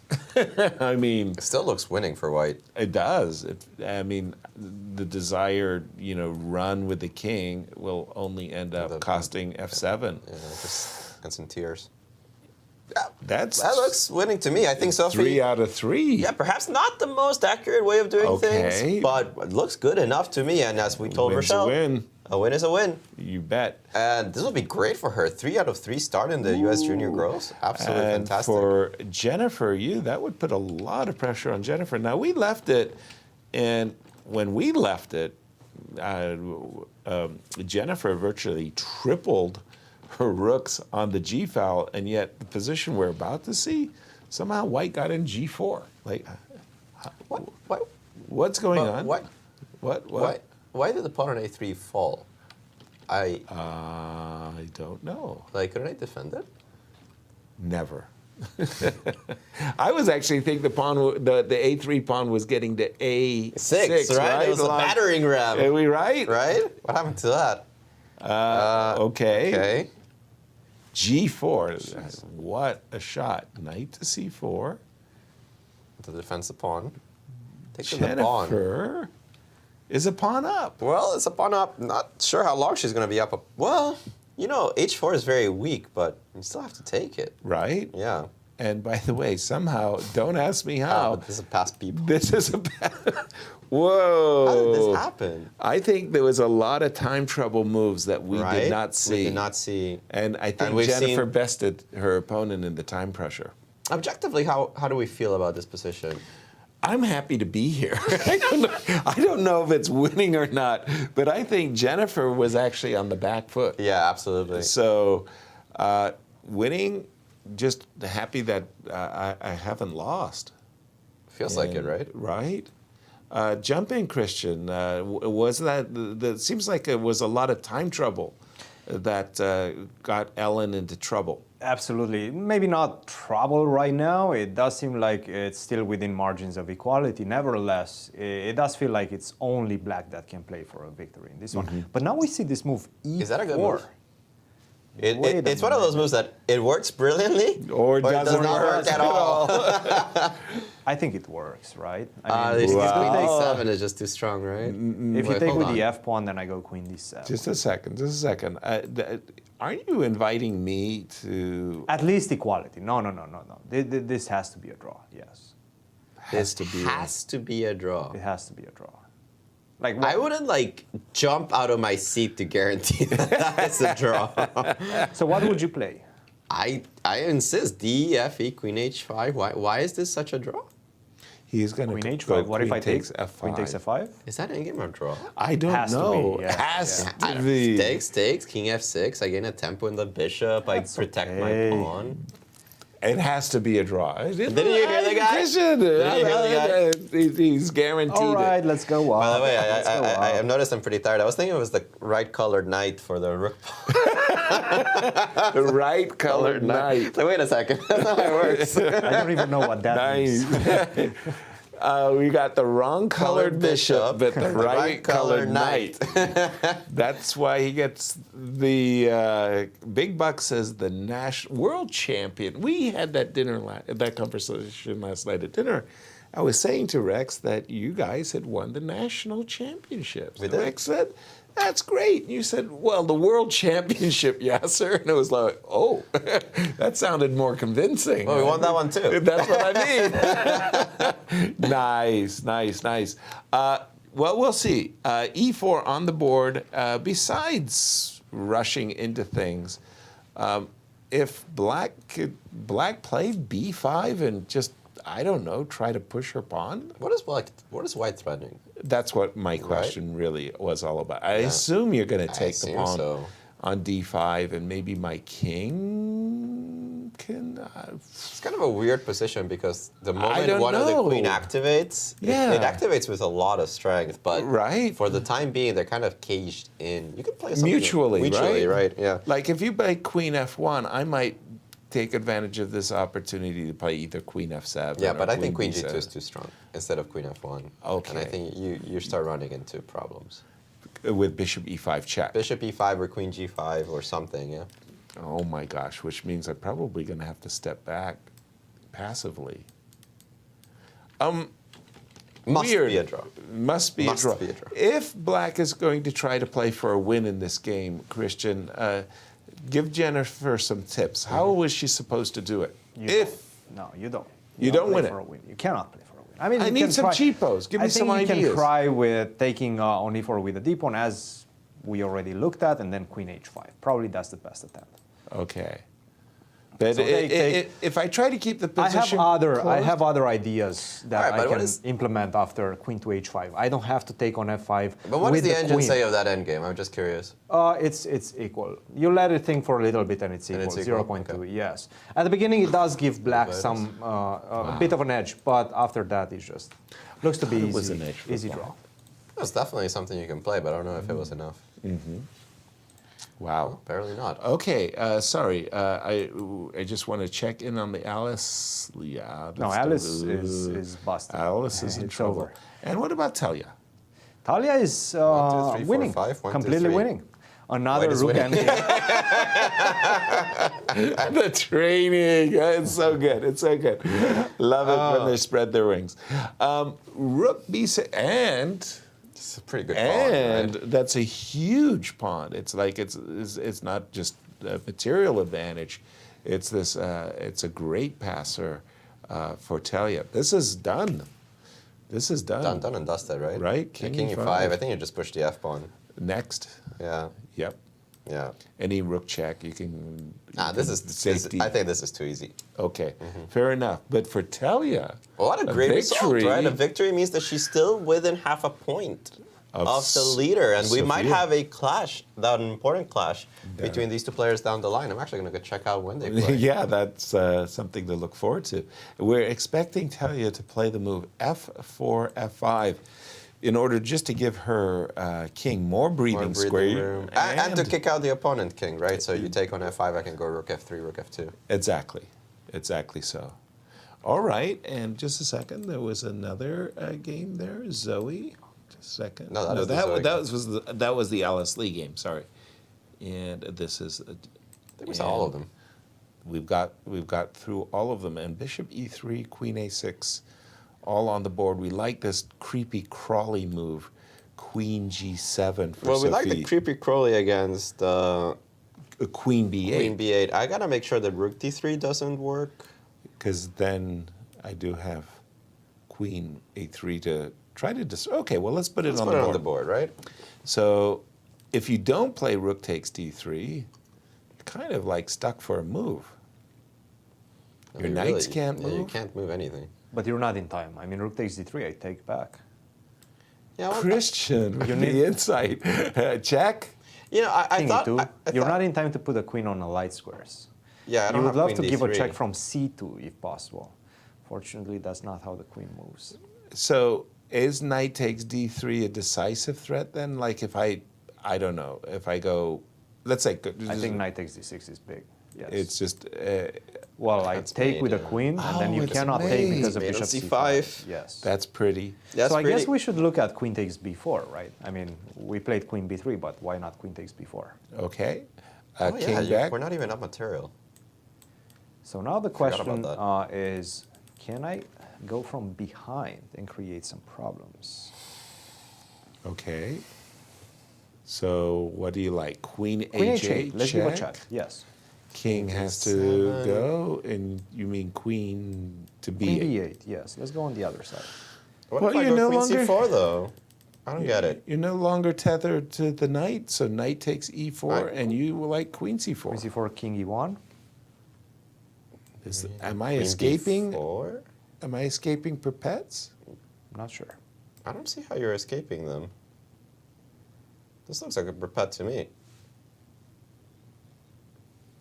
Perpet, Christian. We lost him, yeah. That looks like a perpetual. Yeah, well, okay, so maybe this move, Queen a6, by Gracie is setting up a very nice cheapo. If she can rescue herself with rook takes d3, you know she's going to try. That's a good move. I think so. Can I do something for Sophie's position here? Let's say I just make instead of the move Queen g7, just solidify right? with F3. Yeah, f3. Does that make a diff? Because rook takes d3 in this case. We're not really up material, right? I could keep my queen somehow. In this case, can I somehow like make a beeline to safety? You definitely can. With the pawn on e4 protected, thanks to the pawn on f3, maybe I don't fall for an immediate perpetual and I have some chances to win. What do you think of, or you think she should not play rook takes d3? Maybe rook a2. Rook a2? King rook f1? A2. Let's head for the hills. King f1. All right, so I can play queen a4 now, right? Queen a4. Because bishop takes b5, queen takes b5 is a counter check. Right. So you don't have knight d6. Knight takes d6. You can start with knight d6, but then I go king. Be careful. Don't go to d7. Not to d7, so I have to go to e7. Right. So I slurped the pawn for free. That's okay. Now I run. Now I go king d7. But how happy am I to have an extra pawn in the pocket? I don't know, queen c2. I'm well, creeping in also. You can take another one. No, I don't. I don't. I don't want to die with a full tummy. Knight. G3. You've got. All right. Let's set up that battery on the first rank. Queen b1, rook a1, and rook a1. Now I have to make room for my king. So how do you do it? Because it does seem like you're losing one of the bishops, right? Yeah, that's a big of an issue. That's not what I bargained for when I played f2, f3. That wasn't part of the program. Yeah. So f3, Rook check, king. The idea is good, guys. So Yes. you do want to make some space for your king. Okay. But check this out. Not f3. g4. Okay. G4. G4. In order to go king f3, king g2. Hide it. Yes. Wow. That's a move. Not an easy one to find. Not an easy one She's to played find. something else. She played the move knight g7 check. Okay, but how does that help? What if I just simply go back to e7? I don't think you want to go back to e7, right? Out of all places, the natural one, I think, is Was d7? But white knight, Sure. I like the knight on f5. F5. What? Knight g7. I think she wants to go knight h5. King d7, knight h5 is an issue. I think that's what she wants to do. Okay. Right? Okay. 'Cause And knight she's h5 thinking that she still has king f3 in a lot of cases. So even if you somehow manage to get the bishop on d3, if I manage to take on f6 and invade with my queen, then you're in trouble. So Precisely. I think you might be losing this one. But let's go to e7. Okay. Knight d7, king e7. It looks counterintuitive to encourage bishop takes g5, but okay. Or to allow the knight to return with check. Let me take a pawn. I'm a pawn grubber. Okay, that's fine. So let's take on g5 now. Even though I'm not 100% sure if I want to take. And rook a2? Rook a2? Or do you hide with the king is the question. I was hoping Queen a3? to hide. I don't know. I don't know.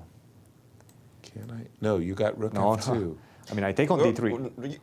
I take your bishop. All I wanted to do was get a safe king so I We're could not go even to- on material. Like knight f5 comes, and I get it. But the game continues, right? Absolutely, I'd have, like, yeah, pawns. yeah. How many pawns for the exchange? I saw rook f2 and I stopped. Wow. Wow, guys. It's still a fight there for first place. Big as fight. Sophie Morris tries to break through Gracie's strong defenses. This is a game that will keep us intrigued for a while. We're going to take a short break as we let some of these games wind down to their final time pressure. Right. Don't go anywhere. We'll be back in a few minutes.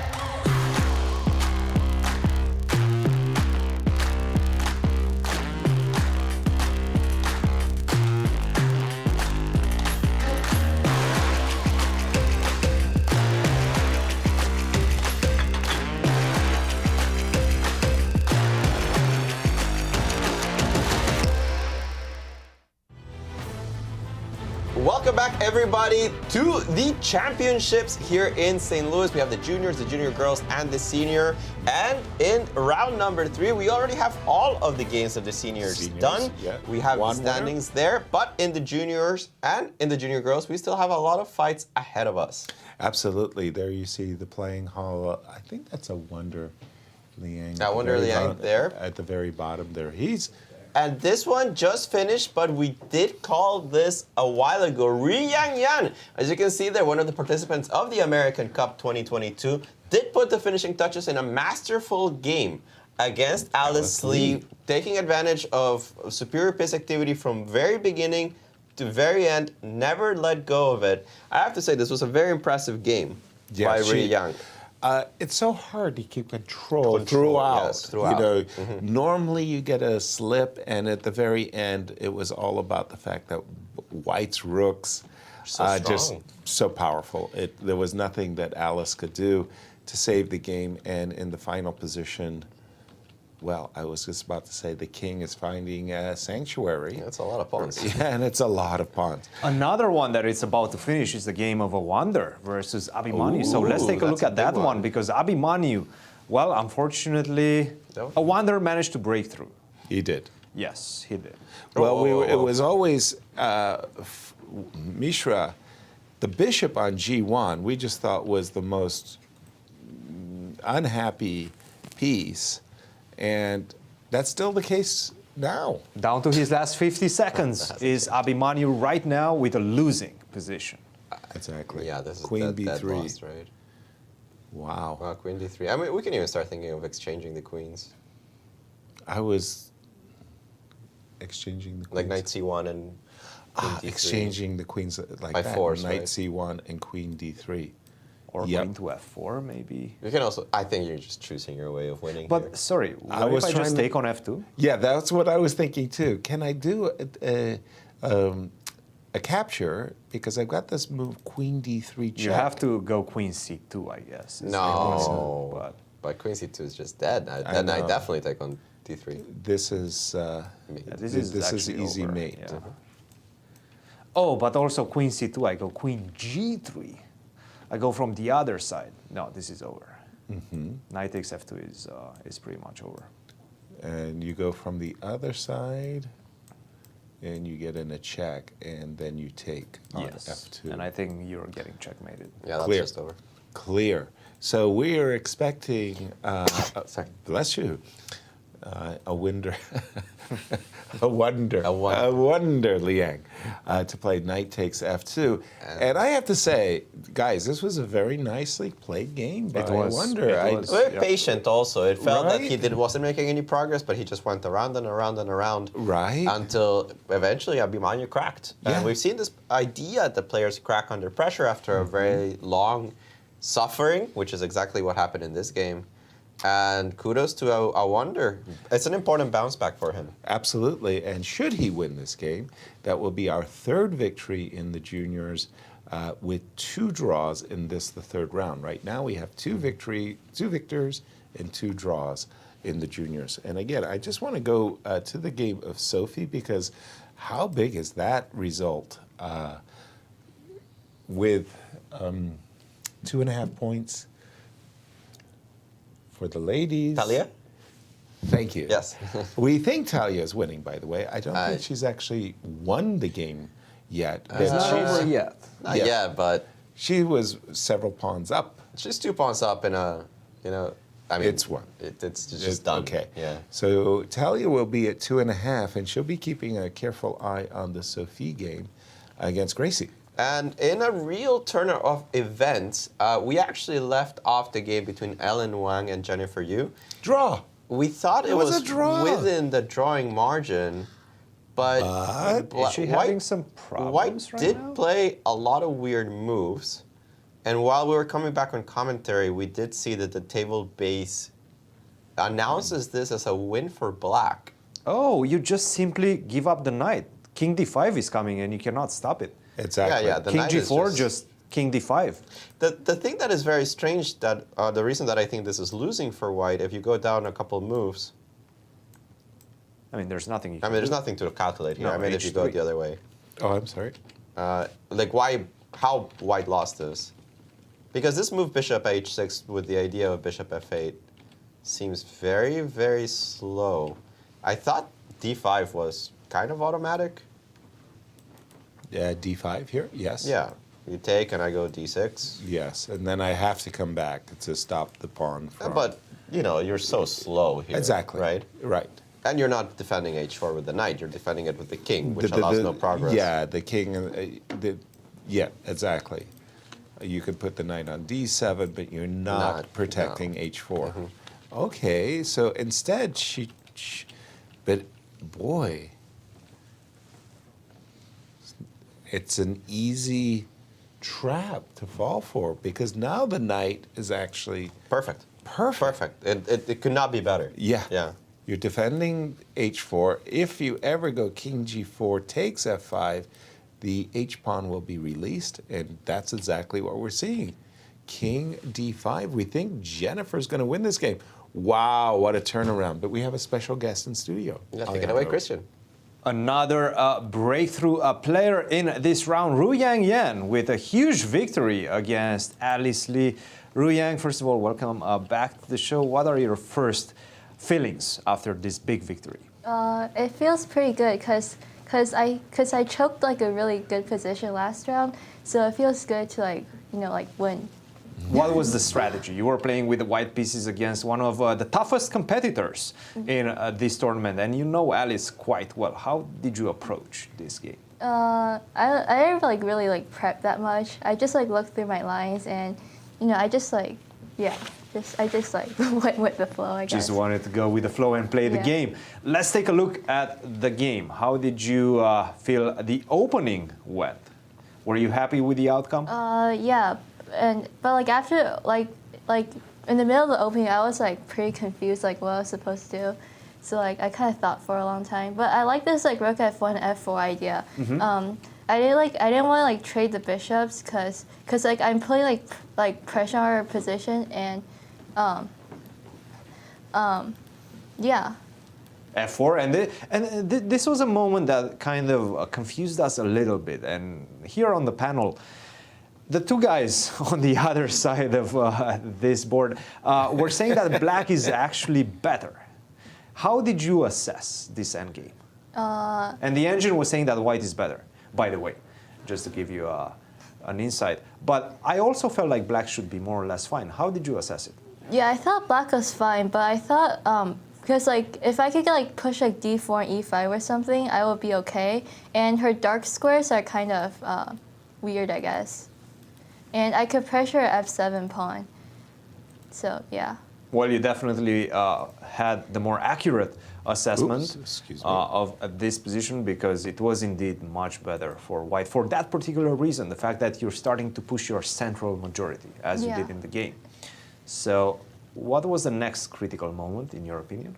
I don't know, maybe around here. Yes. Because she traded off my good knight, but I kind of realized at first I was I was kind of iffy about this position, but I kind of realized that she can't really do anything, and I could just pressure her and maybe trade off the bishops or d4 and b4 and then I don't know I can always push and she has to defend, so this it's pressure not on the always f5 easy. is really pleasant for you. Yes. Yeah. So you feel like you have pretty decent chances of winning right now. Yeah. And then, when did you feel like the critical moment came that gave you a winning position? Yeah, after rook e8. After rook e8. Bishop c4. Bishop yes. rook e8, but maybe h4 wasn't that good.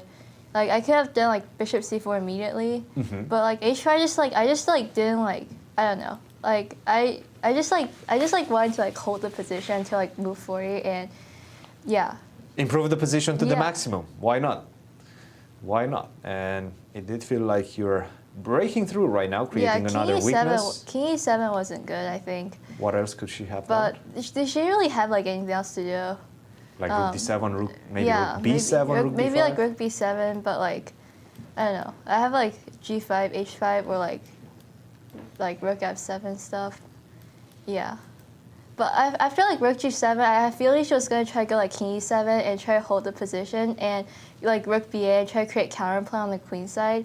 But this doesn't, but like I kind of saw this h5 idea. So yeah.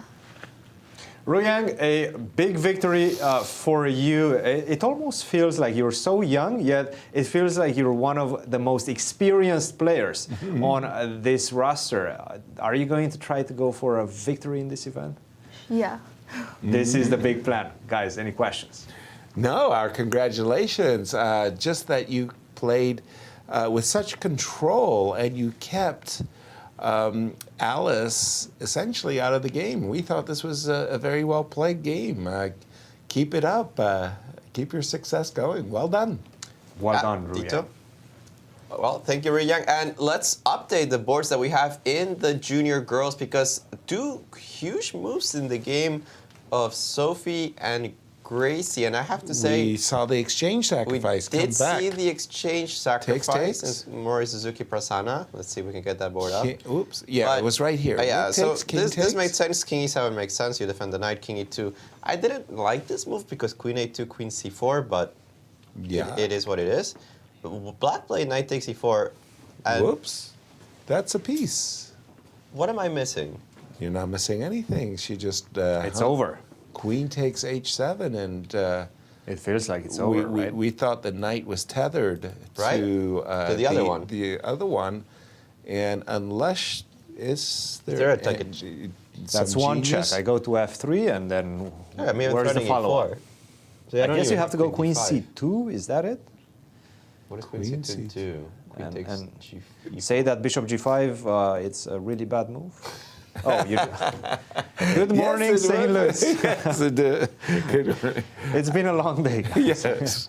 Christian, the amazing thing has been, ever since you left us, man, we've had these long. The candidates, yes. The candidates, man.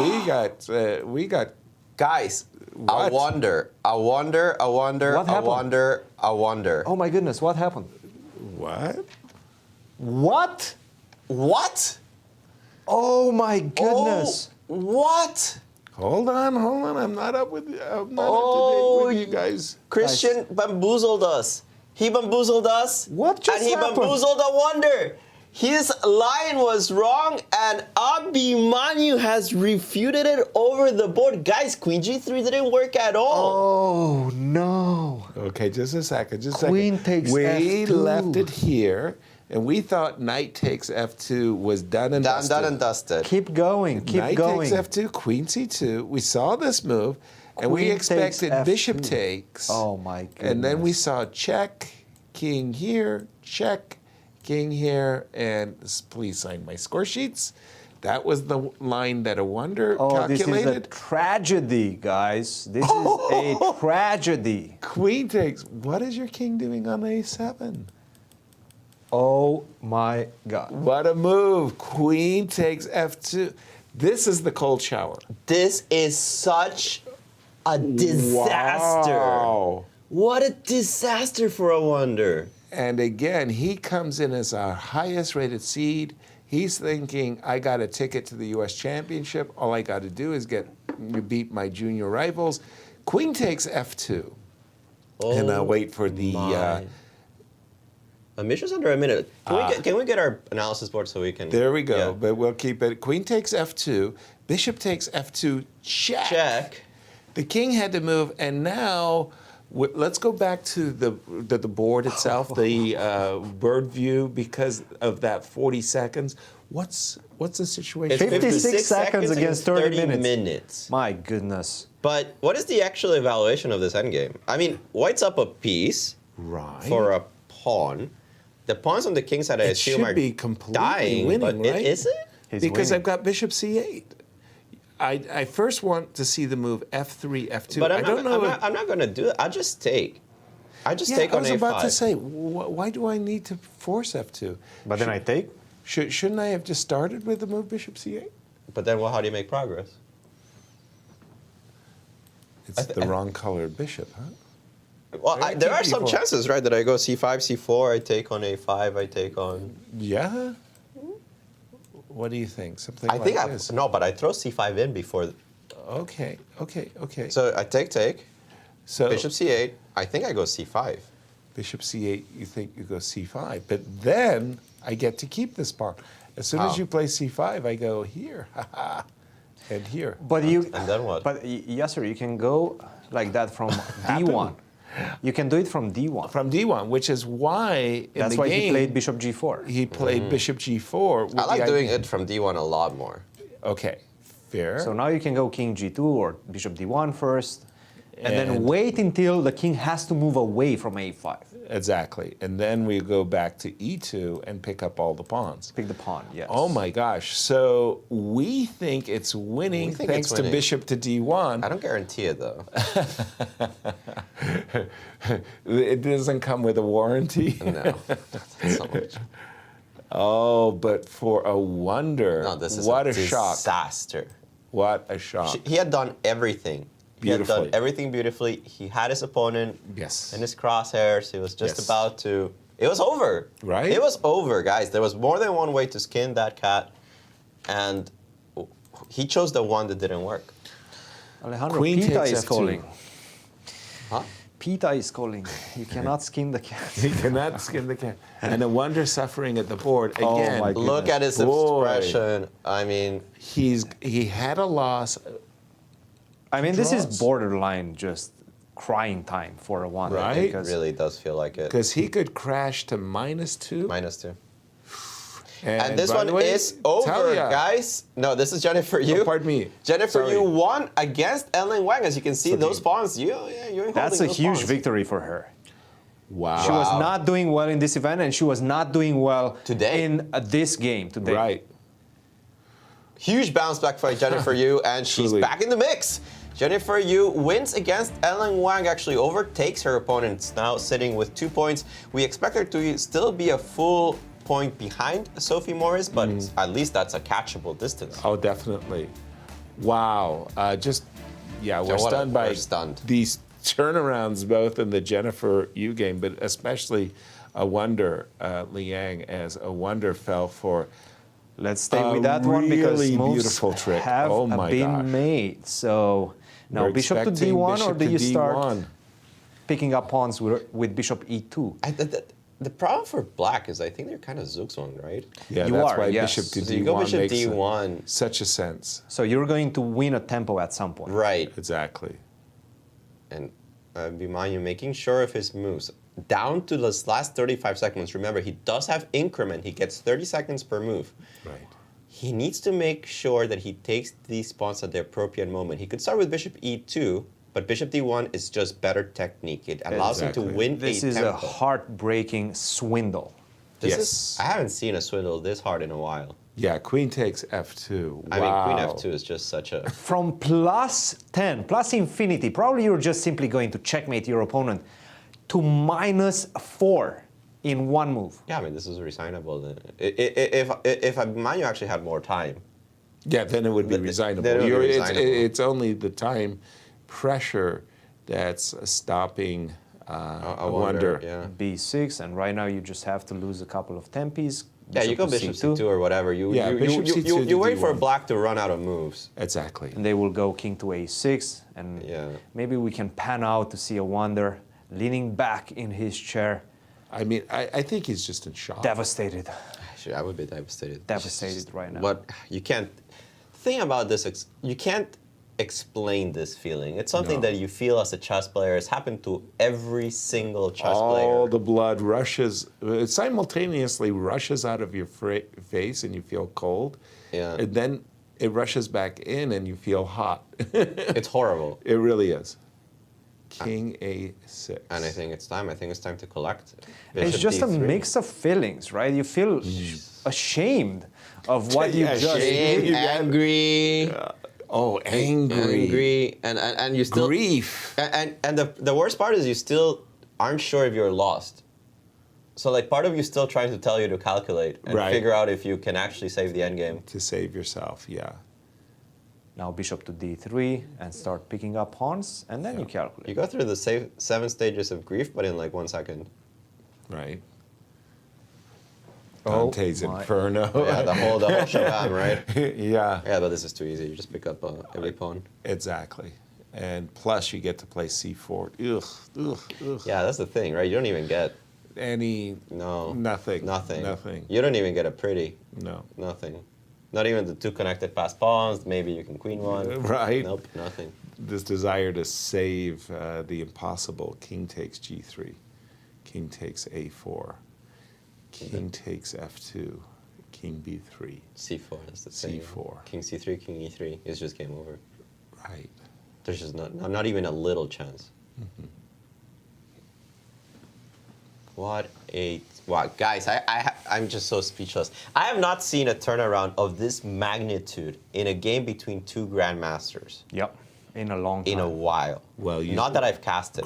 Christian said you went from +10 to -4. But it's not even about that. It was Mishra who only had seconds on his clock. Awonder had 30 minutes. Right? Add that to the mix of how bad his position C4, was. stopping B5, king goes to E3 to shoulder the king, bishop to F1, E5, and this is it. There's more than one way to win this one. It is time to resign after that. It's hard. I've had my howlers. I really have had my howlers, but I'm really thinking where I threw away a draw, if you know what I'm saying. Right. I've been worse. Maybe I could save the game. And I made a move that I thought I was losing anyway. And actually I had more chances, more resources than I thought. And I lost the game. But going from a completely overwhelming victory to a loss, I can't. It doesn't come immediately to mind. It's hard to find one of those. Yeah. Blundering half a point happens. Oh my goodness! Look at him. It does happen. Blundering half a point happens all the time. But blundering a full point. He's devastated. Wow. What a blow! What a blow! This just kills your whole tournament. I know. A game like this just finishes your whole tournament. Exactly. And he's starting with half out of 3. Half out of 3, Yasser. I know. That's the amazing point. The rating favorite of the event starts with half out of 3. Well, Maxim Dlugy just came on the show and he said, he played in the U.S. Senior where he scored half out of 6. But and then Mishra, won his last 3 games, but half out of 6. Guys, 1 second. Mishra just made his move with 3 seconds on his clock. So how do you win this one? I think what do you mean, E5. Where's the win? Is just winning. E5. No, but that's not clear because that's the wrong color pawn. It doesn't matter. The king's too far away. Yeah. Okay, I take on E5, and how do you do? King E4. You just. And then I go B5. Yeah, you take that. Take twice. You can also not Awonder is, by the way, he's playing because he knows he's got only one chance, and that's the clock. So and then you put the bishop on the A2, G8 diagonal to stop the The king comes nowhere near the squares he needs to be. Exactly. By the way, I had seen a game annotated by Mishra, and his annotations to an ending were extraordinarily good. And it seemed to me that somebody has worked with his endgame technique. He knows his endgames. I was impressed by his endgame knowledge. Who does he work with? Mishra, I mean. I don't know, actually. I know that he's part of the Kasparov Chess Foundation. And the All-Star? And the All-Star, Young All-Stars program. I think Awonder is too. Awonder was. Actually, he's an alum of the... He's an alumni. Of the program. He's too old now, Yasser. He's in college. He's in sophomore. We forgot about him. Yeah. The talent becomes an adult. It happens. It happens to all of us. Are we expecting King F5? I know Awonder since he was 10. Remarkable. Yeah. Now he's just too old for the Kasparov Chess Foundation. I mean, I worked with Awonder, I think, in 2012. Really? Yeah. One of his youth championships. Wow. I might have been Jeffrey's first defeated GM back in Dallas when he was 7. Jeffrey Zhang. Yeah. Jeffrey Zhang. You created the monster. Oh, man. You encouraged him to continue playing. We're holding you accountable, Christian. I feel old. We should. I remember Jeffrey visiting a summer camp that I did, and he was just wonderfully enthusiastic about everything. He would just go from one camper to the other. Want to play blitz? Want to play blitz? I'm ready to play blitz. I don't think there's any need to touch this pawn on b5, right? At the moment, no. I don't think so. I think I could just take on I think g5. just take, right? And g5 and push. Yeah. I think you have to take on c4 after king takes g5. He's going for the g5 pawn, I think. Yeah. King takes g5. That's probably the cleanest. By the way, his clock time, I mean, I think he's making his moves in the appropriate he has 40 time. seconds. Yeah. Yeah, this is done. But he's not really building up much time. So if you take on c4, he has an extra queen, he'll... yeah, he'll be fine. He'll be fine. If you take on c4, do you take back or do you go bishop e4? I think you take back, just so the king doesn't... I think the bishop is equally good on c4 as well as e4. But you're right. I mean, you may stop and think about, well, maybe I could put my bishop on e4, but I would just take the pawn. I would just take the pawn back. Yeah. Yeah, he didn't think about that one. It was a pre-pawn he saw it. He was like, all right. The first time he's almost pre-moved that. That came pretty fast. Yeah, but this pawn is unstoppable now. H3 is going. Yeah, by the way, because you're covering g8, you're not making it to the corner anymore. You're not making it to the corner. Yeah, I think and the bishop patrols. Yeah, there it is. He resigned. He resigns. It's over. Wow. He's not Awonder happy. is going to shoot out the door. Oh, and my goodness. Christian, if you could get Awonder for a post-game interview. I don't think I'll make that Yasser, don't be so cruel. I Come don't on. think so. No. He's doing the most gentlemanly thing. He's setting up his pieces even. He signed the score sheets. He's doing what he needs to do. But man, does he want to get out of there. Right. And we cannot blame him. No. What a turnaround of events for him. This went from a brilliancy to a disaster. And when we talk about the cruelty of chess, guys, This is it. In all of its glory. Wow. We've all been there at some point. Yeah. We have all been burned like this, but man, this was hard to watch. It really was. Fortunately, we have a guest, so we get to recover ourselves. Over to you, Christian. I'm here with Jennifer Yu, the rating favorite coming into this event. Jennifer, a tame start, but finally you broke through. How does that feel? It feels pretty good. Honestly, I don't know if this game probably wasn't the best way to see that, but I am not exactly sure like what the evaluation was throughout the game, but it was definitely really tricky. It felt like she was playing really well at the beginning, especially in the opening phase. Did you feel that way?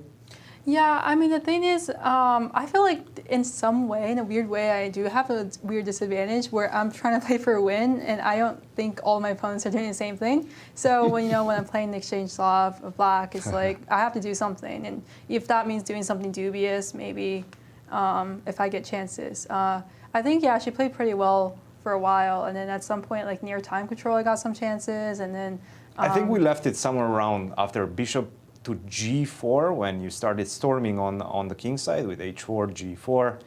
And then she offered this trade with the bishops on g4, and then he took.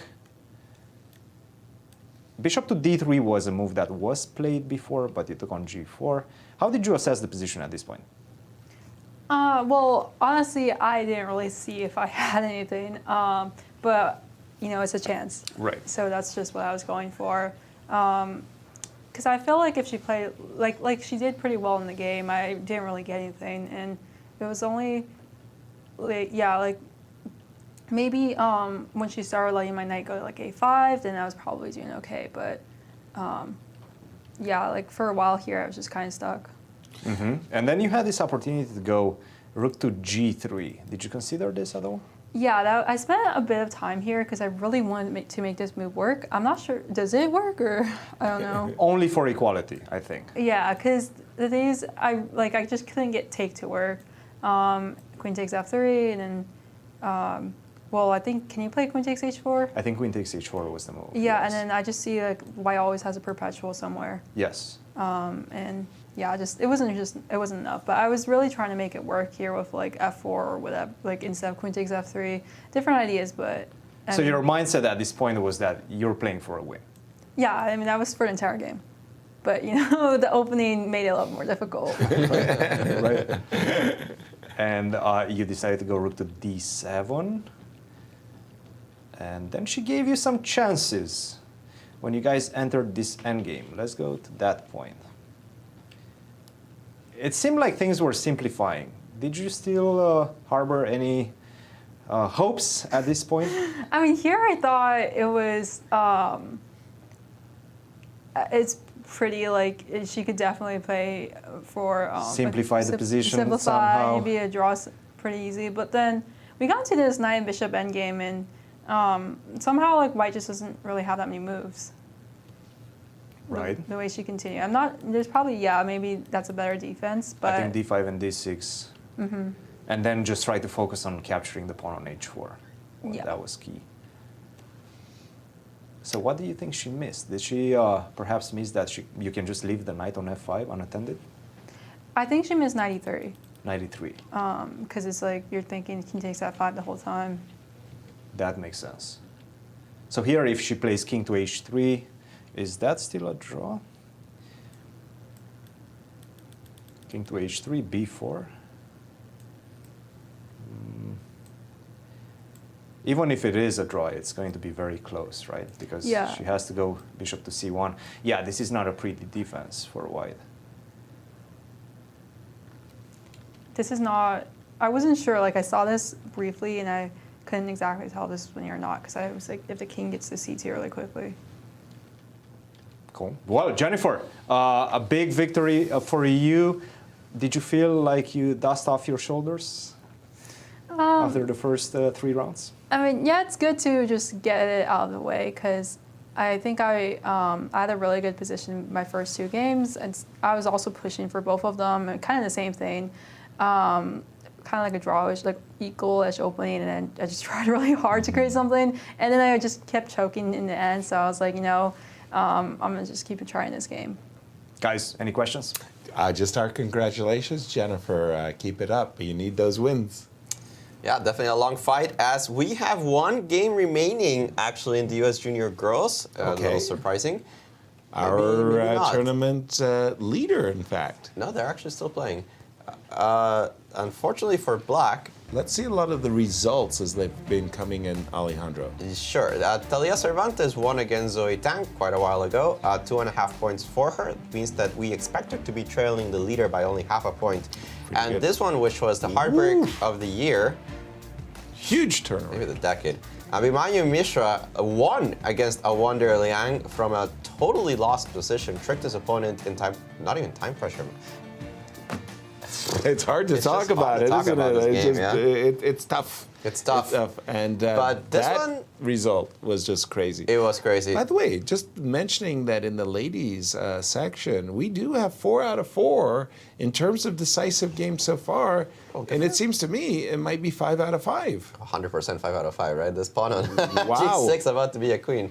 Exactly. And a great result for Sophie, who perhaps didn't convert exactly the way that we wanted her to, but it was good enough. And she, with this win, I'm not really sure why we're playing this. We're going to see queen to g1. Queen to g1, blocking the check. With this win, she'll go to 3 out of 3. What a dream start for this player. Yeah. No, 3 out of 3. You know, it feels really, really good. You could play in the national championships, you get your first victory, and you think to yourself, oh man, that was just, okay, that's the monkey off my shoulders, you know, like at least I got 1 win. You go 3 out of 3, and your ambition is just soaring through the roof. You just go, okay, I'm supposed to win this event, aren't I? Yeah. Queen c3, played tickling the pawn on h3. Right. She's played some cheapos. She's played some good players in the rating list. She did defeat Rochelle Wu with the black pieces, and that has to put a huge amount of wind behind your sails because that's one of the top-rated players, one of the talented players everybody's talking about. Yep. And you beat her up. Exactly. By the way, this is a You play G7 and you think, okay, why don't you resign? And Don't then do it's that. suddenly it's a draw on the spot. That would be a terrible blunder to advance your pawn and allow queen takes h3 check. Okay, so what's the best move? Just king h2? I have queen g4. Queen somewhere. Queen g4 G4 and then hide the king to h4. If you start yes, giving exactly. checks. That was There exactly must my thinking. There must be a lot of ways to do this. But protect the pawn on h3. Maybe queen g3. Is I like also queen pretty g4. It has everything protected, right? She's moving for the knight. Whoa. Wait a minute. This allows queen What f3 about check. queen f3? Why are you doing this, Why Sophie? did you make it difficult for Is yourself? it winning anyway? I mean, I'm sure everything should be But winning, queen right? g4 was just like, okay, that's it. We can sign the score sheets and go to dinner. This is not as easy as it should be, I don't guys. think the players want us going to dinner. Queen I've f3. noticed that about the players this tournament. Guys, she missed queen They f3. don't like us having dinner. They just skipped dinner? No. For us to have dinner. For us to have dinner. Yeah. No, I get that. No, So, I mean, commentators, it's the worst job, man. It's just terrible. If I play queen f3 and queen g2, You probably have to go queen g2, right? What? I was No going to way. go. No, I was gonna go knight g2. Knight g2, queen takes h3. And then queen h2. Also, knight g2, maybe I can consider queen g3. Queen g3 is a nasty move, but no. I've got queen c1 check. have I'm queen with c1. you. Yeah. No, that's I'm good, with that's you good. on If this you can give a one. check, you're happy. Sorry, let me just put that once again on the board, because what I can do thereafter is immediately post my queen on h6 and keep my g-pawn.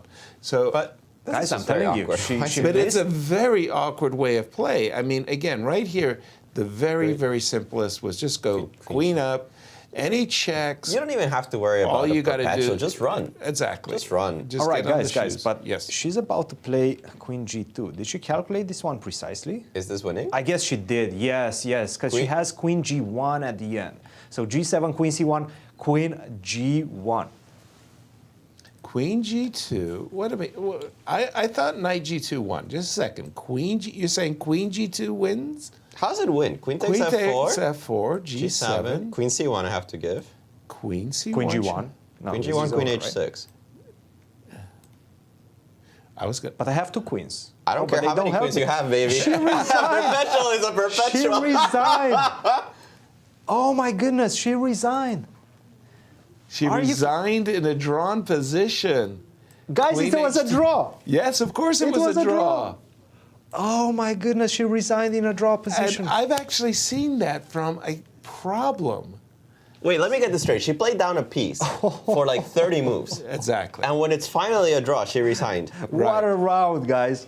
A wonder now. Sophie Morris-Suzuki winning. We had a Wonder, we have Sophie, and we had Jennifer. We thought. My why would you- goodness.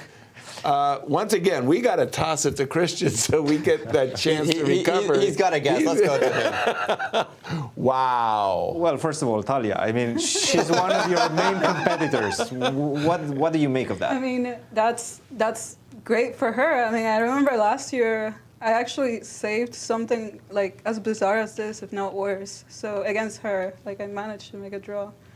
Well, But yeah, that's crazy. I mean, you're still half a point behind. A great victory for you today. Yesterday, even with Jennifer, you have some chances.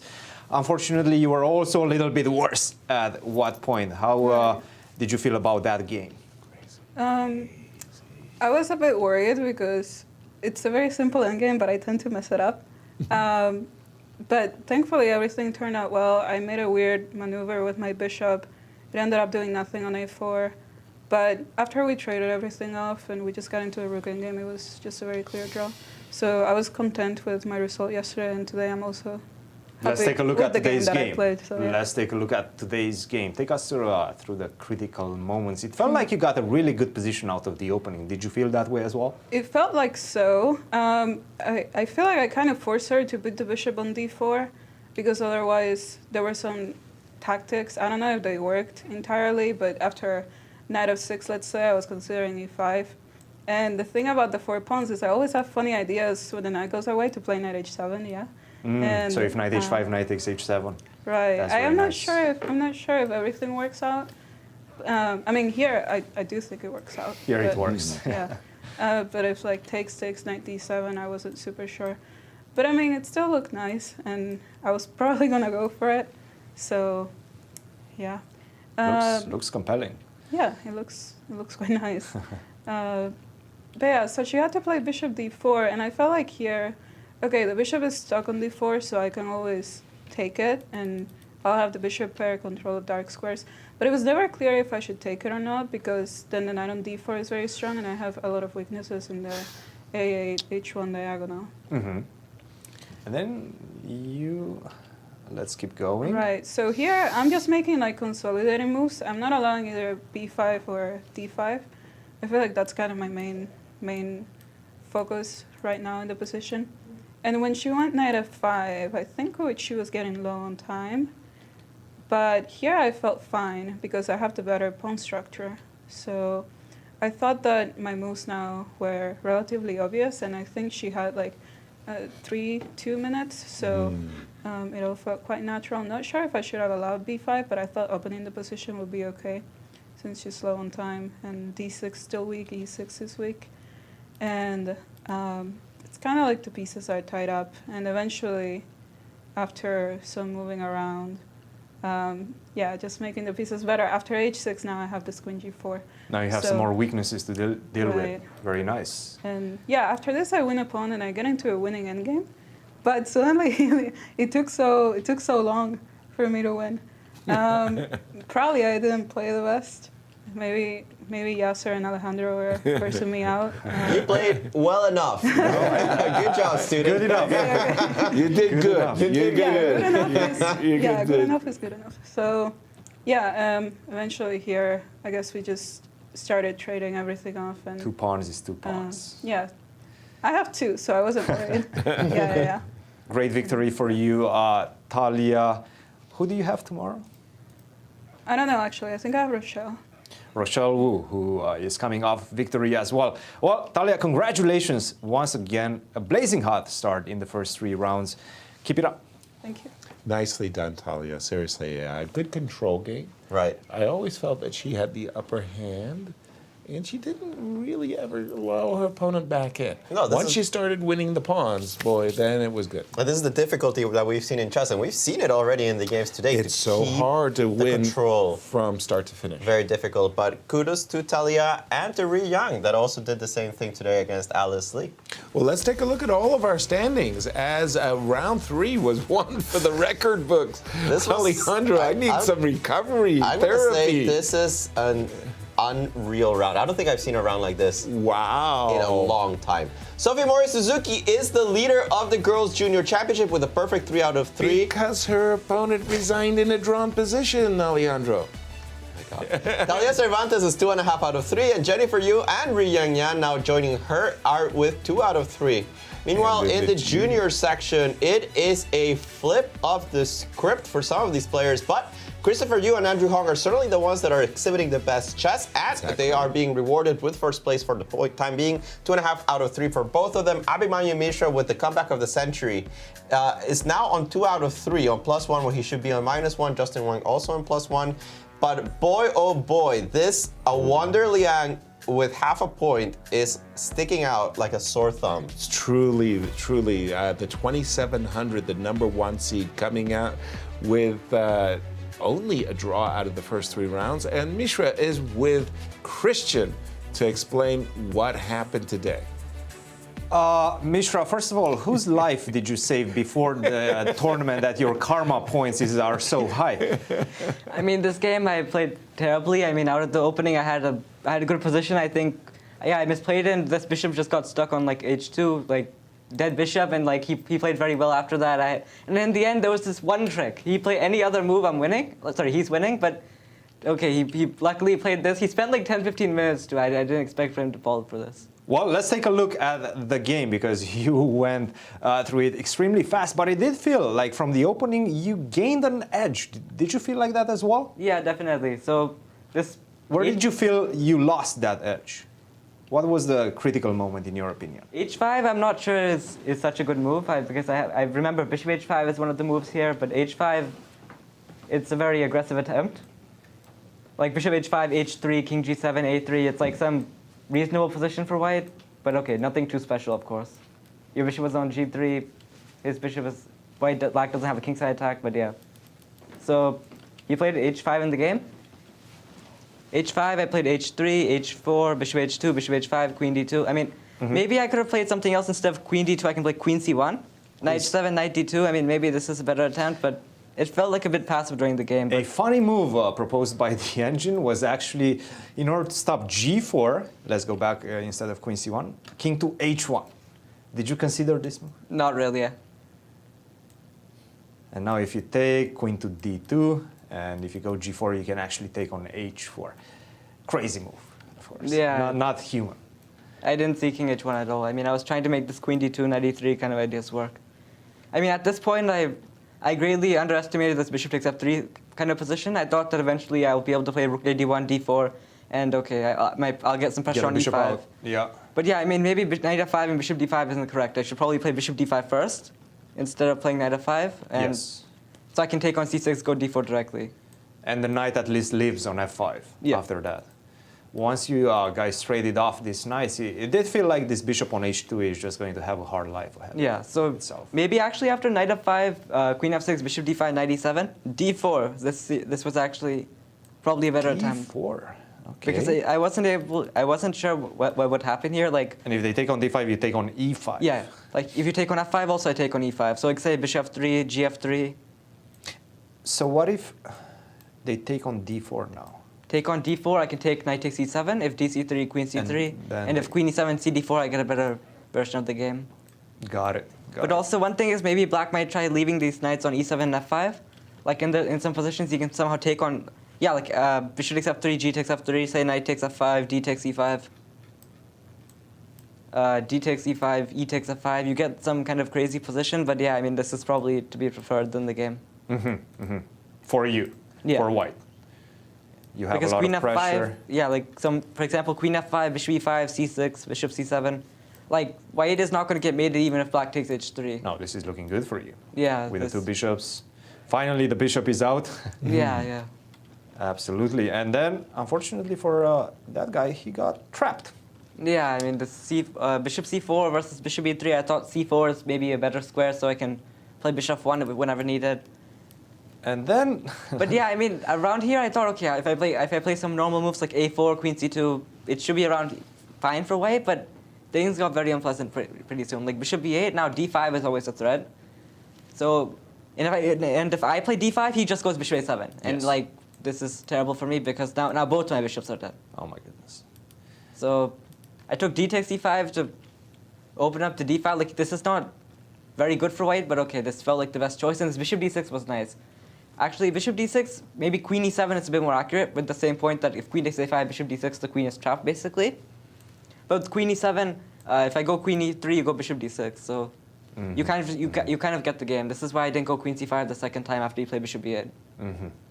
Very nice. And he did seem like he was making some advancement in the position. And at some point, you felt like you need to play f4. I mean, that was dead lost. I mean, queen d3, queen c4.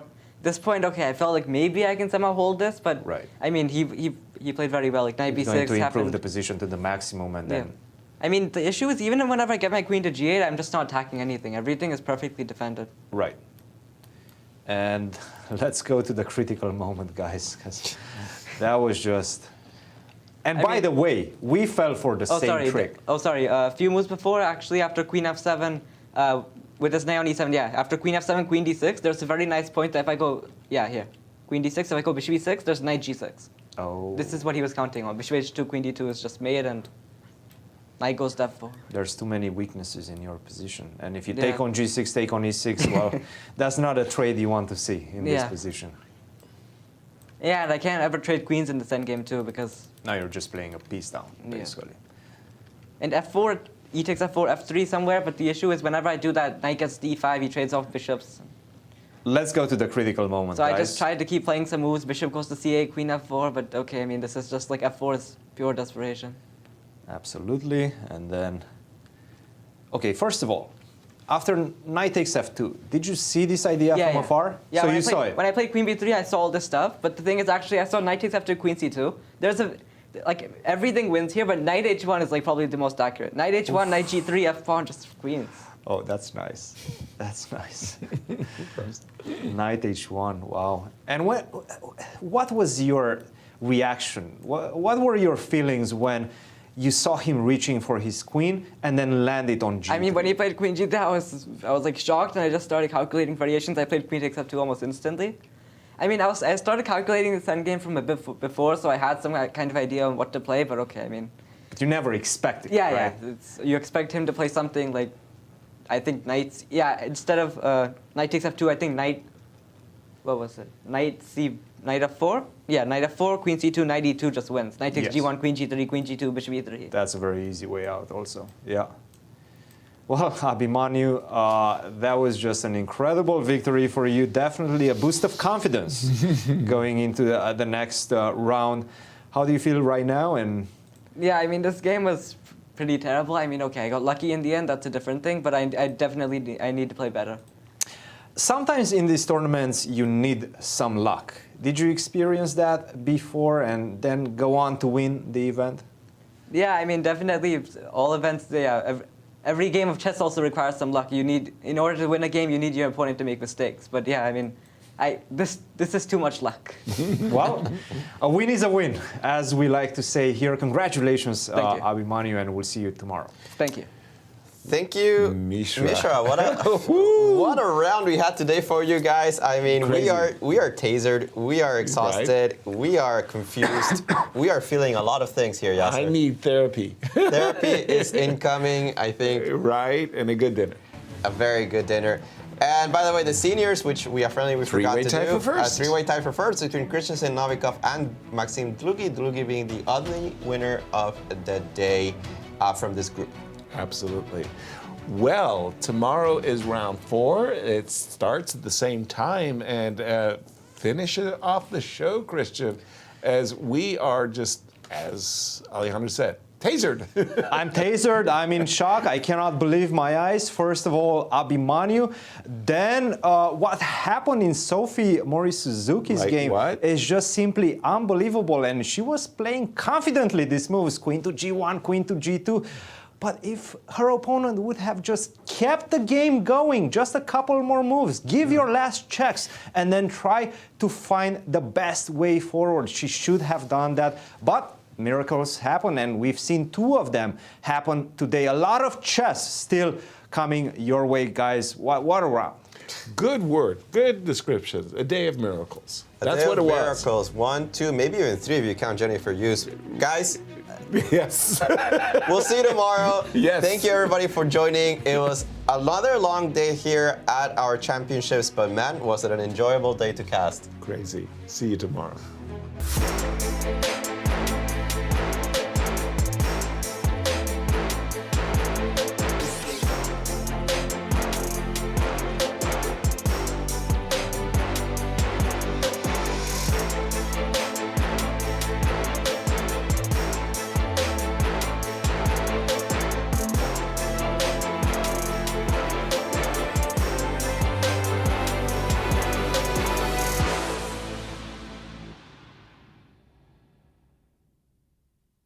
This has been a presentation of the St. Louis Chess Club. Any reproduction or distribution of this content without the express written consent of the St. Louis Chess Club is prohibited.